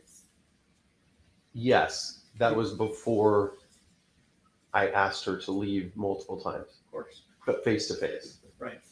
But when you did come out, you saw 3 different women and your receptionist in between Cardi B and Emani Ellis, correct? Yes. And when you were facing that, your focus was not only at Emani Ellis, it was at everybody, correct? Yes. Okay. And there was a lot of commotion and yelling and screaming and excitement at that very moment, right? Correct. And for how many seconds when you first arrived, how much time passed before Emani Ellis went away? It seemed like a long time. It probably was 45 seconds. So in those 45 seconds, did you have a chance to examine Miss Emani Ellis? I didn't examine her. I looked at her. Okay. Did you specifically look at her face for some reason? I was looking directly at her face for at least 20 seconds or so, Okay. repeating myself over and over and over. Right. And when you were doing that, you weren't looking for a scar, were you? Or a cut or any kind of damage to her face? Sarah? Assisting. Do you have any experience in plastic surgery? Objection, development. Over. You may answer, doctor. Define plastic surgery. You're the doctor. I do cosmetic procedures on the vagina, the vulva, and I also do microneedling with radiofrequency procedures, CO2 laser ablation of things.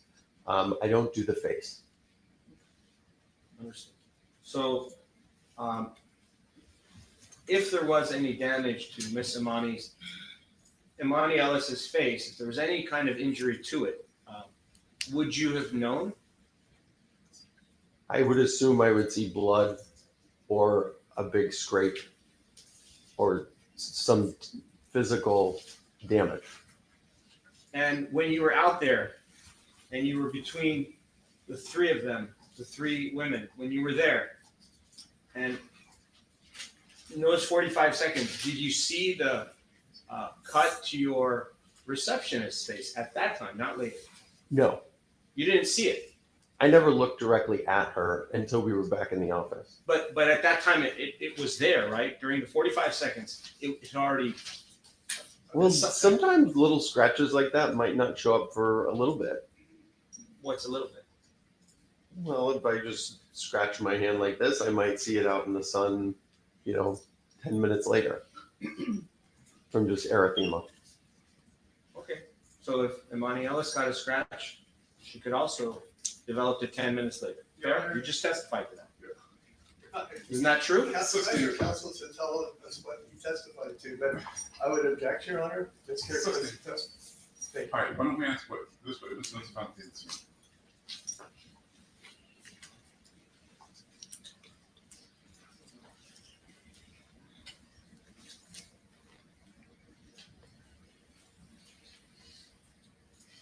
When you spoke to defense counsel 3 times, which attorney was it? Was it Mr. Anderson or Mr. Lamb or Ms. Moore? Over the phone, Ms. Moore. Every time? Probably, yes. And for you to come down here and testify, you had to at least cancel half a day of your work, correct? I canceled my whole afternoon on a day's notice. Are you getting paid to be here? No. Why are you testifying if you're not being paid? Were you subpoenaed? I was not. So you came voluntarily. I did. And they believed that you would appear here today in court with no subpoena. That's how confident they were that you were here to help them, correct? Assisting. Any other questions?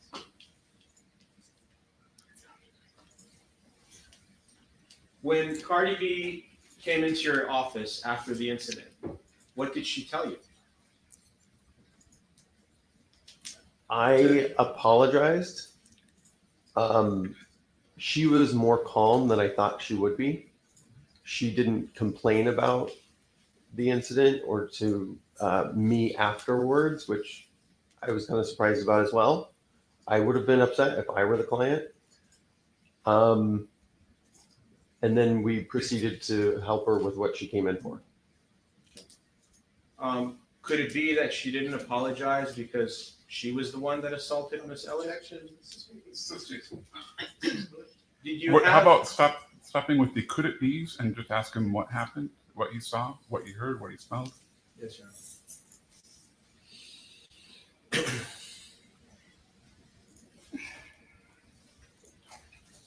can you look at the photograph again? The one that you have in front of you, exhibit 231 or 232? This one. In the photograph, you will see fingernails with some rhinestones on top of them. Do you remember seeing rhinestones on Cardi B's fingernails when she came into your office on the date of the incident? Objection, this characterizes the evidence and the photograph. Over. Yeah, I mean, they were decorative. She was not made up. She was in plain clothing, but the nails were done. And those rhinestones, were they sharp and pointy? I think rhinestones in general have rough edges. And they're sharp and pointy and with rough edges? On the back, on the front side of the nail, on the top of the nail, they look like they project. And I see that you're wearing glasses. Do you wear them? Were you wearing your glasses at the time of the incident? I'm 99% sure I wasn't, because up until a couple of years ago, I just wore contacts. Were you wearing contacts at the time? Yes. So there was no vision issues? No. I have no further questions. Thank you, Doctor. All right, Leroy? Yes, Your Honor, just a few. I guess I'll do it from here. Doctor, you said that you were one of 4 people in the hallway. So that's you, Cardi B, Ms. Malcolm, and the plaintiff? Correct. Was there anyone else in the hallway? No. Is it correct, counsel asked you about cuts bleeding, do cuts and scratches tend to bleed more if they're on the face than if they're on some other part of the body? Objection, calls for expert opinion outside the scope of this witness. Over. Can you repeat the question? Sure. Is there a difference in the tendency to bleed if the cut or scratch is on your forehead or cheek than if it's on another part of your body?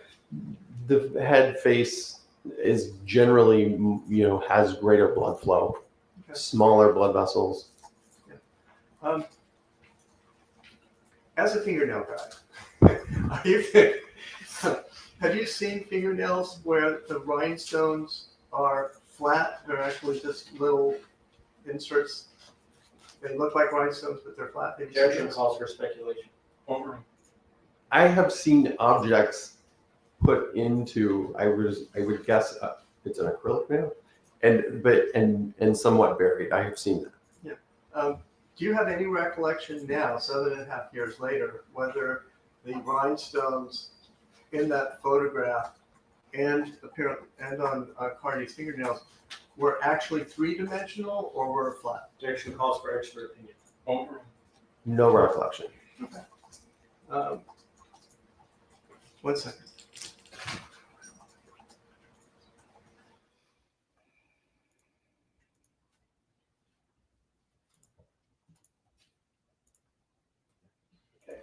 No further questions. Thank you very much, Doctor. All right, recross. No further questions. Thank you. All right, any questions from the jury? All right, this witness be excused. Thank you. All right, thank you, Doctor. All right, does the defense have any more witnesses to call? No, Your Honor. Defense rests. Yes, Your Honor. All right, does plaintiff rest? Yes, Your Honor. All right, folks, that concludes the presentation of evidence. We have some work to do on jury instructions, but there's a number of jury instructions that I can read now. So rather than do those on Tuesday, I'm going to read a set of jury instructions. There will be additional jury instructions read on Tuesday. The order in which I read these instructions is not important. So to the extent that I read some today and some on Tuesday, pay no attention to the fact that they are given at different times. Does not mean that any have any more significant meaning than any of the others. And the parties have stipulated that the jury instructions do not need to be recorded by the court reporter. So at this time, she can stop doing so. All right, and again, I'll read these quickly. They'll be available to you in the jury room. Members of the jury, you have now heard all the evidence and will hear the closing arguments of the attorneys. It is my duty to instruct you on the law that applies to this case. You must follow these instructions as well as those that I previously gave you. You have a copy of my instructions with you when you go to the jury room to deliberate. You must decide what the facts are. You must consider all the evidence and then decide what you think happened. You must decide the facts based on the evidence admitted in this trial.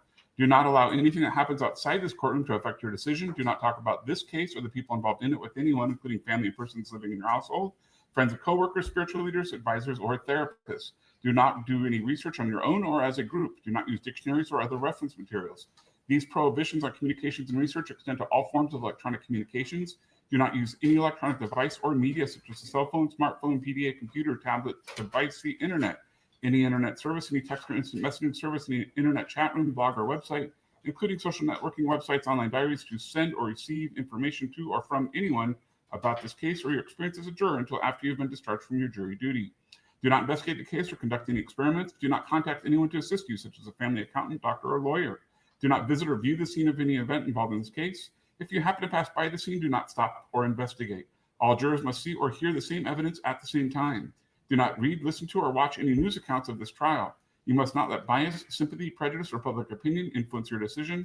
If you violate any of these prohibitions on communications and research, including prohibitions on electronic communications and research, you may be held in contempt of court or face other sanctions. That means you may have to serve time in jail, pay a fine, or face other punishment for that violation. I will now tell you the law that you must follow to reach your verdict. You must follow the law exactly as I give it to you, even if you disagree with it. If the attorneys have said anything different about what the law means, you must follow what I say. In reaching your verdict, do not guess what I think your verdict should be from something I may have said or done. Pay careful attention to all the instructions that I give you. All the instructions are important because together they state the law that you will use in this case. You must consider all the instructions together. After you have decided what the facts are, you may find that some of the instructions do not apply. In that case, follow the instructions that do apply and use them together with the facts to reach your verdict. If I repeat any ideas or rules of law during my instructions, that does not mean that these ideas or rules are more important than the others. In addition, the order in which the instructions are given does not make any difference. Most of the instructions are typed. However, some handwritten or typewritten notes may have been added, and some words may have been deleted. Do not discuss or consider why words may have been added or deleted. Please treat all the words the same, no matter what their format. Simply accept the instruction in its final form. You may consider the ability of each party to provide evidence. If a party provided weaker evidence when it could have provided stronger evidence, you may distrust the weaker evidence. You may consider whether one party intentionally concealed or destroyed evidence. If you decide that a party did so, you may decide that the evidence would have been unfavorable to that party. If a party failed to explain or deny evidence against them when they could reasonably have done so based on what they knew, you may consider their failure to explain or deny in evaluating that evidence. It is up to you to decide the meaning and importance of the failure to deny evidence against the party. During the trial, you received deposition testimony that was read from deposition transcripts or shown by video. A deposition is the testimony taken of a person before trial. At a deposition, the person is sworn to tell the truth and is questioned by the attorneys. You must consider the deposition testimony that was presented to you in the same way as you consider testimony given in court. Before trial, each party has the right to ask the other parties to answer written questions. These questions are called interrogatories. The answers are also in writing and given under oath. You must consider the questions and answers that were read to you the same as if the questions and answers had been given in court. A party may offer into evidence any oral or written statement made by an opposing party outside the courtroom. When you evaluate the evidence of such a statement, you must consider these questions. Do you believe that the party actually made the statement? If you do not believe that the party made the statement, you may not consider the statement at all. If you believe that the statement was made, do you believe it was reported accurately? You should view testimony about an oral statement made by a party outside the courtroom with caution. During the trial, you heard testimony from expert witnesses. The law allows an expert to state opinions about matters in the expert's field of expertise, even if the expert has not witnessed any of the events involved in the trial. You do not have to accept an expert's opinion. As with other witnesses, it is up to you to decide whether you believe the expert's testimony and choose to use it as the basis for your decision. You may believe all, part, or none of an expert's testimony. In deciding whether to believe an expert's testimony, you should consider the expert's training and experience, the facts the expert relied on, and the reason for the expert's opinions. The law allows expert witnesses to be asked questions that are based on assumed facts. These are sometimes called hypothetical questions. In determining the weight to give the expert's opinion that is based on the assumed facts, you should consider whether the assumed facts are true. If the expert witnesses disagreed with one another, you should weigh each opinion against the others. You should examine the reasons given for each opinion and the facts or other matters that each witness relied on. You may also compare the expert's qualifications. A witness who was not testifying as an expert gave an opinion during the trial. You may, but are not required to accept that opinion. You may give the opinion whatever weight you think it is appropriate. Consider the extent of the witness's opportunity to proceed the matters on which the opinion is based, the reasons the witness gave for the opinion, and the facts or information on which the witness relied in forming that opinion. You must decide whether the information on which the witness relied was true and accurate. You may disregard all or any part of an opinion that you find unbelievable, unreasonable, or unsupported by the evidence. Ms. Ellis claims that she was harmed by Ms. Almánzar's negligence. To establish this claim, Ms. Ellis must prove all of the following: that defendant was negligent, that plaintiff was harmed, and that defendant's negligence was a substantial factor in causing plaintiff's harm. Negligence is the failure to use reasonable care to prevent harm to oneself or to others. A person can be negligent by acting or failing to act. A person is negligent if that person does something that a reasonably careful person would not do in the same situation, or fails to do something that a reasonably careful person would do in the same situation. You must decide how a reasonably careful person would have acted in defendant's situation. Causation. A substantial factor in causing harm is a factor that a reasonable person would consider to have contributed to the harm. It must be more than a remote or trivial factor. It does not have to be the only cause of the harm. Conduct is not a substantial factor in causing harm if the same harm would have occurred without that conduct. Ms. Ellis claims that Ms. Almánzar committed a battery. To establish this claim, plaintiff must prove all the following: the defendant touched plaintiff with the intent to harm or offend her, that plaintiff did not consent to the touching, that plaintiff was harmed or offended by defendant's conduct, and that a reasonable person in plaintiff's situation would have been offended by the touching. A plaintiff may express consent by words or acts that are reasonably understood by another person as consent. A plaintiff may also express consent by silence or inaction if a reasonable person would understand that the silence or inaction intended to indicate consent.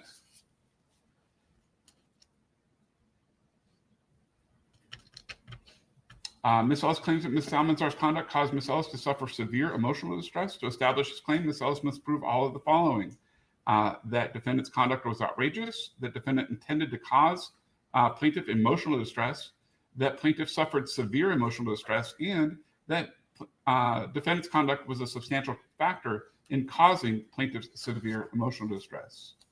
Emotional distress includes suffering, anguish, fright, horror, nervousness, grief, anxiety, worry, shock, humiliation, and shame. Severe emotional distress is not mild or brief. It must be so substantial or long-lasting that no reasonable person in a civilized society should be expected to bear it. Plaintiff is not required to prove physical injury to recover damages for severe emotional distress. If you decide that plaintiff has proved her claim against defendant, you must also decide how much money will reasonably compensate Ms. Ellis for the harm. This compensation is called damages. The amount of damages must include an award for each item of harm that was caused by defendant's wrongful conduct, even if the particular harm could not have been anticipated. Ms. Ellis does not have to prove the exact amount of damages that will provide reasonable compensation for the harm. However, you must not speculate or guess in awarding damages. The damages claimed by plaintiff are for the harm caused by the defendant fall into two categories called economic and non-economic damages. You'll be asked in the verdict form to state the two categories of damages separately. The following are the specific items of economic damages claimed by Ms. Ellis: past and future medical expenses. The following are the specific items of non-economic damages claimed by Ms. Ellis: physical pain, mental suffering, and emotional distress. The arguments of the attorneys are not evidence of damages. Your award must be based on your reasoned judgment to the testimony of the witnesses and the other evidence that has been admitted during the trial. You must not consider or include as part of any award attorney's fees or expenses that the parties incurred in bringing or defending this lawsuit. When you go to the jury room, the first thing you should do is choose the presiding juror. The presiding juror should see to it that your discussions are orderly and that everyone has a fair chance to be heard. It is your duty to talk with one another in the jury room and to consider the views of all the jurors. Each of you must decide the case for yourself, but only after you have considered the evidence with the other members of the jury. Feel free to change your mind if you are convinced that your position should be different. You should all try to agree, but do not give up your honest beliefs just because others think differently. Please do not state your opinions too strongly at the beginning of your deliberations or immediately announce how you plan to vote, as it may interfere with an open discussion. Keep an open mind so that you and your fellow jurors can easily share ideas about the case. You should use your common sense and experience in deciding whether testimony is true and accurate. However, during your deliberations, do not make any statement or provide any information to other jurors based on any special training or unique personal experiences that you may have had related to matters involved in this case. What you may know or have learned through your training or experience is not a part of the evidence received in this case. Sometimes jurors disagree or have questions about the evidence or about what the witness has said in their testimony. If that happens, you may ask to have testimony read back to you or ask to see any exhibits admitted into evidence that have not already been provided to you. Also, jurors may need further explanation about the laws that apply to the case. If this happens during your deliberations, write down your questions and give them to the bailiff or the courtroom attendant. I will talk with the attorneys before I answer, so it may take some time. You should continue your deliberations while you wait for my answer. I will do my best to answer them. When you write me a note, do not tell me how you voted on an issue until I ask for this information in open court. Your decision must be based on your personal evaluation of the evidence presented in the case. Each of you may be asked in open court how you voted on each question. While I know you would not do this, I'm required to advise you that you must not base your decision on chance, such as flip of a coin. If you decide to award damages, you may not agree in advance to simply add up the amounts each juror thinks is right, and then without further deliberations, make the average your verdict. You may take breaks, but do not discuss the case with anyone, including each other, until all of you are back in the jury room. If you have taken notes during the trial, you may take your notebooks with you into the jury room. You may use your notes only to help you remember what happened during the trial. Your independent recollection of the evidence should govern your verdict. You should not allow yourself to be influenced by the notes of other jurors if those notes differ from what you remember. At the end of the trial, your notes will be collected and destroyed. You may request in writing that trial testimony be read to you. I will have the court reporter read the testimony to you. You may request that all or a part of a witness's testimony be read. Your request should be as specific as possible. It will be helpful if you can state the name of the witness, the subject of the testimony you would like to have read, and the name of the attorney or attorneys asking the questions when the testimony was given. The court reporter is not permitted to talk with you when she is reading the testimony you have requested. While the court reporter is reading the testimony, you may not deliberate or discuss the case. You may not ask the court reporter to read testimony that was not specifically mentioned in a written request. If your notes differ from the testimony, you must accept the court reporter's record as accurate. And one footnote there, just as it takes us some time to respond to your questions, it also takes us time to isolate the testimony that you're requesting. So please continue deliberating while you're waiting for a readback. I will give you a special verdict form with questions you must answer. I have already instructed you on the law that you are to use in answering these questions. You must follow my instructions and the form carefully. You must consider each question separately. Although you may discuss the evidence and the issues to be decided in any order, you must answer the questions on the verdict form in the order they appear. After you answer a question, the form tells you what to do next. At least 9 of you must agree on an answer before you can move on to the next question. However, the same 9 or more people do not have to agree on each answer. All 12 of you must deliberate on and answer each question, regardless of how you voted on any earlier question.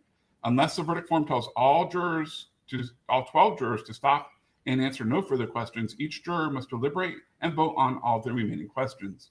When you have finished filling out the form, your presiding juror must write the date and sign it at the bottom of the last page, and then notify the bailiff that you are ready to present your verdict in the courtroom.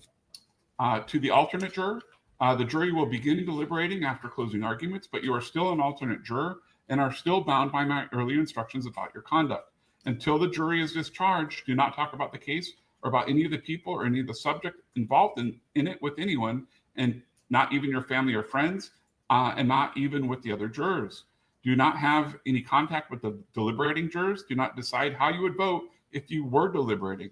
Do not form and express an opinion about the issues in the case unless you are substituted for one of the deliberating jurors. In this case, I've exercised my right to comment on the evidence. However, you, the jury, are the exclusive judges of all questions of fact and the credibility of the witnesses. You are free to completely ignore my comments on the evidence and to reach whatever verdict you believe to be correct, even if it is contrary to any or all of those comments. After your verdict is read in open court, you may be asked individually to indicate whether the verdict expresses your personal vote. This is referred to as polling the jury and is done to ensure that at least 9 jurors have agreed to each decision. The verdict form that you will receive the verdict form that you will receive asks you to answer several questions. You must vote separately on each question. Although 9 or more jurors must agree on each answer, it does not have to be the same 9 for each answer. Therefore, it is important for each of you to remember how you have voted on each question, so that if the jury is polled, each of you will be able to answer accurately about how you have voted. And we're actually going to give you your own copy of the verdict form, so please keep track of your own votes on the verdict form. The verdict form, the final verdict form that the jury foreman will have will be the only one that's turned in, but please keep track of your votes on the verdict form that you're given for your own copy. If during the trial any of you had a question that you believe should be asked of a witness, you are instructed to write out the question and provide it to me through my courtroom staff. If a question was asked, or I decided whether the question could be asked. If a question was asked and answered, you are to consider the answer as you would any other evidence received in the trial. Do not give the answer any greater or lesser weight because it was initiated by a jury question. If a question was not asked, do not speculate as to what the answer might have been or why it was not asked. There are many legal reasons why a suggested question cannot be asked of a witness. Give the question no further consideration. During the trial, materials may have been shown to you to help explain testimony or other evidence in the case. Some of these materials may have been admitted into evidence, and you'll be able to review them during your deliberations. Other materials may have also been shown to you during the trial, but they have not been admitted into evidence. You will not be able to review them during your deliberations because they are not themselves evidence of any proof, evidence or proof of any facts. You may, however, consider the testimony given in connection with those materials.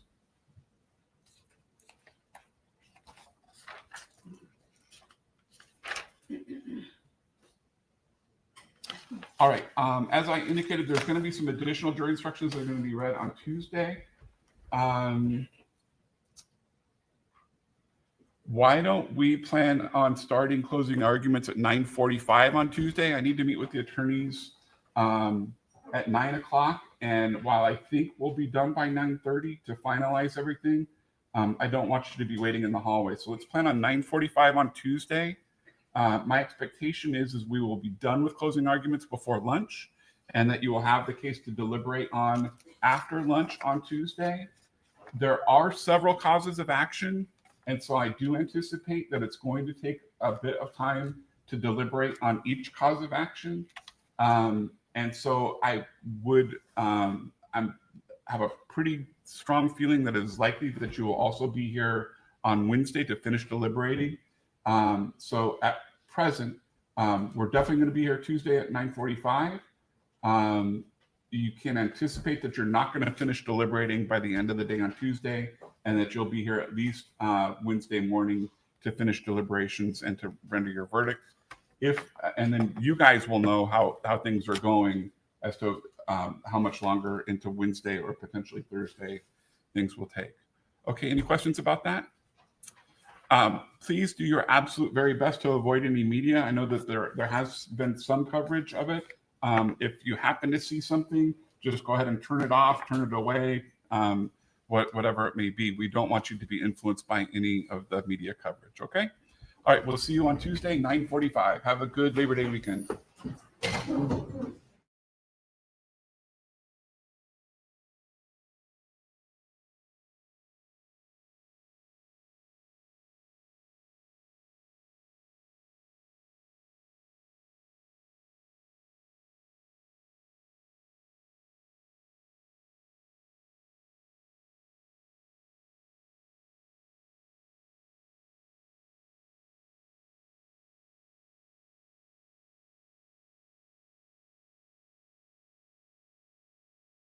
Tonight on Closing Arguments, Cardi B on the stand. We'll bring in experts to weigh in as this high-profile civil trial moves ahead.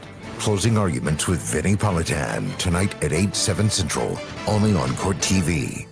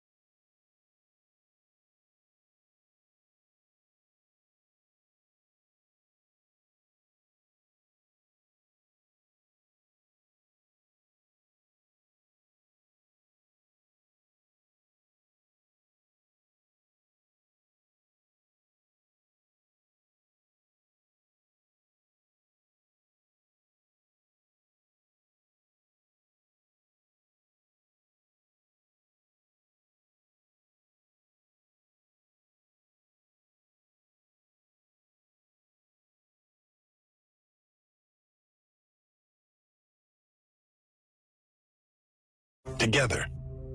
Please donate now.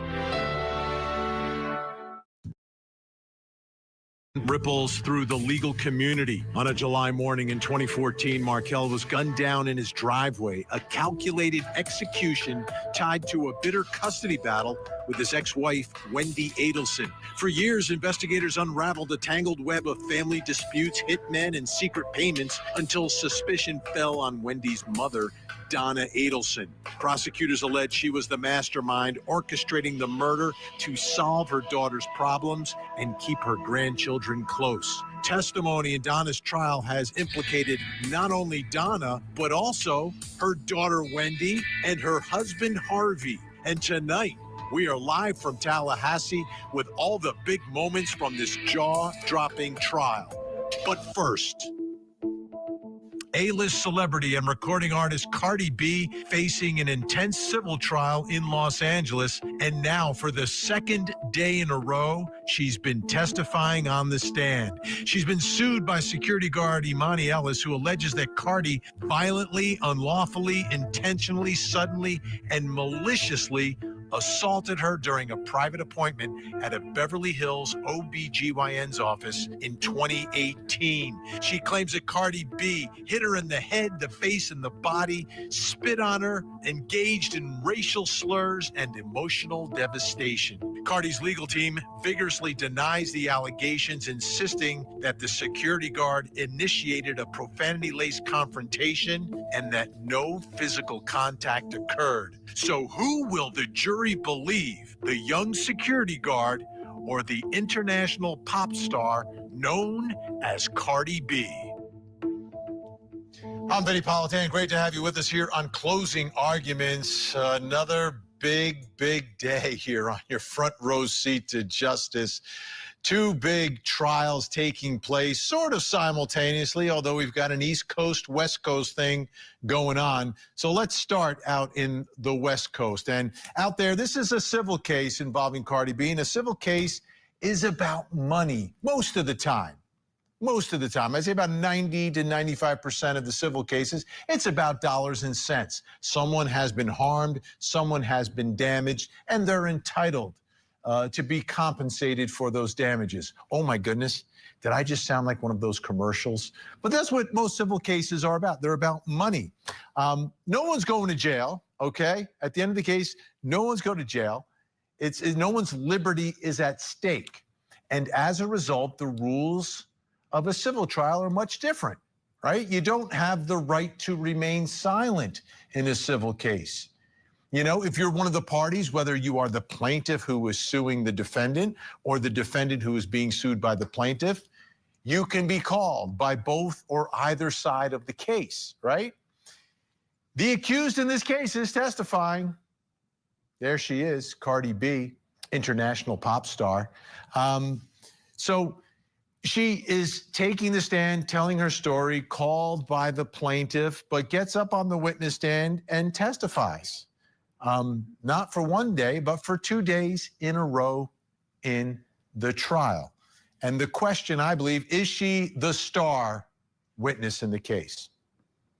Is she the star witness, or is it the plaintiff, the accuser, the security guard, Emani Ellis, who claims that she was attacked by Cardi B? Well, this will be determined by the jury. And I'll give you a look at some more of the testimony of Cardi B that they heard today. The camera was facing me. When I got off the elevator, her phone was here. Then when I was walking and she was behind me, and then she said, "Oh my God, y'all, Cardi B. I looked back and the camera was like right there, like practically on her chest type stuff. I'm like, yo, why are you recording me? I'm not saying she was recording you. I am asking you this question. If she was recording you, why does it matter? Because she's a security guard and I'm going to a doctor's office. It definitely mattered. You were causing a disturbance. Maybe she wanted to record you. Time out. Let's not talk over each other, number one. Wait for him to finish asking the question. before you answer. Do you own the building of 8920 Wilshire Boulevard? No, I was walking to a doctor's office. Do you agree that you were a guest in that building? You were Yes. a visitor, correct? Yes or no? Yes. Okay. When a security officer tells you to leave, are you supposed to leave? Objection. Yes or no? Sustained, it's asked and answered. We covered this yesterday. You were causing a disturbance in the building. She started the disturbance. Did you also? Ma'am, if you hear objection, please wait. Oh, sorry. Okay. That should pass. Which one? Do you remember yesterday you said that there was a verbal altercation between the two of you? You remember that? Yes. Okay. And an altercation is a fight, isn't it? It's a verbal fight. You had a verbal fight with her. Asked and answered. Yes or no? Yes. Sustained. You used the F word during that fight, didn't you? Yes. What other words did you use? Tell us in your own words what you said. I said, my face. Why are you in my face? Why are you recording me? Ain't you supposed to be security? Tell it to Why? her now. Go ahead. Huh? Say it again. Say it. Objection, Your Honor. You want me to say it to I her want face? you to tell it to her face what you said on that day so she can hear it for The herself again. objection is sustained. And Your Honor, do we have civility in the Yeah. courthouse? Why don't we just take the temperature down a little bit? If you have actual questions to ask her, please do so. It's not the time to argue with her. When you saw Miss Emani Ellis and you got out of the elevator, I'm not asking who did what. I'm asking, was there any contact between you and her of any kind? What that means is fingers to fingers, shoes to shoes, knees to knees. Any contact between you and Emani Ellis of any kind. Was there? Yes or no? No. So she didn't touch you, correct? No. So if somebody comes here and testifies that she did do something to you physically, you disagree with that testimony, or you will, correct? She didn't touch me. Okay. She didn't get to touch me. No. She was going to touch me, but she didn't get to touch When you me. say she was going to touch you, how do you know that? You just Because wouldn't? we were chest to chest at one point. So then your chest did touch, right? I'll say that, but you did say when I got off the elevator, Okay. we Let's- we walked a little bit. That's when we got chest to chest. When we got off the elevator, we didn't do no contact. You were at a high level of anger when you were chest to chest with her, correct? Objection, regulated. Overall. I don't think I was like on a high level of angry. I was more on a high level of concern, very concerned. And why were you concerned? Because I'm pregnant and this girl's about to beat my ass. Hello? Miss Emani Ellis had a scar to her face of 2 centimeters long, and she received plastic surgery for that. And my question to you is, did you at any time see a scar on Miss Emani Ellis's face, or a cut, or a scrape, at any time during the time of the incident? No. And she couldn't get a scratch from me because I didn't touch her.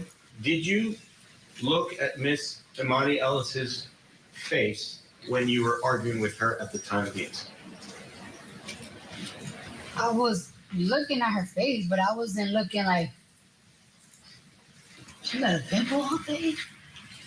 No, I wasn't looking at her details or anything. She reminds me of. Is she the star witness of this trial?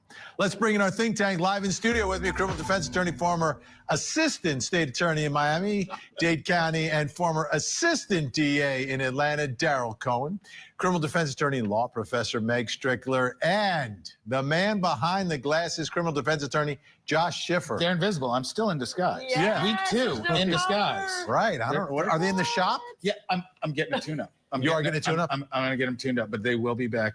I promise. I might need to get some fashion advice actually from Cardi there because she's come off fantastic. I think she is the new fashion leader in true crime. In true crime. But it's not a criminal case. It's a civil case. Nope. It might be a true lie.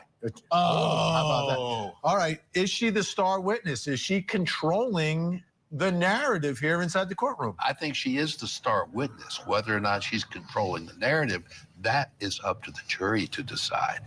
She is so affected the way she is testifying, and I mean, my fingernails, you know, they're just.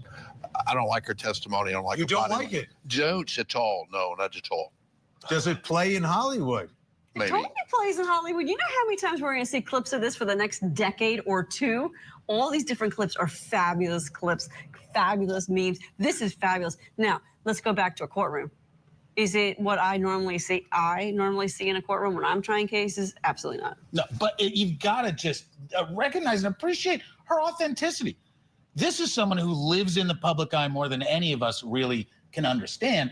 And she's doing fantastic, being personable, being honest. She could stop with the F words. That's a little bit disrespectful, but for her, it's on brand. So I agree with you, but the judge should have admonished that. No judge normally would put up with that. On brand in court is different than being on brand in real life. Court is not real life. But the jury, if she starts putting on her prim and proper, finest, that's fake. That's not her. She's got to be the authentic Cardi B. There's nothing fake about Cardi B. Yeah, nothing but everything. 100%. That's true. She's exactly what she's putting out there, isn't she? All right, let's take a listen to another witness, okay? Right, because we've heard from the security guard, we've heard from Cardi B. What does Tiara Malcolm, the receptionist, have to say? Take a listen. When you were there, did Miss Ellis attempt to strike Cardi B? There was hands going while I was in the middle. I know no one landed, or I was, I didn't even realize, I guess because my adrenaline, that I had a mark on my forehead. So besides me getting a scratch, nobody, as far as them two hit each other. Who scratched you? Based off of, like I said, I didn't know that I even got scratched until I went into the office, and the nurse was like, Tiara, your forehead. But I can only assume Cardi B was behind me, because that was my main concern. Objection calls for speculation. So Cardi B was behind you, and you were facing who? I was facing Miss Ellis. When you were face to face with Miss Ellis, I think you could see her face? Yes. Did you see any scratches on her face? No. Did you see any cuts on her face? No. Did you see any blood on her face? No. Did you see any injury at all on her face? No. Did you see any spit or spittle on her face? No. Is she the new star witness? I don't know. It sort of reminds me of when I represented Lisa Lopez. This is Redux all over again. Here we go. Well, there's medical records. I mean, are the medical records lying? I don't know. Yeah, but really, this is a shakedown, and I think that the defense has done a very good job showing that this wasn't a real substantive injury, because at the conclusion of the affray, which is what I think this really is, mutual combat, there wasn't even an outcry. There wasn't any visible anything. If you're hurt, you know at the end of the fight. Well, there'd be a mess. There was blood. Oh, There'd be a the mess. receptionist was bleeding. Yes. But she said Cardi B was behind her. So, I mean, Well, what were the nails of the security guard? What did her nails look like? Right. And she's facing the security guard, and she ends up scratched in her face. Cardi B's behind her. All right, let me play one more thing for you, because I think this is also pretty significant. Cardi B back on the stand. Again, this is, part of the back and forth inside. What is Cardi B trying to get through to this jury? Take a listen. Did you post anything about the incident of February 24th, 2018 on the internet? Objection relevance?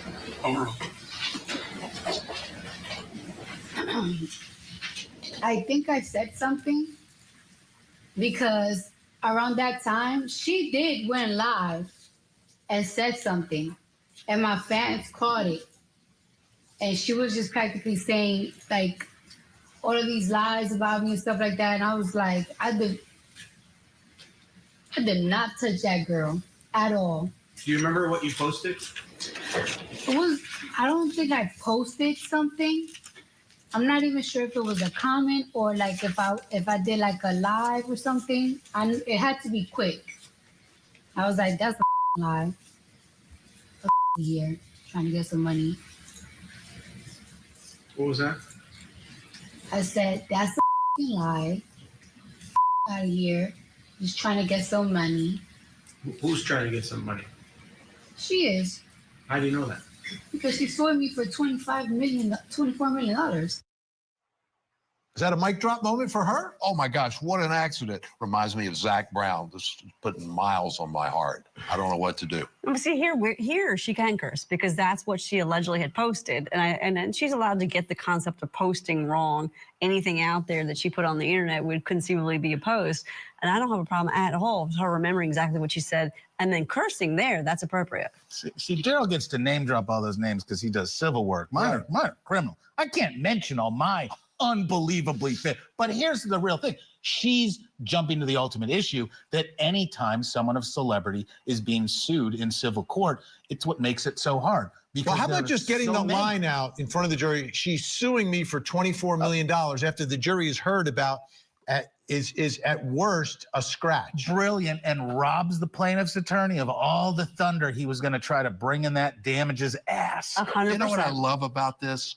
Nobody goes to jail. The very worst is Cardi B loses some money. The very best, she doesn't for her. Other side, different. Why do you think this didn't settle? I mean, most civil cases just settle. Like there's a number that everyone just walks away from. We don't pay the lawyers. We just walk away from it. Why didn't it settle? Well, the lawyers get paid. Lawyers get paid. Yeah. We all jump. Let's stop with the lawyers not getting paid because that always happens. What the real issue is those nuisance value cases. Either Cardi was really firm that she's not going to stand up to getting extorted, and there are celebrity clients that's a line in the sand.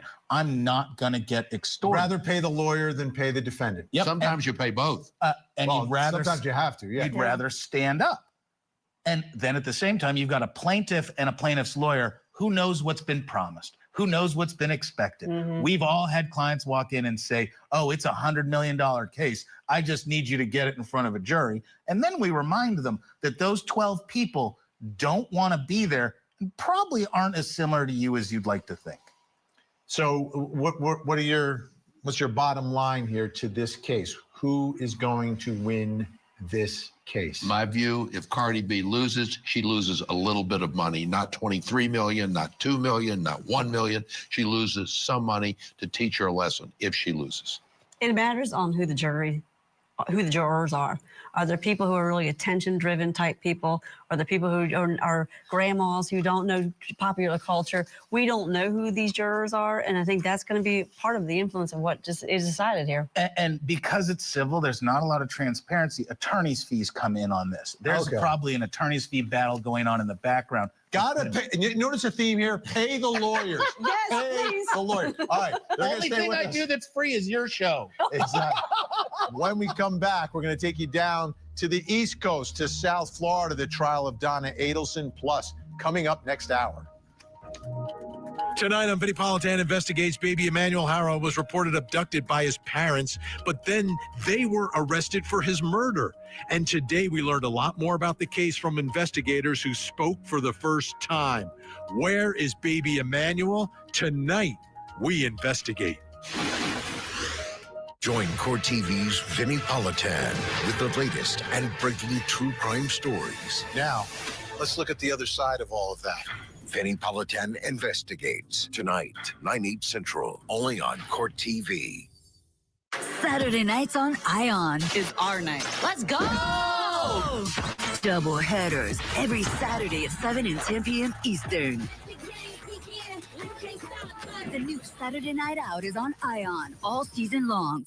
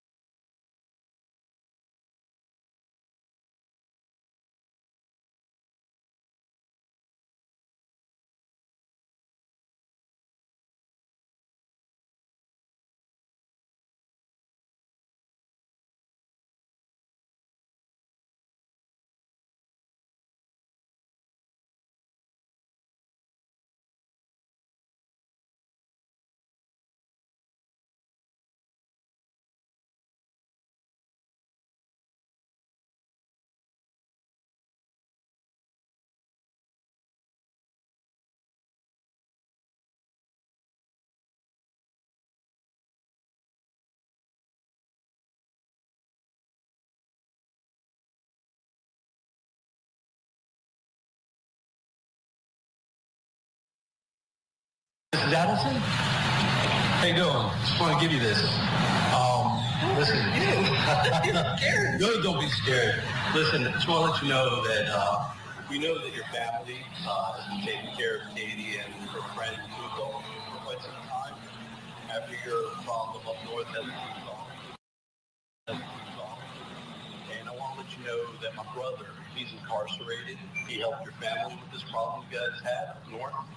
And we want to make sure that he's going through some rough times. We want to make sure that you take care of what he's going through, the way you're taking care of Katie and Tuco. Well, this will explain it. Thank you. The famous or infamous bump. This is when the Adelsons stopped talking about the case and investigators wanted them to start talking about it again because they had wiretaps going. And you've got an undercover agent bumps into Donna Adelson and hands her an envelope and tries to get her talking, saying that he's connected to one of the hitmen. Let's bring in Court TV anchor Julie Janae, is joining us live from the courthouse in Tallahassee. Julia, great to see you. So the bump happens. What does Donna Adelson do after this bump? Well, first of all, she keeps her composure. She looks around just a little bit and then she walks away. And one thing that stuck out to me when I'm watching this, I'm betting that the jurors are thinking this is a very different looking Donna Adelson than we're seeing inside of the courtroom. I mean, this was more than a decade ago that she would have been in this bump, well, 9 to 10 years ago. And she, even when she was arrested, looked different than she looks now inside of the courtroom. Her hair is a different color. She's told the court that she's gained a lot of weight since being behind bars because she said they're only feeding her carbs inside. But after that bump, she puts this note that she was handed by that undercover agent into her purse. And we got to look at that note. It's essentially this announcement, news announcement, a year after Dan Markel's death, that the police are asking for the public's help. And there's $5,000 written on it, a phone number, insinuating, according to this shakedown that the police were trying to give to Donna, or make her think she was having that. They wanted to see what she was going to do next, if she thinks that someone knows about their plot and wants money. So she runs home and she calls her son, not the police. She calls her son, Charlie Adelson, and we got to listen to that wiretap call. I've got some paperwork hand delivered to me. Are you being sued? No, that's what I thought it was. But I needed to talk to you. I'll make you take me out to dinner, so make sure you bring cash with you. Alright. Okay? Do I need to bring cash? Yeah, if you take me out to dinner, I can give you a that's probably a good idea, right? Yeah. Was this, look, I should bring cash. I don't have much cash to bring. Yeah, okay, I'll have money to go and see it after here. Okay. Was it, can I ask you, was someone blackmailing you? No, it's still a good possibility. Do you think someone's trying to blackmail you? I mean, they go on and on, Vinny, where Charlie is trying to figure out what just happened to you. But in true form, if you think that you are being wiretapped, and that's what the prosecution wants the jury to believe, she's talking in code. She doesn't want to say exactly what, but she wants to meet him in person to give him the details. Yeah, and that's why she's whispering, because on a wiretap, if you speak a little lower, they can't hear what you're saying. Any evidence or alleged evidence of Donna's involvement before the murder?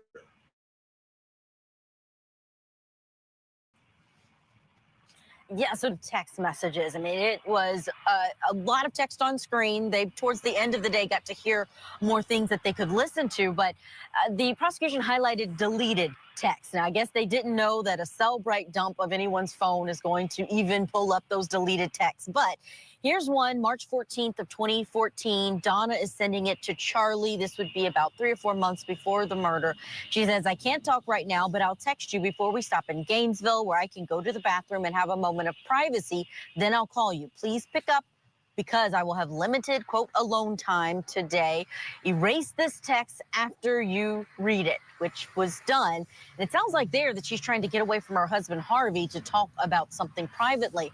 Then June 7th of 2014, so that is a month before the murder of Dan Markel, Charlie says, okay, have fun, still working on Dad's B-Day present. Donna responds, I know it's a tough B-Day, being 70 and all, but I know you'll come through. Thumbs up emoji, kissy emoji, Mom. This date coincides with one of the attempts. The hitman who testified, Luis Rivera, said they actually drove up thinking they were going to carry out this murder in June, but it didn't work out because Wendy was present, so they left, and they had to do it again in July. So again, those code names that are being used there that the prosecution wants to highlight. And then they brought up this, having to do with an invitation to the party that Donna sent to everyone. And take a look at what she listed as the name of those two boys. And this, again, was 2 weeks before Dan Markel was killed. So as we see, kind of focusing in here on the details of this email, the party, a friendly reminder that Donna's event is coming up on Saturday, July 5th, 2014 at 7:30 p.m. Okay. And was it addressed to Wendy? And we blurred out their names, but her two sons, and listed Wendy and her two sons' last name as Adelson. Yes. Adelson is listed as the boy's last name, though, regardless of the fact that Dan Markel is still alive on this date. That's correct.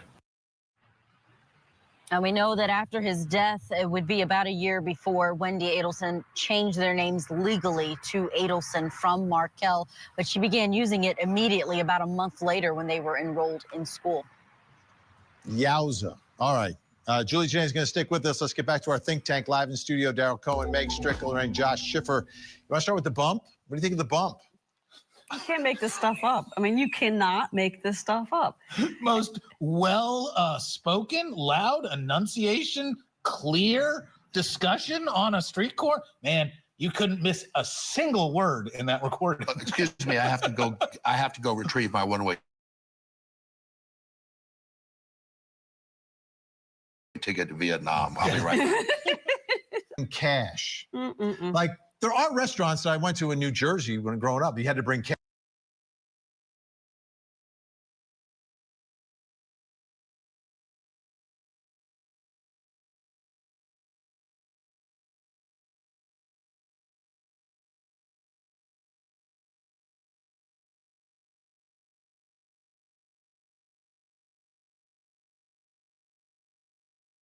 Cash is cash only, but I feel like they're all gone now, though.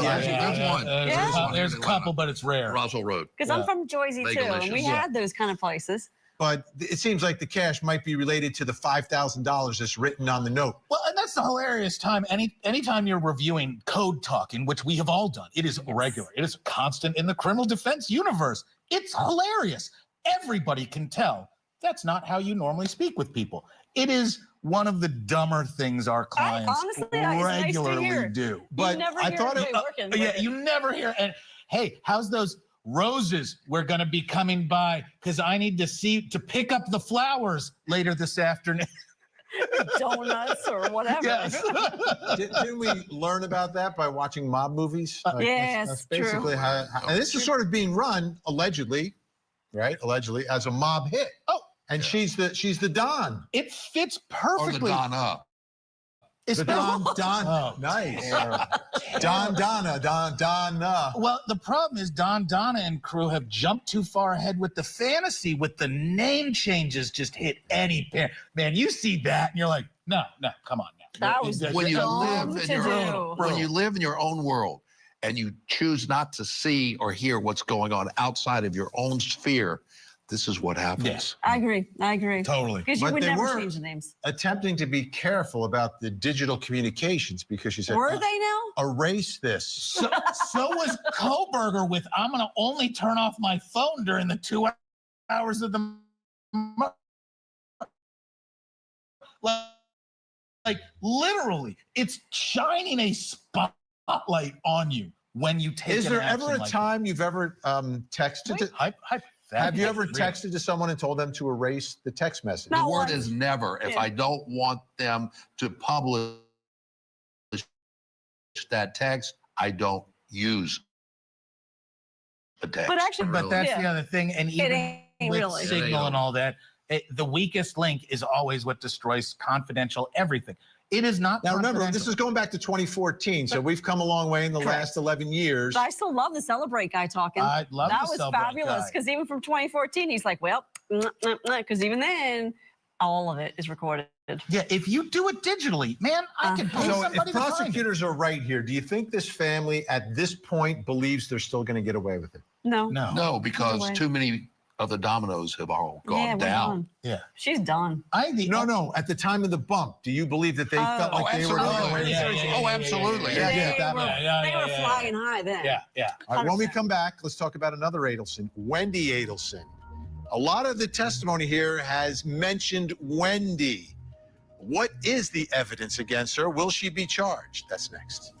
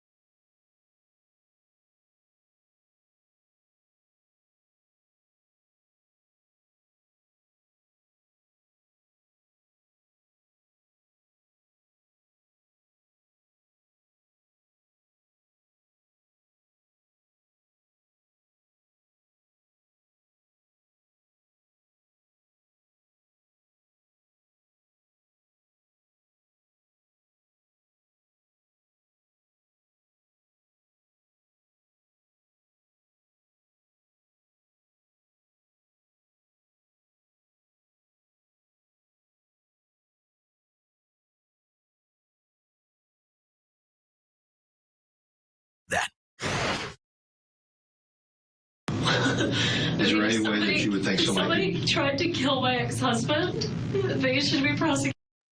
but I don't think it was my family. That was, I don't think it was my family, but yeah, my brother Charlie did say something about a hit. No, it was a joke. He's always joking. No, but it's not my, that interview was really strange from the beginning. The way she spoke about her family almost immediately after Dan Markel was murdered.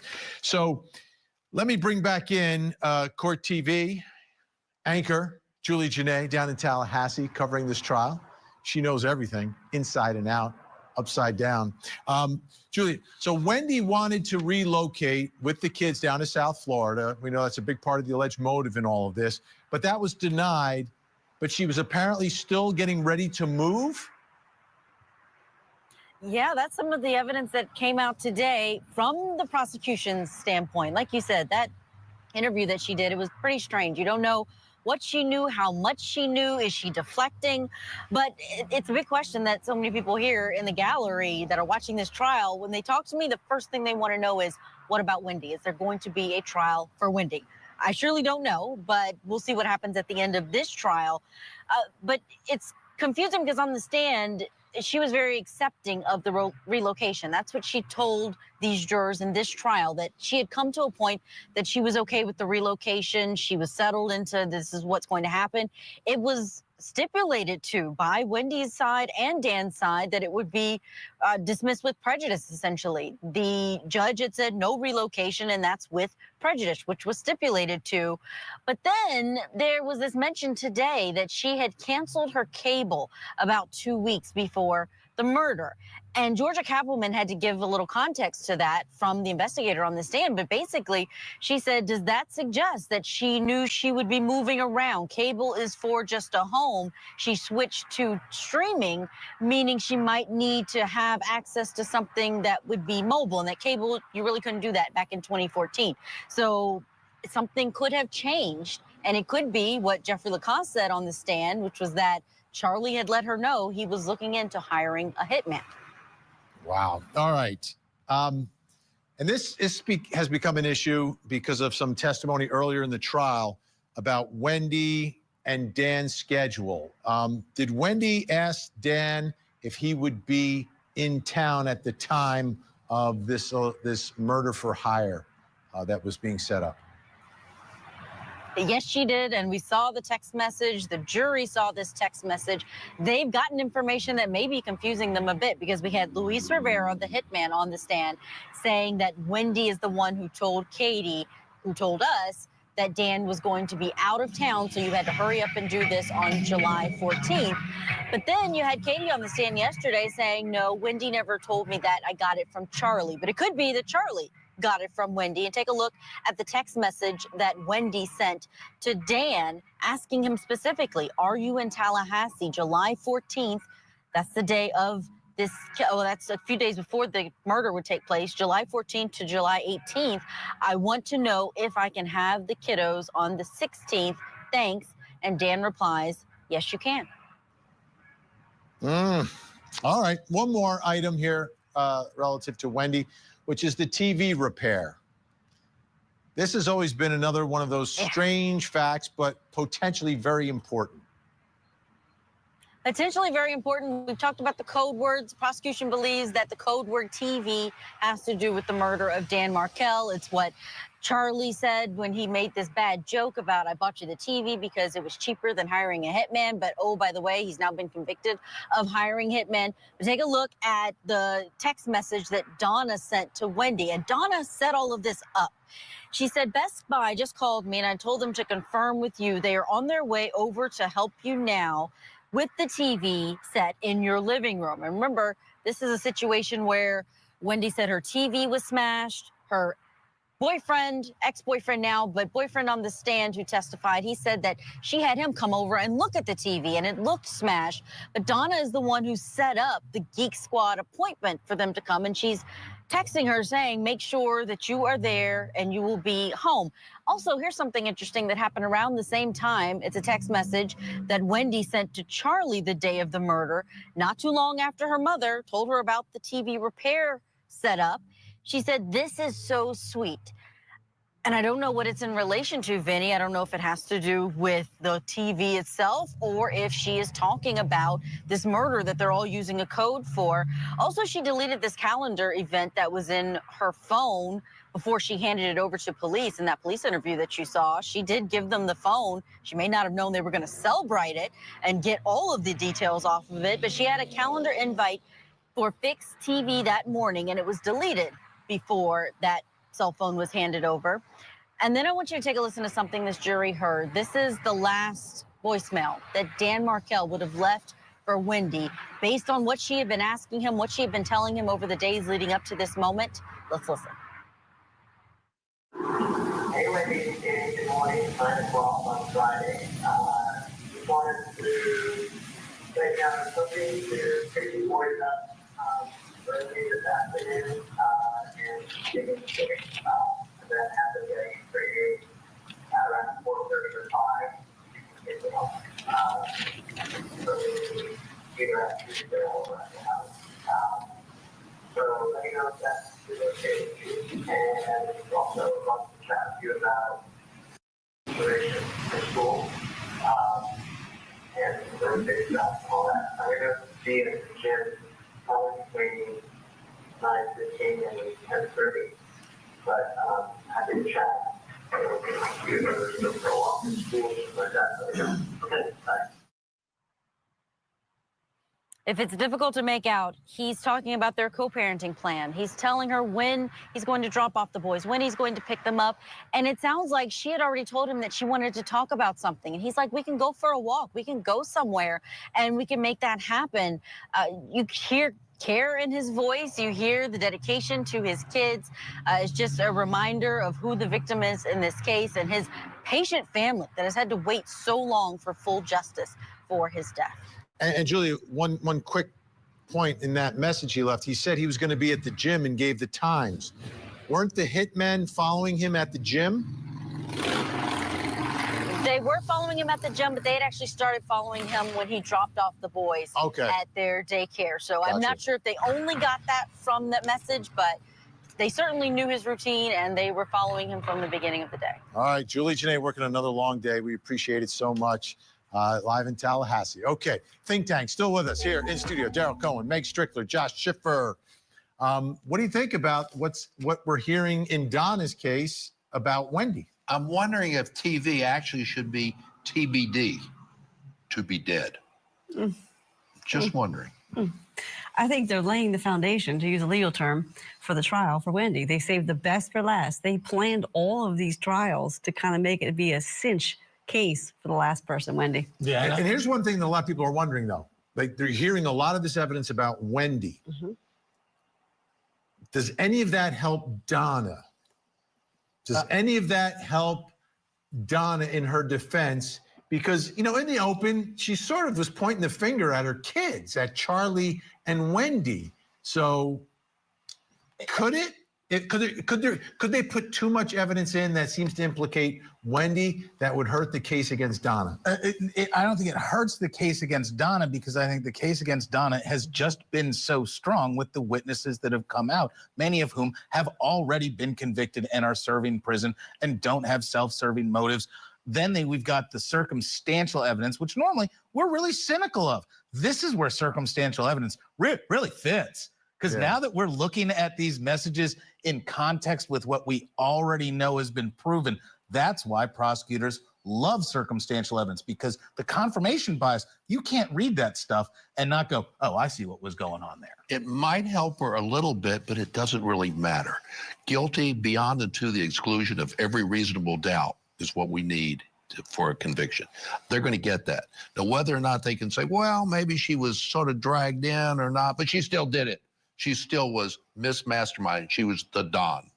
Yeah, and the one thing that's clear to this jury is that, I mean, and it came from Rob, the estranged son who came back to testify, is that Donna was the leader of this family. It wasn't Harvey. It was Donna. It wasn't Charlie. It was Donna. Crystal clear. It is crystal clear. She is micromanaging. Yes. It fits some really tough, prejudices and some other really tough themes.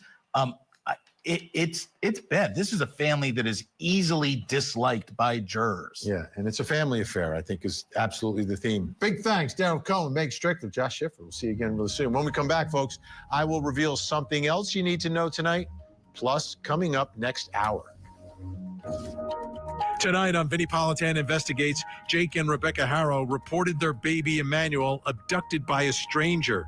Now they're charged with murder, and prosecutors are speaking publicly for the first time. What evidence do they have? Tonight, we investigate.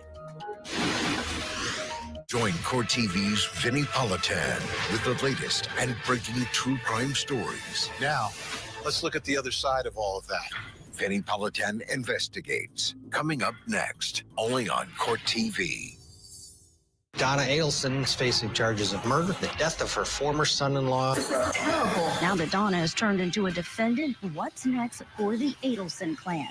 The Matriarch Mastermind Murder Trial. Live coverage weekday mornings on Court TV.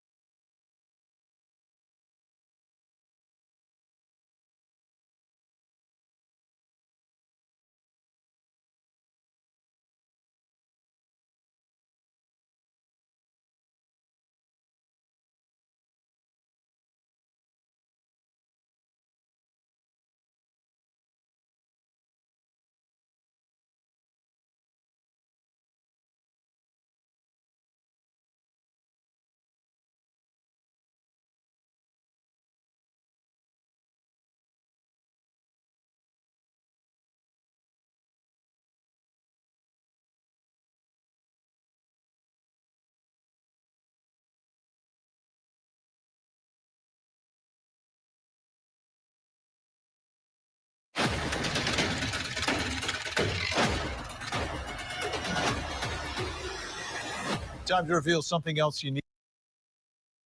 Again, this time at a Catholic school in Minneapolis. 2 victims shot and killed, 17 injured.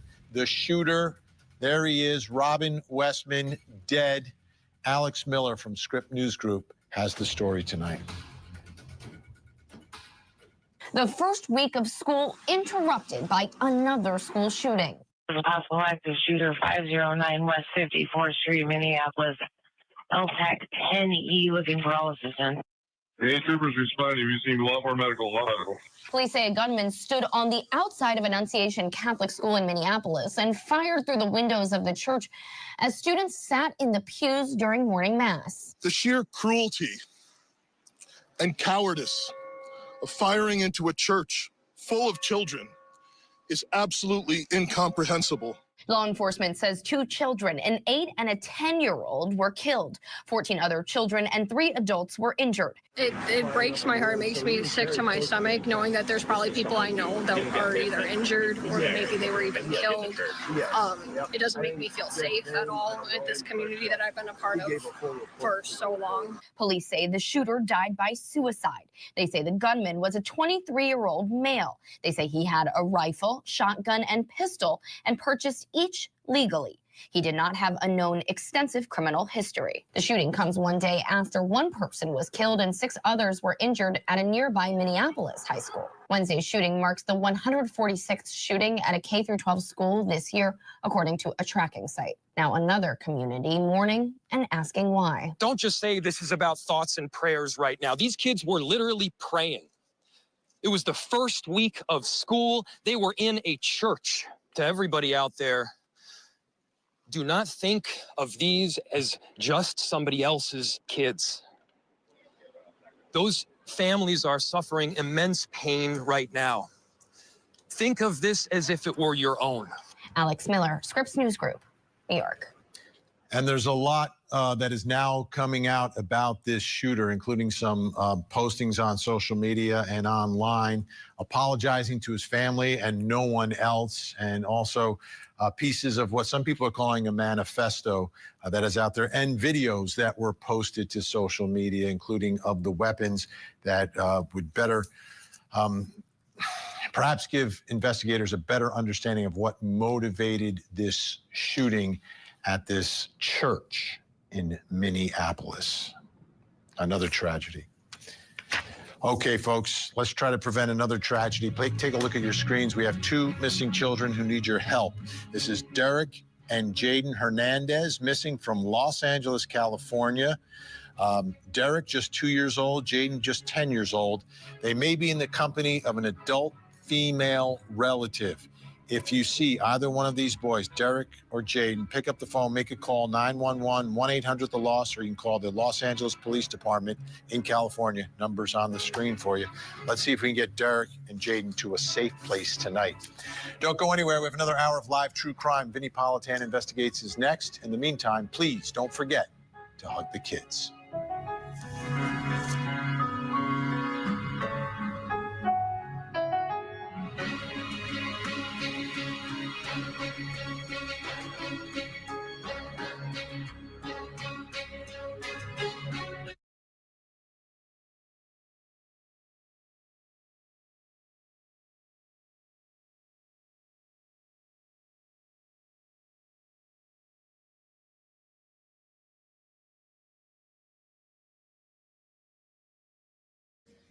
It's like, no, you can't. Why are you following me for? Like, ain't you supposed to be security? And she's like, because I can't. It's like, no, you can't. And she's like getting closer and closer. Like, now she's like in front of me where I can't even like really maneuver. And I'm like, ain't you supposed to be security? Like, you grouped out, you're recording me. Now you following me. Like, back up. And she's like, I can do what I want. It's like, no, you can. Like, you can't do what you want. And that's when we started arguing. What did you start?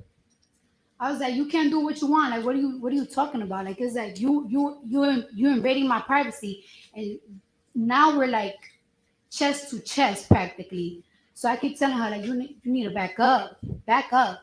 I'm thinking to myself, like, Girl's big. She's big. She got big black boots on. And I'm like, damn. The hell am I gonna do now? She's literally right in my face, like on my chest, and we're arguing. And I keep telling her to back up, but she's not backing up. And we arguing, cursing at each other. I did call her the B word. I did call her a bitch. Like, bitch, get out of my face. I did say, bitch, get the fuck out of my face. You're in my face. You're screaming in my face. We're like literally we're literally screaming at each other. And she kept telling me, like, you're gonna leave my building. I'm like, I'm not leaving. Like, how you harassing me? I'm not leaving. And you telling me, how you telling me to leave? I came to see a doctor. You following me. You're recording me. I'm just trying to check my cat. You're recording me. And we're arguing, we arguing. That's when the receptionist came out. She started wilding out, like, this bitch hit me, and I'm like, I did not hit her. I'm looking at her like, girl, I can't even hit you if I want to. You're bigger than me and you're pregnant. And she just started wilding out, like, this bitch hit me. Then the doctor came out and he's like, go to my office. And after that, I just walk away. And that's just that. Are you aware in the city